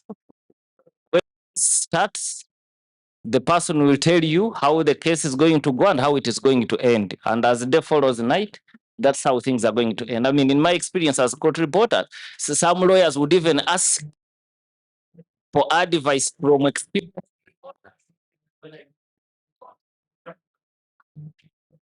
Budding lawyers.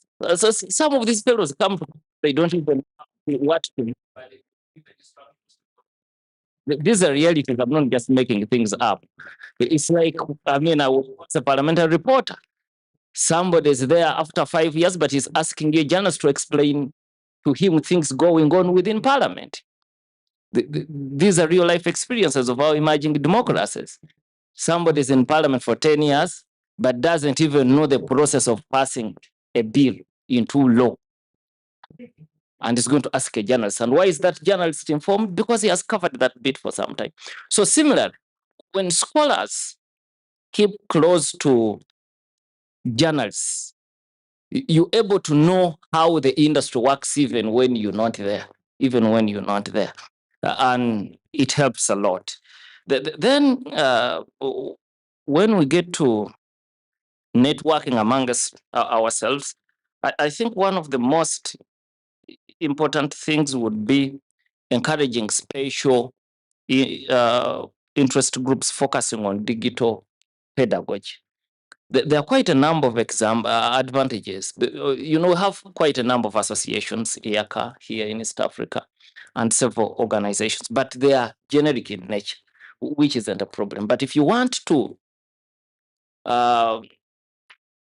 succeed in this online education, you need to have groups that have a niche, so that when you are there, you're not going to give up the basics for starters. Then there are deeper discussions on digital teaching methods, exchange of tested digital practice. Well, Dr. Tayebo has kept mentioning Dr. Namuso, Dr. Fred Kakoga. It's a fact. Locally here in Uganda, they are our experts when it comes to multimedia. So if you're stuck, they are your go-to people. So you need a network where you to meet with such people, and it is easy to find solutions and share ideas on what has worked well for them. So you can easily borrow ideas. Then I think through such associations, we can even lobby at a policy level instead of going there individually. We can go to National Council for Education. You can go to the Minister of Education. There is a Vice Chancellor's Forum. You can even meet legislators, and somebody can even move a private member's bill. But without such an association, which is specialized in digital pedagogy, it becomes difficult. It becomes difficult for us on one thing. Then I also think it might be important to, through such associations and networks like this, to pair experienced people with the people who are transitioning from in-person teaching. And faculty members usually learn better when they are learning from peers. Because, I mean, it's okay for me to tell Sarah that I don't get this thing. But from somebody external, I'm going to think twice before I expose my ignorance. Because he or she thinks I'm supposed to know this. I mean, the profile you've read, with that profile, how do I start saying that I don't know this and that? But with the SAR, I'm going to be free.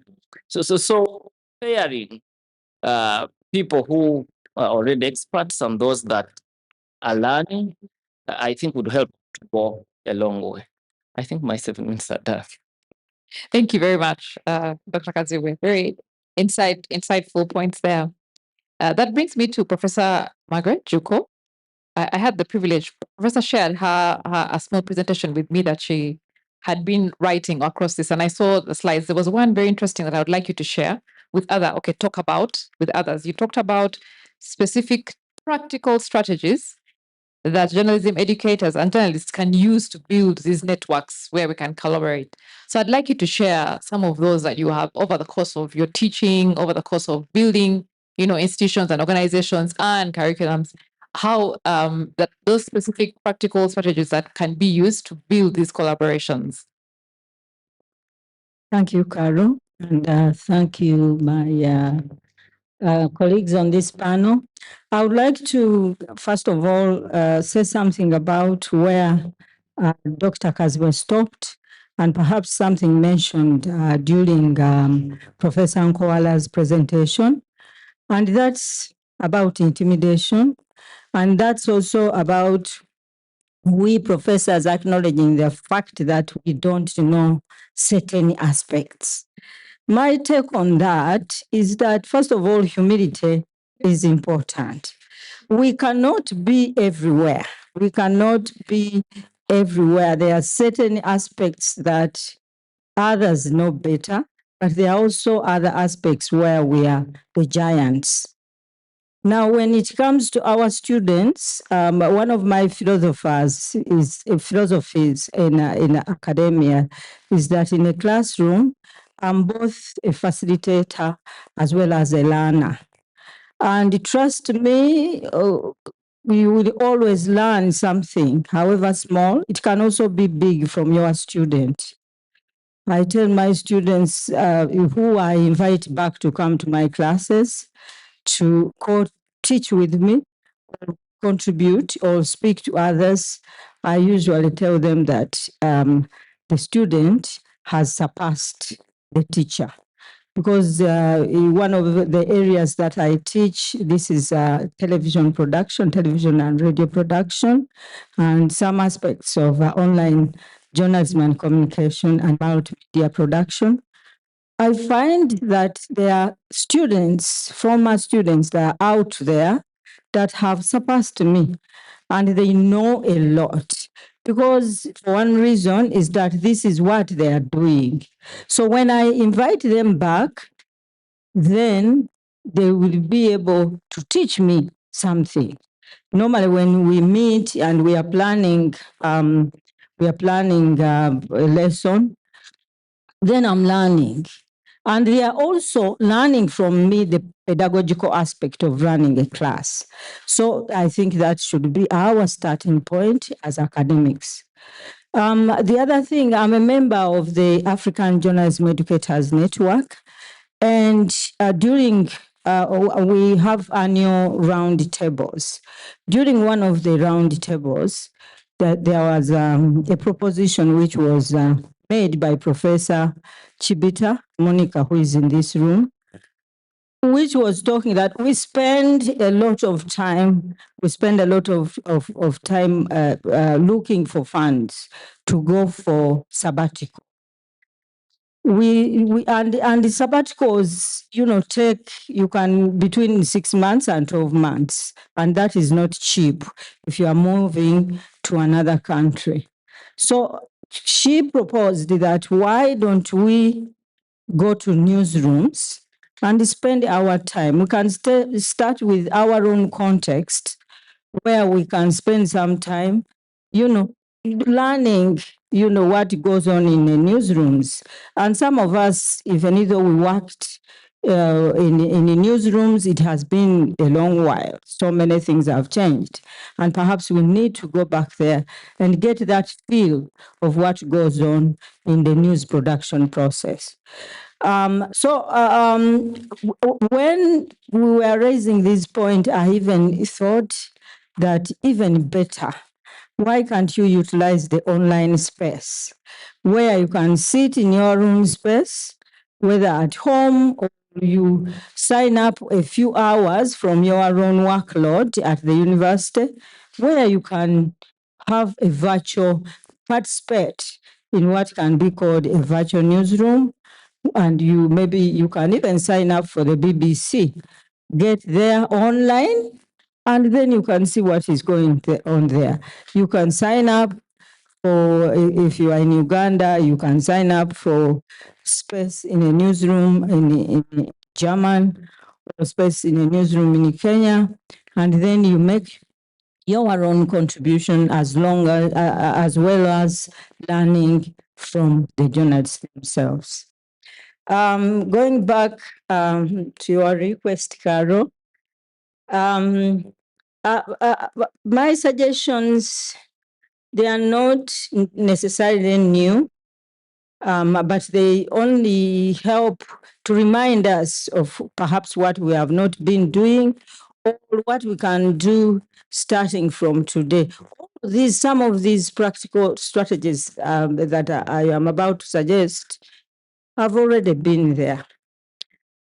One of them is sharing resources on journalism and migration, because for me now I'm concerned about the issue at hand, which is media, migration and mobility. And we are lucky already we have the content. But many of us here, those who come from academic institutions, the hassle of getting a new model on board. You have to do quite a lot. Institutions have to appreciate that this module, this content is relevant to, the academic goals. So, but for now, for us now, we have now this content. The first point would be to integrate it in our existing curriculum. We can share materials as journalists, particularly those that are already implementing the curriculum. We can share assignments. We can share case studies and success stories on migration and related issues. In as much as we have topics that were not there on our curriculum, on our teaching agenda, climate change communication, for example, science journalism, these have been introduced. And the way we started, we didn't start by integrating a fully fledged curriculum, but we are taking bits of it and incorporating it in the existing courses. And I think this is important for us as a starting point as regards to the CoMMPASS content. The second is professional and regional association. And here I'm saying, why don't you join and use the regional and continental and international networks? We do have the African Journalism Educators Network, which is concerned so much about the improvement of journalism, of journalists and media education. Media educators work, and Jen emphasizes the fact that our content should be in line with the industrial needs. So if we start there, because we have quite a number of interest groups. The interest groups, which I think can be used also to address certain components of the CoMMPASS curriculum. One of the interest groups is gender. which seeks to cross to address issues of equity and equality and inclusion and equal opportunities. So what we are doing there, we are also looking at what research projects can work on together. And as you know, there is also a connection between migration and gender. We are seeing a lot of struggles, particularly related to women. In Africa here, you see migrants, those are running away from the RDC, Rwanda conflict. They are coming to Uganda, and there are issues. And when you see when you see the number of women that have been assaulted, raped in DRC, and then you don't see this in media, in news media content, then what better way is to address that? So we also have another one, which is professionalization, where we emphasize the link between academic media educators and the industry. And that one is led by the gender is led by myself, and I welcome people to register under that. But the one for professionalization is led by Professor Nancy Booker. We have one on curriculum and materials, which is led by none other than the previous speaker, Professor Nkowala, who is our Secretary General at AGEN. So, and I think this curriculum is better fit there because now she's doing work on the relevant materials, on the curriculum. What we all want to see is whether what we have in our curriculum throughout the African continent reflects on the needs of the industry and so on and so forth, and also addresses the issues that affect society. Co-teaching exchange and joint student projects. And of course, because gone are those days of competing, we used to compete as academic institutions between, one another. We never wanted others to look at our curriculum, our programs. But now we even invite them to say something. They even invite, I've worked on many syllabi in the African context. Not necessarily that I'm going to steal it and take it to mine. And I think that was the concern. But now we are no longer competing. When I was a journalist, we would not even share a scoop, we would not. But after, the globalization trends have changed.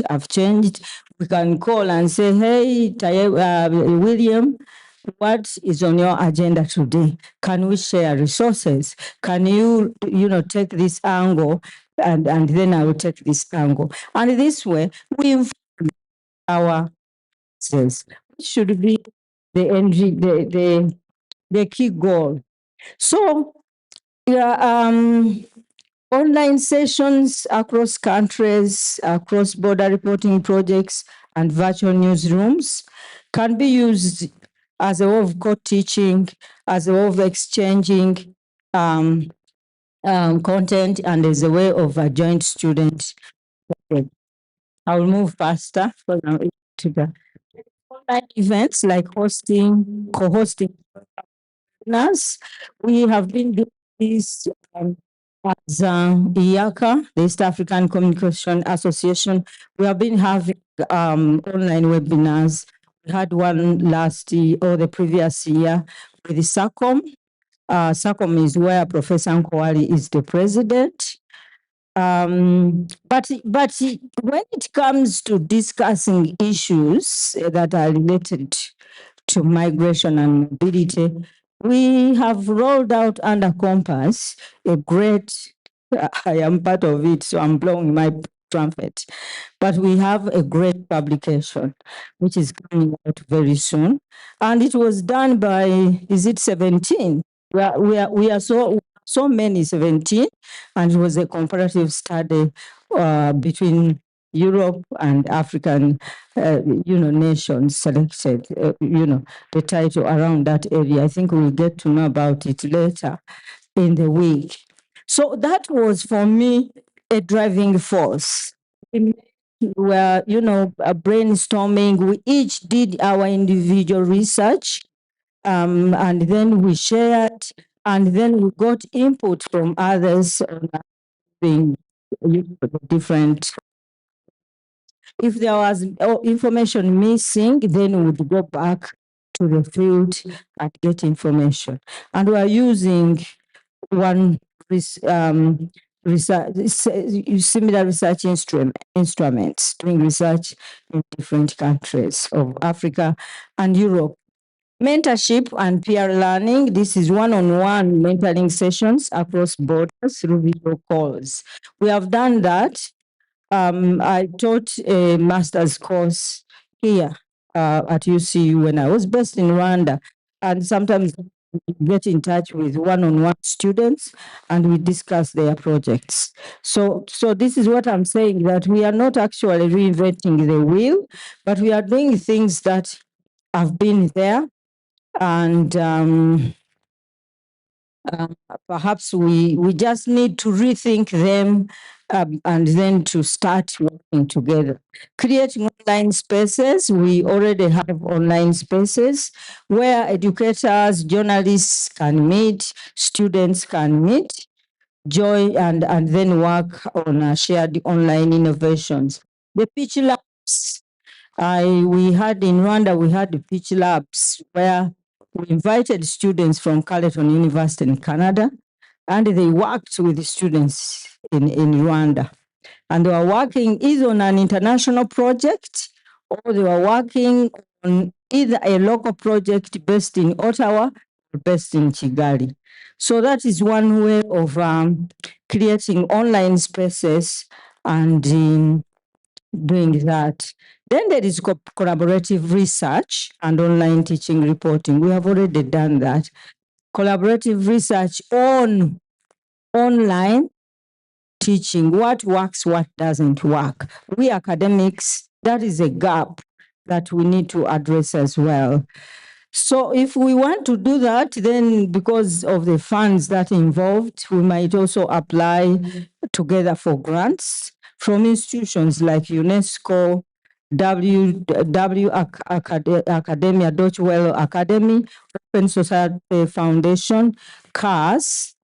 CoMMPASS has been a great supporter for AGEN. Then personal visibility outreach. Maintain a simple, up-to-date professional profile online, a short bio, but be present there online. Post your teaching interests, maybe sample syllabi and contact details. Be active. We have such a stopping center, and that is called the Afro Media Network. So that one is free for all journalism educators. I don't know about the journalists, but that one is free. You post the ideas there, your CV, your brief bio, even a full CV. You share what you have done in terms of academic research. So this way, if, for example, UCU is looking for an external examiner, then they can just go there. That's why we call it a one-stop center. If they want maybe to contribute to, webinar, the conference, the Afro Media Network is where they can find you. Finally, empower. Now this one speaks to journalists. Empower local voices through online spaces, platforms. We have the advantage. In some other countries, like in Rwanda, SMS is mainly used by government official communicators. But for us, here in Uganda, I think they are still using SMS to a certain extent. And I think the local communities, they embrace SMS. So empower the local voices you work with the local voices through online platforms. Local voices are not only sources of information, but they can really be part of the producers of the information. When you work with them as a journalist, then you take care of the issues that are related to fake news and misinformation, because then you would work directly with them in an open and quick space online, and then you can easily verify information. Finally, continuous innovations, adapting to emerging technologies. I think the previous speakers have already said we need to embrace technology. Yes, we need to embrace technology. Even people as tired as myself, I am continuously embracing technology. So we need to embrace that, and not only that, we need to embrace pedagogical approaches that are new and that work within the context of online teaching and online communication. Thank you very much, Carol. All right. Thank you. Thank you very much, Professor Juko. So, Dr. Sorry, Eva, everyone has been talking about, online spaces and virtual newsrooms and, webinars. I think my question to you is, you are behind the scenes. You understand what online tools are like. You understand the power. You understand the challenges. So my question to you would be, what do institutions and educators need to do to improve online learning? First of all, within the institutions, but also possibly across the institutions, not just within, but also across.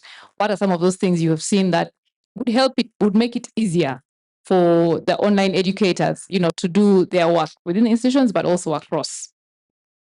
Yes, thank you very much, Chair, for this opportunity.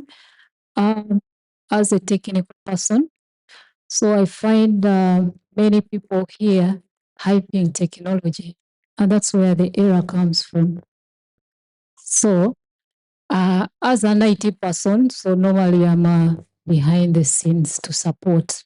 So, as journalist, I assume you should have a goal that is going to be supported by technology. So, if I can demonstrate 30 minutes of the expertise I have, everyone will come very excited. But what are we achieving? You get the point?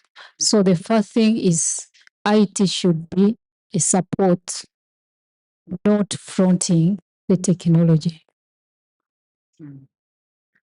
So the second thing is about people should believe in themselves, the educators. So if I'm to ask the people from the various 8 institutions that are here, including one from the developed country, Dortmund, they have the same challenges. So I would think they would say that my problem is student engagement, too much workload, everything they are the same.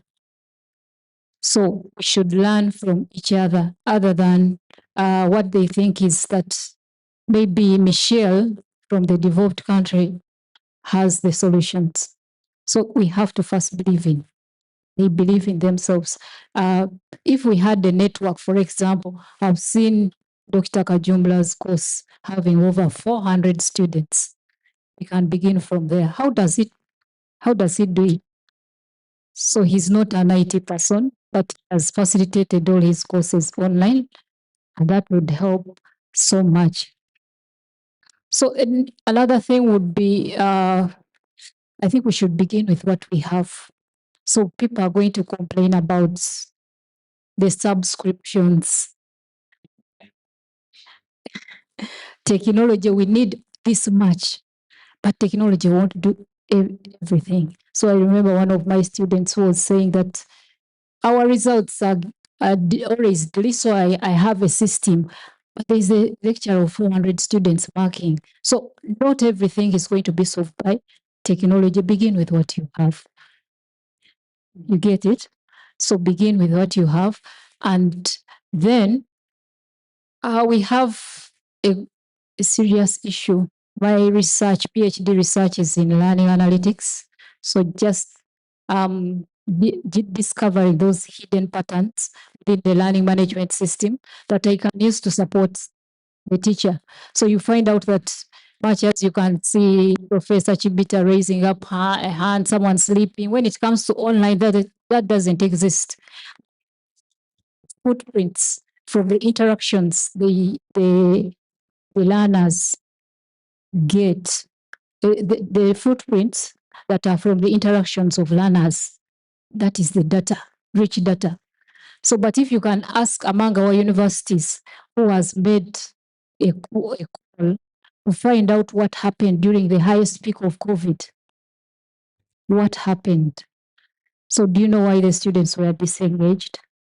So we have all the data lying behind the learning management system. So maybe you would one time call Makerere University so that we unpack that data.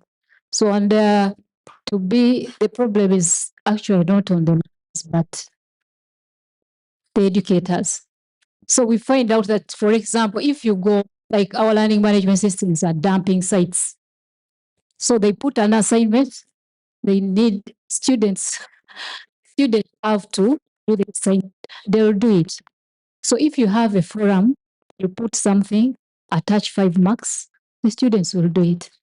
But do the teachers come back to see what they have done, comment about it? So data speaks otherwise. So from the data I've had, it speaks otherwise. So you find out that these institutions have very nice policies, but these networks should be a channel of how they are going to collaborate and see that we all have the same problems. So actually, I always tell people that when they relate ours with the developing country, I've worked for international organizations, and each time they have a conference, so I thank Michelle that we did not have a white person flowing in to do the IT behind there. I've seen the UCU students.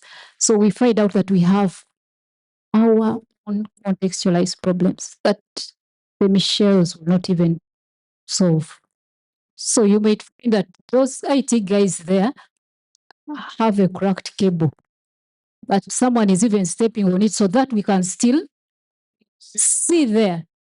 So Michelle will think that the wires were okay, we are on a 5G network. It doesn't happen. So the network should begin from us, the Africans, because we understand our own problems and we have actually our contextualized that other people may not even know about. So I find that that it should always come from us. Thank you very much. Thank you. Thank you very much. Very, very great insights there. Things for us to think about and really ponder. Yes. All right. So I'd like to open it up to our audience for questions. I'd like, if you have a question, please raise your hand and we'll get the mic to you. And if the question is for a particular panelist, please say that you're speaking to a particular panelist or you want them to answer the question. So questions are welcome. Any questions? Or comments? Yeah, any questions or comments? Right, there's a question at the back.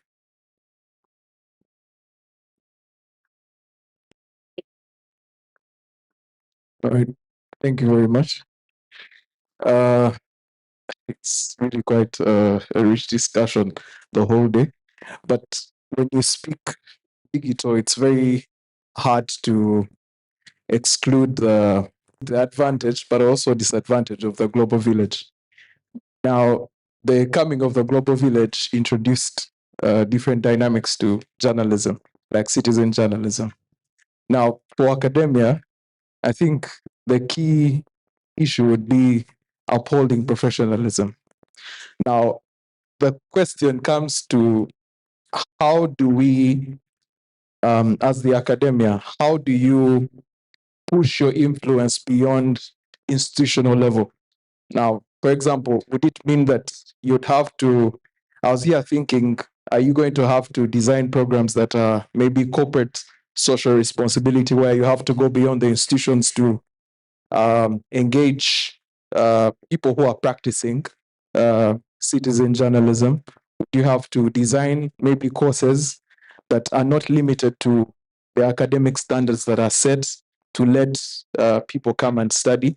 So I was looking at that, because at the end of the day, I think the target of the academia is making sure that you uphold the practice and making sure that the people who are coming out of what you're training them to do are doing it well. But the challenge then becomes that the more the world becomes digital, it's very hard to gatekeep. The journalists no longer have the privilege of exclusivity and the breaking news advantage. So I would like to hear that perspective from the academia. Thank you. All right, thank you. Any other question? Oh, there's a question here. There's a question from Sarah, then we'll have him after that. Okay, let's have. Thank you. My name is Wilson Akich Kaija from Makerere University. We have a dilemma of sorts. Here in Uganda, for instance, we have what we hear people say in the common speak, akasozi kabayivu, the hill of the land, referring to institutions of higher learning, especially universities. So they try in a way to create a feeling that there is a place for the land, the educated, the academia, and then there is the place for the others. And there is a line or a wedge drawn. Unfortunately, the other side where we expect to find the others is where the journalists are or are supposed to be.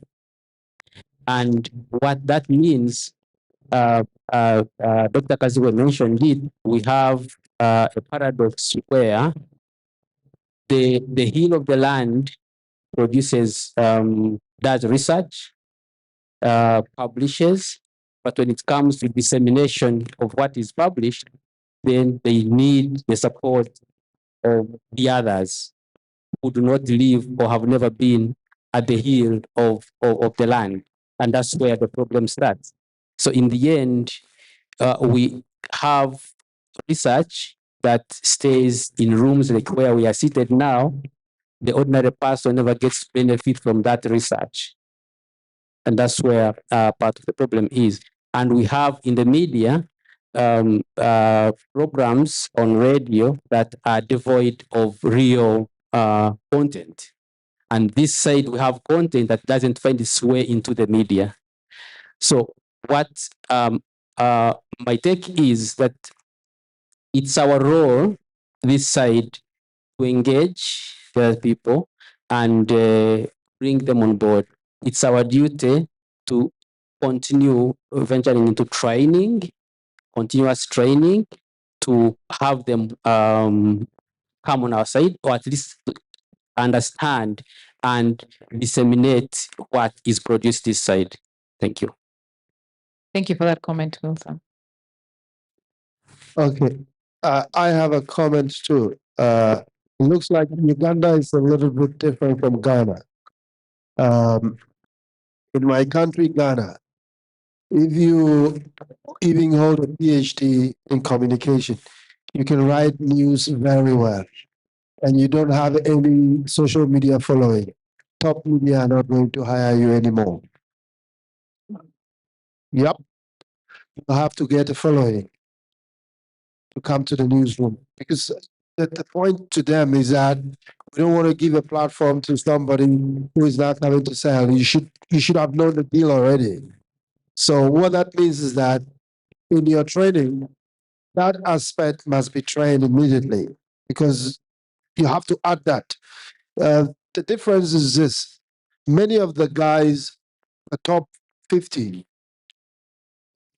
having social media power in Ghana, did not have communication degrees. So how do they believe that our training is going to do that? That's why I think deeply that we need to bring back our old students that are doing this thing well and having the leverage so that their colleagues leave here with the skills that they require to make it. Because I think we have shown them the quality that they need to succeed as professional journalists. But it's now left to them to bridge the gap between learned people and the people on the other side that are not getting. And how do you do that?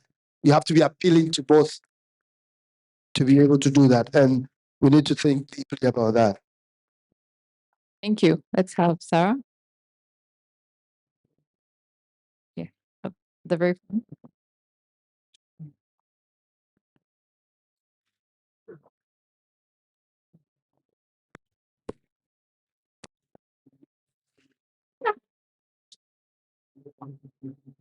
Okay, thank you very much. I would like to talk about the issue that Dr. Kaziwe mentioned about keeping one leg in the industry and the other in academia. I think that in a way that is an elephant in the room. Many policies do not support that. And yet, as a student, I benefited from my lecturers being journalists. It made learning so much fun that it didn't seem like I was studying. But I get the sense that the students don't experience that anymore. Because most of us have gone and got our PhDs, and many of us never even worked in the newsroom. So we graduated, did our master's, and then did our PhDs, became excellent researchers, and came back to the university to teach. And as Professor Boyle said, we train journalists. We tell them what to do. The 5 W's and H, the so what, this is a story, editing and all those things. We tell them what to do. But there is that lack of our own personal experience. So I think that from a policy and institutional perspective, that needs to be addressed. I think that in many places, I think law still lets its lecturers practice while they teach. And I think that the case can be made for journalism as well. That also takes me to the issue of student media, which I think is an area that needs to be developed so that, as a bus said in the morning, the students live with a profile and a portfolio rather. And the student media on campuses is one of those areas that, that can enable them to do that. We send out our students for internship. Many times they struggle to find placement. And when they do, they're asked to pay to be placed, asked to come with their own equipment, which many of them can't afford. And yet, if we developed student media on campus, we could have our own internship programs that address the needs that we are looking at. And lastly, on collaboration, I'd just like to share an experience at Makerere University. We take part in a program called the RIG on freedom of the media. And this program brings together students from parts of the world, I think. And they publish stories about media freedom, but not in their countries. They must choose a country different from theirs. So every year, we work with students on a different country. And it's interesting to see them work with the different sources out there that they didn't know before. I think it was last year where I asked Andrew in Malawi to help my students get some sources in Malawi so that they could publish stories. but it also speaks to the networks that lecturers have or the educators have. Because if I'm working with this group of students and I have no connection anywhere, then I won't be helpful to them. And so I think that this collaboration should go beyond just us and the industry, but also include students. Thank you very much. Okay, thank you very much. All those are very interesting comments, insightful comments as well.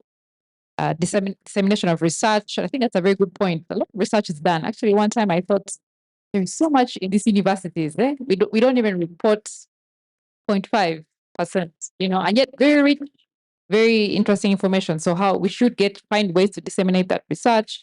We need to, have our students come and share how they are doing things so well, so that people can learn from them and go out there and be as influential.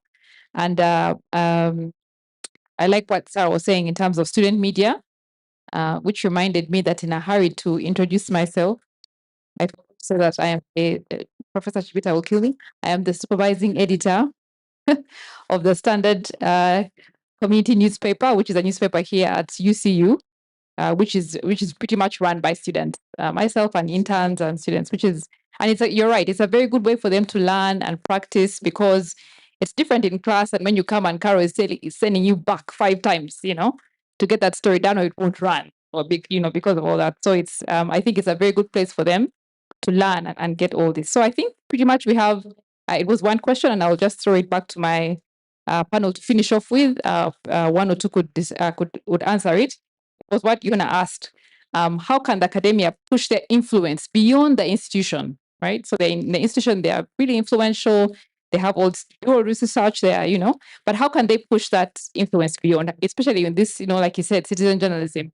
What are some of the things they can do to ensure that they're influencing people out there to do journalism the right way?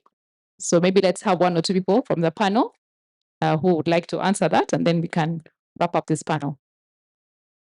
Yes, Professor Jacob. I can take that one. And if my responses are lacking, then my colleagues can take on.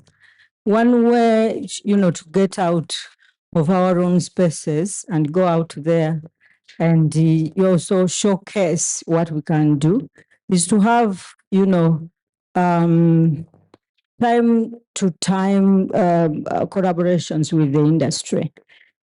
Things like breakfast meetings with the editors are some of the things that we have been doing in Rwanda.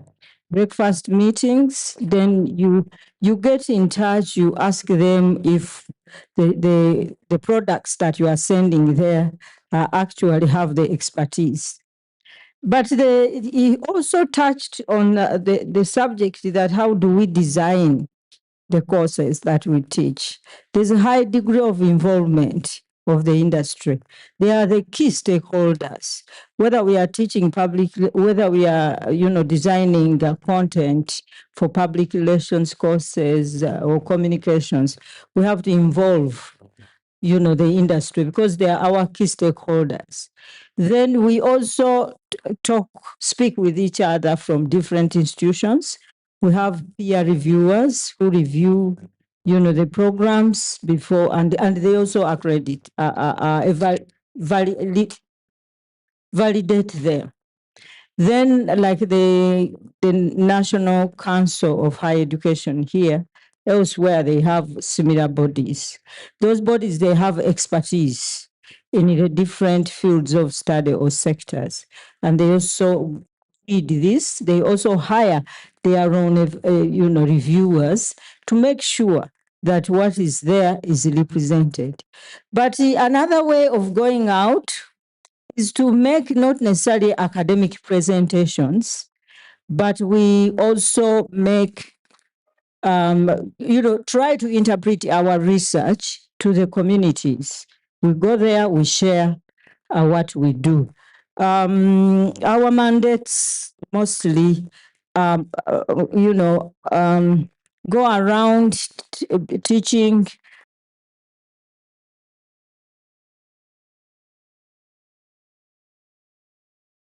also innovation. trying to bring out a new innovation in your field of study, so your field of research or field of teaching. So we do that. We don't do it within our own communities or contexts. We go out to the people there, the wananchi, as we say in Kiswahili, abaturage in Kinyarwanda. I don't know in Uganda what we say here. The local people, we go out there and have conversations. We also help with community work, and we also help to guide them in doing certain things. As we do that, we are also learning from them. I want also to agree with Dr. Namsoga about campus media. It's one area that we are also emphasizing, the fourth area, campus media in the African Journalism Educators Network. Yeah, and so that makes it, some of the ways in which we can go out there and share. Thank you very much. Any other comments in the panel? Just one or two comments. There was an issue about citizen journalism and what the academia can do about the type of journalism they do. And if I take you back to presentation I had yesterday in Nkoyoyo Hall, the professor told us very well that what they do is not journalism, but it's journalism. And on many occasions, those outlets are started with the purpose of distorting. So don't you be confused to think that they don't know what they are doing. The intention is to distort. In fact, for me locally here, I stopped doing interviews with those people because they come to you, you give them your honest views, yet what they wanted is to use you to distort reality. So there is very little you can do about them. But I think what we can do is to focus on the trained journalists to do right. The audience over time is able to tell that if I'm looking for truthful information, this is where I'm supposed to go. And over the years, starting with the peak of COVID, there are quite a number of studies that have clearly illustrated that there are people who have moved away to these sources, back to legacy media, because they realized that they were taken for fools during COVID. But even those that still use content from citizen journals, they will still come back to legacy media to confirm whether what they see there is true. So they watch it for entertainment, but then they come back to verify. So I think that's the best we can do, and it can set us apart. In the longer term, as scholars, we can advocate for media literacy, because that's the best way you can beat those people who peddle falsehoods. Once the society is informed and can draw a distinction between facts and fiction, then they will be out of business. Our colleague from Ghana told us a challenge where even if you have a PhD and you're a very good writer, if you don't have a following, you're not going to be employed. It's not only a Ghanaian challenge, even here it is a challenge. But you see, if those people without these qualifications can get that following, how about you with the qualifications? Why not? You have a competitive advantage. I'm a living testimony. Locally here, on TikTok, I'm among the top people look for on a daily basis. You'll just go to the internet and find out. I'm among the top people, but I don't peddle falsehoods. In fact, it is serious content, purely serious content. But I compete with the people who peddle falsehoods in terms of viewership. So it means the audience is there. I thank you. All right. I'd like to thank if no one else has anything to say. Yes. Yeah, the thing I can say is that the challenge was put before us. Let's all belong to professional associations. Yes. Like yourself, if you are not in any of these professional associations, you don't belong where we are. You agree with me? Yes. And what Mr. Wilson Kaija did not say is that he's still in the Uganda radio network, which is Uganda's media agency. Wilson, where are you? You just went out. Okay. And as head of department, I made sure that he stays there. Okay. I encouraged people to stay in the media, keep a foot in the media. Even when I knew that, I will need Sarah and she is away in New Vision, and that's okay. Because when she comes back, we shall benefit a lot from. The other one is, let's try to compete for these big things. I am currently the chairperson, the board chairperson of the African Institute for Investigative Journalism. So, and Professor Joko has talked about that. Lastly, I know we run out of time, but I think this is so important for us to go with in this room, and it's something that I really cherish deeply, and that is cross-university teaching and co-teaching. Not physical, if you can afford physical, like the way Professor Juko used to invite me to University of Rwanda, but also visiting professor at University of Lumiere, because I happen to be French speaking. Let's create these networks so that let's invite each other in these colleagues, but I saw the vice chancellor, we have a vice chancellor in the room. Let my going away because we are all stretched in our academic institutions.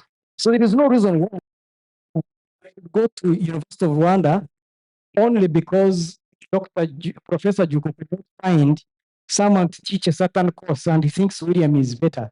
No, it should be even when you have.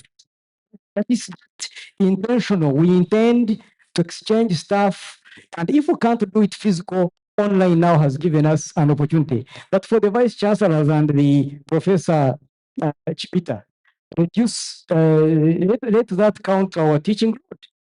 So if you know that on the timetable, I'm going to be in Rwanda, I'm going to be in, let it be open and let it be intentional so that you reduce my load at UCU for him, reduce your load of para from Makerere University. Can we work on joint awards, please? Why not? See, Makerere University, we should not be competing. We are training people for the sector, and therefore there is no reason why student who comes from UCU and wants for a course at Makerere University can't get credit for that and get transfer and joint awards, those kind of things. I think those are very important. When that happens, that will be true collaboration. Thank you very much. Thank you very much. Thank you. I'd like to thank the audience. I'd like to thank Professor Taibwa, Dr. Kazibwe, Professor Juko, and Ms. Mirembe for the insights they have shared. Let's have a round of applause for the team. Thank you. We want to thank you as well. Thank you so much, Carol, for sharing us very. And she used to intimidate me a lot. Huh? Don't see her there. Teachers, thank you so much, colleagues, and thank you for the audience for being very alert. This particular panel helped us to know the importance of networking and the challenges that come with it, and how we can improve e-learning. And I know that we have learned many things. And when one of the panelists, I had thought I was naive because people around me at home laugh at me when something comes up on social media and I tell them, first check on NBS, first check on NBS and NTV. I usually do that. And then they laugh at me so much. So I started getting intimidated and I stopped saying. So I quietly get my phone and I check. But now they are saying it is a good thing to verify from certain sources. Yeah, because I usually do. Something comes up, even after these campaigns, things get put on. First check on what?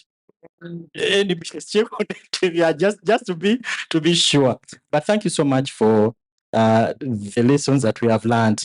So today, just a brief recap of what has happened during the day. We began in Koyo Hall. Today I stood in for Dr. Godfrey Mayende, who is away. He got a challenge. I was not able to be here. Otherwise, he was supposed to be the manager of the day. And so I send you his apologies and greetings. So we began there. We had a keynote address from Mr. Abbas Mpindi. Then we moved here. Mr. Abbas talked about the future.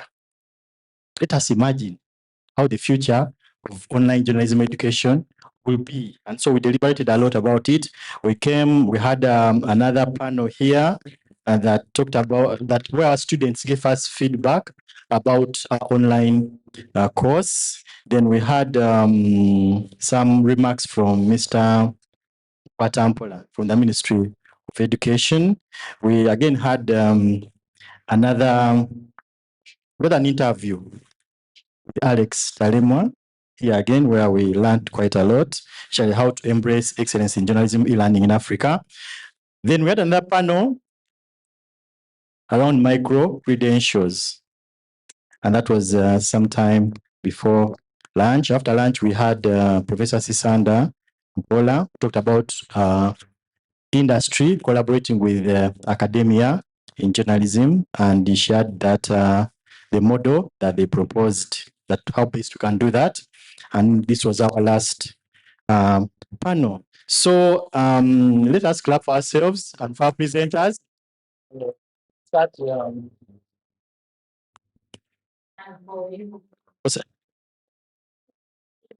Thank you. Thank you. Thank you. Thank you so much. So tomorrow we shall be here again. I don't know that there are any housekeeping announcements, Professor. Housekeeping announcements. Okay. So thank you so much. I wish you a good evening and a good tour around Mukono and Uganda, if possible, provided you be here tomorrow early for the next session. So thank you so much. Over to Professor.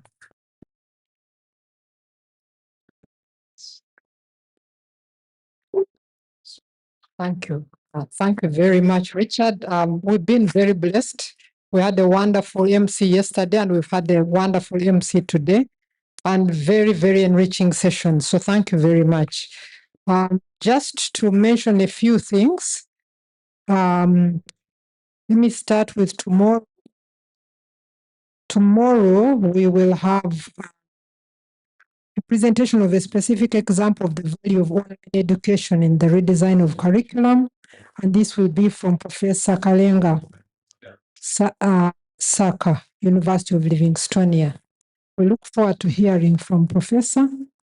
And then we will have a presentation from Dr. Mary Kagoire Ocheng from UCU, similar presentation of specific example of the value of online education in the redesign of curriculum. And then we will have a discussion led by Dr. Kazibwe, and this will be about what approaches can be taken to promote official recognition of online education. So really building up on what we did today. And there will be panelists, Martin Kabanda, Saul Waigolo, Richard Kajumbula, Michael Serono.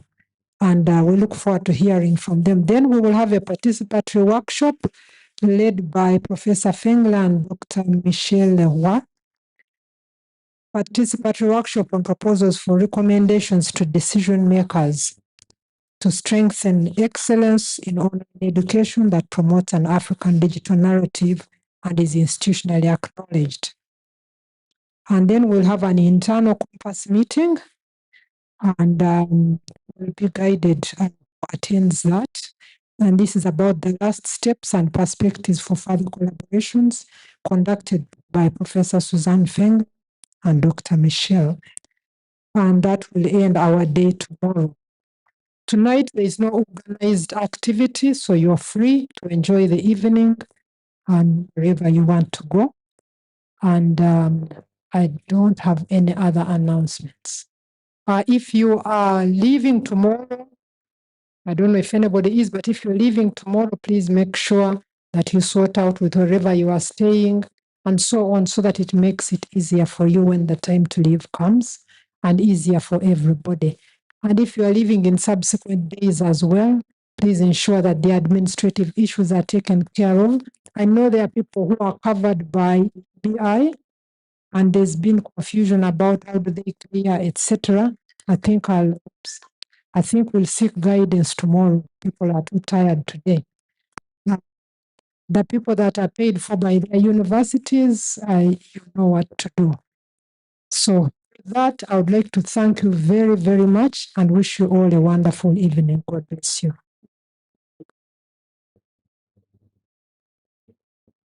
Did I thank? Yes, I thanked the MC.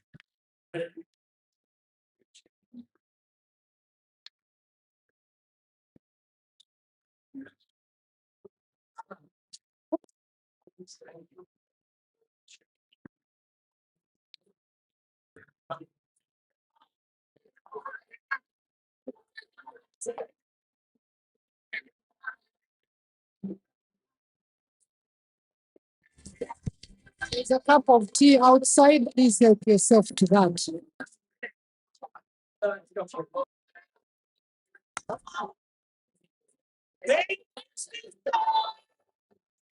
Sorry, just before you.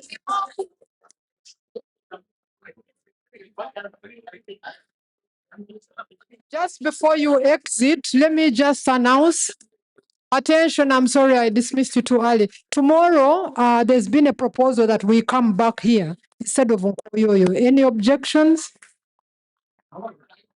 No? Is it okay? So we just come back here. It will be easier. We continue here till Friday. Okay, thank you very much.